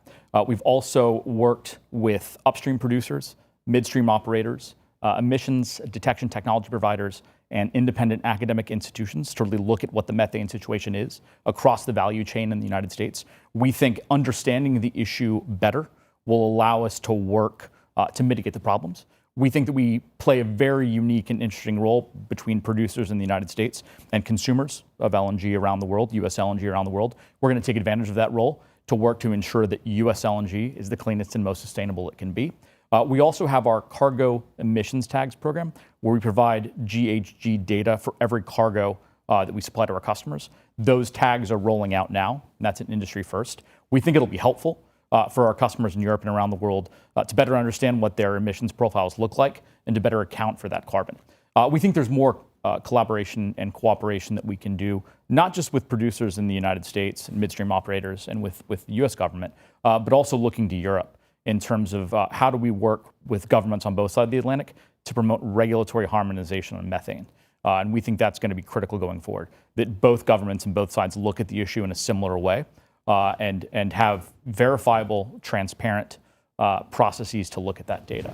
The current situation, I think, in Europe and Ukraine presents a very interesting opportunity to do just that via a variety of mechanisms that David referred to and others, to look at how do we harmonize a host of energy-related topics on both sides of the Atlantic, methane being potentially one of the most pressing ones. Got it. Thank you. I want to go to Derek now. You're on a different side of the same equation, essentially. How does Accelerate see its role in meeting climate goals, but also energy security goals? And I think the newest project in Finland is a great example of that. Yeah, thanks, Randy, and thanks to the Atlantic Council for hosting this discussion. I think what I've heard from a number of the other panelists is you can't have energy transition without energy security, and that it is possible to meet those energy security goals while thinking about decarbonization and meeting those goals. At Accelerate, that's at the heart of what we do. We build floating import terminals around the world, and due to the events of the last few months, a lot of our focus has been on Europe. So, Randy, you mentioned our latest deal. On May 20th, we signed a 10-year binding charter agreement with Finland and Estonia to provide a floating storage and regasification unit, an FSRU, that provides 5 BCM of regas capacity to the Baltic Sea region. Now, Finland has annual natural gas consumption about 2.5 BCM, Estonia, 0.5 BCM. So there's still leftover capacity to serve some of neighboring countries. And it's that combination of speed, security, and a technology that our company pioneered, and our ability to deploy a vessel that can get to Finland before the end of this year. So the idea of being able to provide that backup solution, that energy security for this winter is really important. That vessel right now is actually in the southern hemisphere, helping to meet the needs of peaks in winter demand in the winter right now. So we see the flexibility, the reliability, the security of not only LNG, but the infrastructure that FSRUs provide as being able to reduce some of the footprint on land because you don't need to build out the onshore regas. The potential deployability into other markets when the demand is not there, and the speed, the ability to help Europe quickly meet some of those energy security goals. Got it. Thank you. Do you see the flexibility playing a really important role, given the energy transition has a lot of uncertainties, and so the demand picture could change depending on if a nuclear power plant comes online, or there's a major investment in geothermal or offshore wind or something like that, where you have the possibility for changing the energy system of a country over a 10-year lifespan. Is that part of the calculus for these countries, that they can invest in an FSRU, which has a 10-year contract, as you say, but then they don't have to lock in that infrastructure? Absolutely. So you have this floating infrastructure that serves as storage, and it can just be storage as backup, but it also provides that regasification capacity. So when your customers, your industries, your households need that gas, it's able to send it to shore. And our experience working in a number of markets, Brazil, Argentina, Bangladesh, has shown that when we're able to bring in an FSRU and have LNG as a supply source, it both can displace coal and diesel, but it can also act as a stabilizer for the development of renewables. So one example in Brazil, which has a very high amount of hydropower, when you're faced with droughts or when the rains are unevenly spread out throughout the country, you need another source that is flexible and secure to make sure that you don't have rolling blackouts. Another example of a project we're working on is in Albania, which is, I believe, 99% reliant on hydro. And when they don't have enough rain and they don't have enough hydro, they have to import power from neighbors, and that's usually from coal-fired power plants. So Albania is looking to diversify its supply sources using LNG so that it can take advantage of its hydro resources, but also have that security and reliability to serve its citizens and some of its neighbors as well. Got it. Thank you. We had a panelist on an earlier panel say that note that this winter and possibly next winter and maybe even farther on in Europe are going to be tough winters, and that countries are going to burn whatever they can, that's a direct quote, in order to keep houses warm, keep industry going, et cetera. How is that going to impact climate goals in the short term? Of course, you see CO2 emissions going up, but is that going to drive a transition faster, or do you think we're going to try to revert to the status quo ante? I'll go to Dora first, since you're in the region that's going to be seeing this. It's a good question, because I think it all depends on how this winter is going to play out. I agree, it's going to be tough, and it's really going to be about ability, whether we can find alternatives like in a short, mid, or long term. David, but it will impact climate, and when it comes to climate action, definitely these years, they're going to be a setback. David, what are your thoughts on this? How's the U.S. government thinking through this winter challenge? It's going to be a difficult winter. It's also going to be a complex winter. I think it's going to be difficult in a set of not necessarily all linear and coherent or consistent different signals. I'm heartened by the fact that it looks like storage levels are back up to a bit beyond where they were last year. We need to continue to fill, and the United States is taking steps in close coordination, obviously, with our European partners to see, to make sure we're doing everything we can do to fill those inventories so we're in the best possible position going into next winter. At the same time, of course, we've got to accelerate all these other efforts, right? The ones I highlighted, but also the fact that we have to do what we can to have, to encourage the EU to follow through on everything it's doing with repower, right? So that, yes, maybe the carbon price signal is there, the general policy signal is there, but we've got to make sure, especially in a rising interest rate environment, that we can get some of these projects done and finished and moving as quickly as possible. That's why cutting that regulatory red tape, I think, will be very important. And again, I think the U.S. looks forward both to working with the EU on that and hopefully even to learning from them on that. The other thing that I would underscore is that you're also going to probably see, this won't manifest until a few years later on, but you're also going to see some interesting novel technologies that are going to get invested in and are going to actually be deployed first in Europe that we're otherwise looking at other markets. I was just talking to the CEO of a company, I won't name it, but it's a long duration, it's an innovative, novel technology for long duration storage, modeled loosely on, basically has an element of molten salt storage technology. They were saying, we had Spain and the Iberian Peninsula as an afterthought. Given what we see in the European market, especially going into this winter, this is actually going to be the location of our first pilot project. I've talked with several others that are looking at that as well. Now that's going to be interesting because again, that's not going to manifest itself this winter, but it is going to be, I think, an interesting after effect of this is in that you're going to have some novel, not only clean energy generation technologies, but also storage and grid flexibility technologies that are going to see some interesting applications given the market dislocations that we see. But the thing I want to underscore more than anything is, I agree, there cannot be an energy transition without energy security. There can be no enduring energy security without a successful and well-managed energy transition. And we will not accomplish any of our goals in terms of security or in terms of climate change in a world in which we do not have solidarity with our European partners and allies. And so I think solidarity with this region is going to be so important. And we are approaching this with pragmatism, with flexibility, and again, with the spirit of unity that I think is going to be necessary to ensure solidarity in what are inevitably going to be continued tough months to come. Got it. Thank you, David. I want to pivot now to a different piece of the energy security challenge. If we're thinking about moving to a much more electrified world, moving to electric vehicles, et cetera, it does raise the question of critical minerals and transition metals, which is not the same challenge as the acute energy security challenge that we see in Europe right now, but nonetheless has a number of issues that come up over the short and medium term.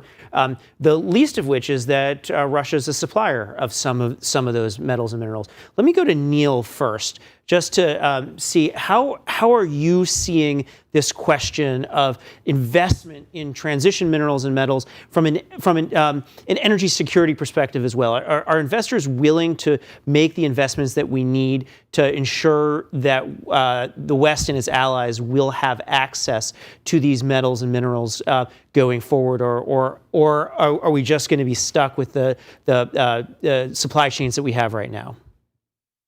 Yeah, it's a hard one, Randy. Can I want to just first add one thing to what David just said, because he used a word that's very important: solidarity with Europe. And I think that we also need to focus on solidarity with Central Europe and Eastern Europe and Southeastern Europe, which historically have had some investment, but have been left behind in many of the energy security efforts necessary. Some of that is of the country's own making and inability to cut through some regional rivalries, but some of it also is from the EU and from some of the big Western European states that have gone out and struck their own deals and left their brethren to fend for themselves. And I say that because we're at the Atlantic Council, sitting in the U.S., the U.S. has an absolutely essential role to play. It has historically, and it will have going forward to have very rigorous diplomatic engagement with the region, and we need to increase it. We've neglected it for several years now, and we need to do more. On the minerals question, I think there are two big points that I would point to, two big trends at work. The first is that we're living in two realities of energy security at once. One is the old energy reality, the geopolitics of oil and gas, and one is the new energy security reality of the energy transition. And I agree completely with David that theoretically over time, that transition is going to be more secure, but it's going to also have very complex threats. Threats around supply chain, which is critical on the minerals piece, cyber, of asset ownership, whether that's Western ownership, Chinese ownership, in some cases Russian ownership, and it's also going to be inflationary in an already inflationary environment. The second is there is also we talk a lot about the big difficult geopolitical competition with Russia in this case, also increasing competition with China, but there's also friendly competition between allies to really have a pole position in the economy of the future. And climate and clean energy is part of the economy of the future. And so there's a race right now. There's a race in the US, in Europe, in Japan, in South Korea to bring those mineral supply chains for the processing and ultimate manufacture of batteries and other technologies onshore. But there is room for competition here, there's room for cooperation here, which is really about standard setting, about transparency in the extraction of those minerals, because it would be a terrible mistake if in our race for energy security that we essentially export other problems to countries across Africa, parts of Asia, parts of LATAM, issues of human rights violations, of local pollution that have plagued a number of these industries for years. So there are many steps that can be taken. One would be much more aggressive administration support for the EITI and mandatory reporting for transparency in this sector. But there's other standard setting and cooperation that we can do as well.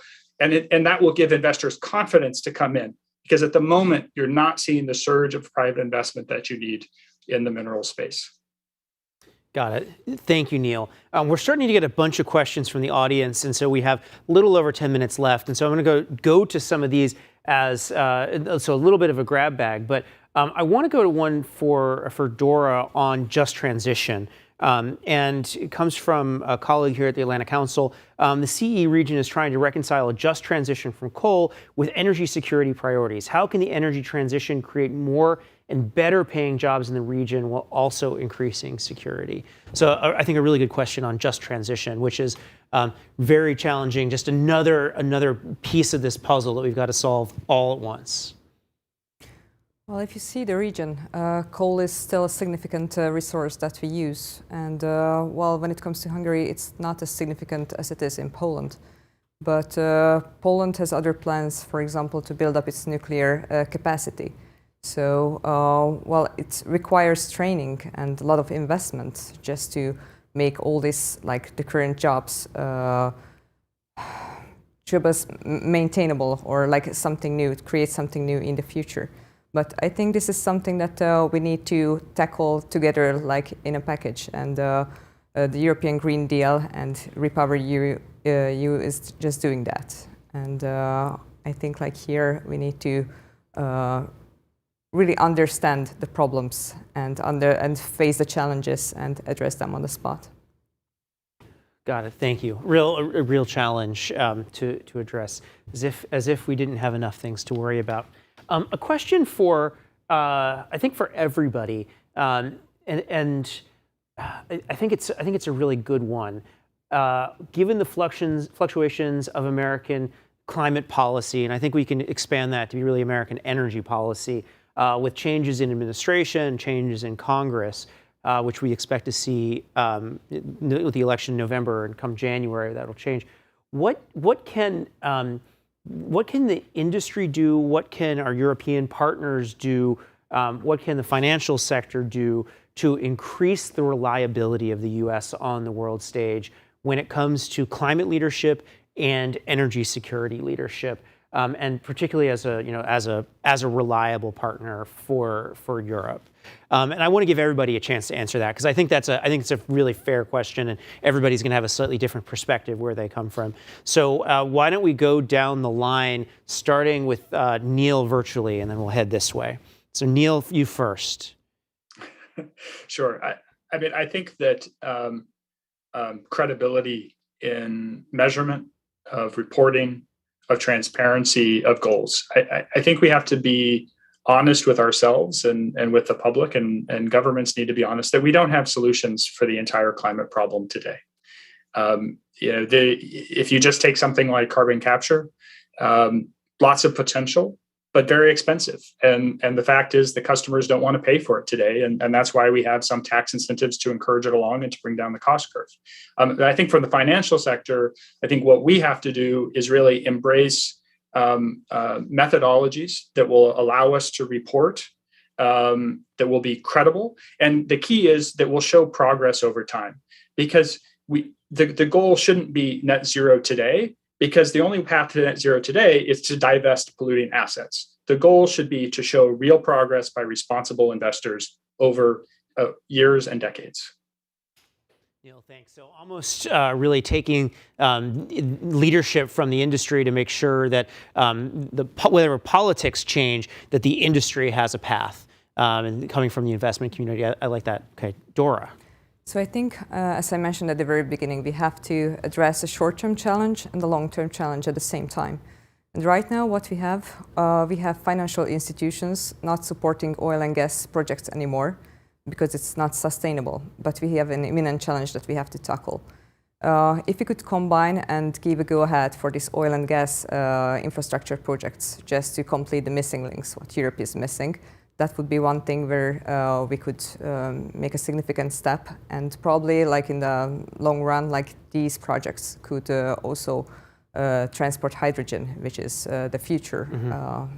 Like when we talk about energy security and an energy transition. We will come. I want to come back to David on that point, because maybe there's some bipartisan interest in some of those projects now. But Derek first. Yeah, when you're charged with operating critical infrastructure like an LNG import terminal that could literally keep the lights on in a region or a country, I think number one is doing what you say you're going to do. Operational excellence. When we say we're going to deliver, when we're going to be able to start on time, doing that. But I think it goes beyond that. And Neil brought up transparency and how you act as an investor, as an employer.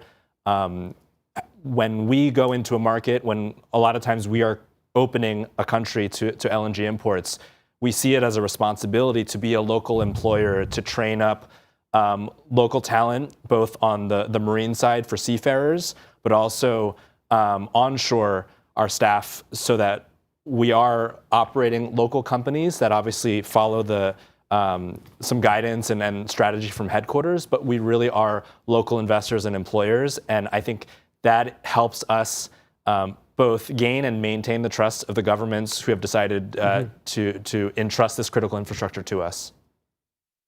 Thank you. Thanks. Just quickly building on that, 2 quick points. I mean, from a Cheniere perspective, I think U.S. LNG is reliable. We have a great track record, bipartisan. Constructed our facilities, began operations under the Obama administration, continued those exports to the Trump administration, continue to grow and export even now. I think U.S. LNG is reliable. I think the majority of people on both sides of the aisle see that. And we expect that to continue going forward. I think a really important and critical point here is that we respond to the needs of our customers. We have around 30 long-term customers. We have more short and medium-term customers. That's what drives what we do. So climate and sustainability is critical for our customers, so it's critical for us. So as we move forward and look at the decades to come, and we continue to see LNG demand for several decades to come, we have a number of long-term contracts that extend well into the 2040s. That's what we'll do. We'll meet the needs of our customers, and we'll innovate to do that. Got it. Thank you. And David. Randy, I think a lot of this could be helped by some of us turning more of our words just into numbers, right? And by that, I just mean doing our math and making this ultimately a matter of science and mathematics. The climate challenge itself is not actually ideological, or it shouldn't be partisan. It shouldn't be about tribes. It's just a matter of math and science. And so the solutions that we discuss as well should be in a context of just math and science. There shouldn't be good resources or bad resources, good technologies or bad technologies. It should be about bringing down emissions, having a clear goal on emissions, a clear framework to support that, and then just saying, okay, what's the right mix for the right particular context or region that we're talking about? Some cases, that's going to be a lot of renewables, some energy storage. In some cases, that's going to be hydro or geothermal. In other cases, it's going to be nuclear. In yet other cases, it's going to be gas plus CCS. And I bet you that in almost every single case, it's going to be an interesting mix of those. But it should be about a framework in which we're just doing our math, showing our math, and getting to zero emissions together in a way that can create, frankly, incredible economic value for those who come and bring solutions to the table. That shouldn't be about what party they're from, what color their hydrogen is, what technology they're leading with. If you have a solution that can help us to get there, and that can do that in a way that reinforces energy security and affordability, then you absolutely are welcome to the table, and you're a part of solving this challenge. Got it. Thank you. So we have about 4 minutes left. And so I just want to give everybody a chance to make some final remarks about and close out this day-long event, really thinking through, what are the steps that we can take as a transatlantic community over the next 3 months. I really want to think short-term because we've discussed the winter that's coming. That's going to be very hard. The next 3 months to ensure that we meet the moment from an energy security perspective, but also really, really continue to focus on our energy transition, our climate goals. So again, I'm just going to go down the line. Actually, I'm not going to go down the line because I want to give Dora the last word. So we're going to start with Neil, skip Dora, go down the line, and then come back to Dora as the representative from Hungary today. So Neil, and then Derek, Alex, David, Dora. I would say two things, Randy. The first, coming from an investment standpoint, there's record amounts of dry powder of capital available to invest in the energy transition. I hope that the governments will work with investors. You hear a lot of governments talk about attracting investment and relatively few investors in the room. So things like policy certainty, about workable taxonomies, about pragmatism in balancing energy security and climate, what we can achieve in the near term, are all things that can attract investment, as well as very concrete steps, things like credit backstops for countries that have difficult fiscal positions.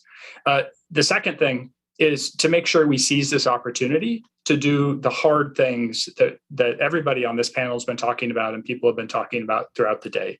There's a tremendous amount of political will given the tragedy of what's happening now. And of course, we have to keep that focus first. But it would be a shame if we get to be 6 months from now or a year from now, the situation on the ground changes and the transatlantic alliance is not quite so aligned in terms of the difficult decisions we need to make today to attract investment in these clean and reliable energy sources. Neil, thank you. Derek. Yeah, if I could sum it up in one word, I would say partnership. Energy security, energy transition, these are shared responsibilities from governments, businesses, communities. And so I think about how Finland and Estonia decided to partner together to be able to lease a floating vessel to provide energy security this winter. Obviously, there's partnership going on at the EU level amongst member states. The US-EU task force is a great example of transatlantic partnership, but also between governments and businesses. Being able to figure out what technologies, what equipment and infrastructure can be quickly deployed to meet the needs of Europe. Got it. Alex. Yeah, I'd say from a Cheniere perspective in US LNG, we'll just continue to produce as much as we can produce into the market to help our partners and customers around the world in Europe meet their needs going forward. On our front, that includes declaring a final investment decision on our expansion project in Corpus Christi. That includes optimizing our maintenance schedule to allow more cargoes on the market. We'll do those things this year. while also looking at kind of the long-term viability of U.S. LNG. So that means even though energy security is at the forefront, we're not going to lose track of climate. And when climate re-rises, we're not going to lose track of the energy security benefits either of what we do. So both of those will move, I think, in tandem across the Atlantic going forward. Got it. Thank you. David. I think this is indeed about remembering that we can address our acute energy security needs in a way that is completely consistent with our medium-term, long-term climate goals, and that put us in a great position to deliver on those climate goals. A key part of that hasn't been discussed so much on this panel, but I do just want to make sure is raised, is that if we do this right, we need to do everything possible to make sure that Central and Eastern Europe have every chance to be at the center of clean energy value chains of the future and not on the periphery. That this energy transition is only durable, economically beneficial, and politically sustainable for the region or for any country when that country is integrated into clean energy value chains. And within the industrial base that the V4 and the CEE region has, with the highly skilled labor force, with the strategic location adjacent to Western Europe, the Middle East, the rest of Asia, there's an enormous opportunity for this region to be the workshop and the foundry of so many key components and inputs into the clean energy that hopefully will also help over the medium and long term to bolster energy security and to deliver on shared climate goals. And I think that interplay and making sure that we don't lose sight just of deploying some clean energy that's made elsewhere, but also making sure that we're manufacturing it in the United States and in combination with our partners and allies is going to be a really important thing to try and focus on over the next year and the coming years after that. Absolutely, and that point was made in our previous panel as well. So really glad you mentioned that. And to close out, I want to go back to Dora. Thank you so much. So you mentioned 3 months. So I think in the upcoming 3 months, we need to focus on understanding each other better, understanding our national circumstances better, show unity, show solidarity. Because when it comes to each individual countries, our situation is different. And this is where I think we need also the understanding what energy security really is in Europe. And energy security, when it comes to my country, it's about heating homes, enabling people to cook, and also get our industry running so they can provide for the people. And I think we need to understand each other better. Dora, thank you so much. Thank you, everyone, for joining us today. This has been a fantastic discussion. Very much appreciate everybody's time. I want to pass now to my colleague, Olga Kokova, their Deputy Director for European Energy Security at the Global Energy Center. Olga, over to you. Thank you so much for joining us for the 7th Annual Central and Eastern European Energy Security Conference. We discussed some really fantastic, tangible solutions today, and the stakes have truly never been higher. And these solutions and implementing them, I mean, it's truly a matter of, and the urgency of this action is a matter of life and death. And I think we've demonstrated that in our discussions and connected these issues to security, hard security, energy security, economic security, and everything else that touches our lives. And of course, U.S. and European cooperation are at the center of supporting these efforts and making sure these efforts are implemented. I think we had a fantastic, productive day. I encourage you to watch all of these presentations online. They will be available on the Atlantic Council website, Facebook, YouTube, Twitter. I would also like to once again thank our wonderful sponsors and partners, Accelerate, Sempra, Cheniere, and Tellurian, and of course the Hungarian presidency of the V4. We could not have this event without the support and without your engagement. I also want to make sure to thank GC leadership, Randy Bell and Ambassador Morningstar for their support and their leadership on these issues. And then, of course, our fabulous team. You know, this takes a lot of hours and a lot of effort and a lot of people to put together. So I'm going to try to make sure that I don't leave anyone out. I'd like to thank Patty, who works very closely with me on European energy security issues, Will, Katie, Dan, Celine, Lisi, Maya, and of course the events and engagement and communications teams at Atlantic Council, Jasper, Clintandra, Ammon, Graham, Rebecca, and Nicole. As you can tell, it's a lot of people that worked really hard to bring this together. And of course, I want to thank our fantastic panelists and our audience here in person and virtually. Please do stay tuned for future Atlantic Council and Global Energy Center events. Thank you.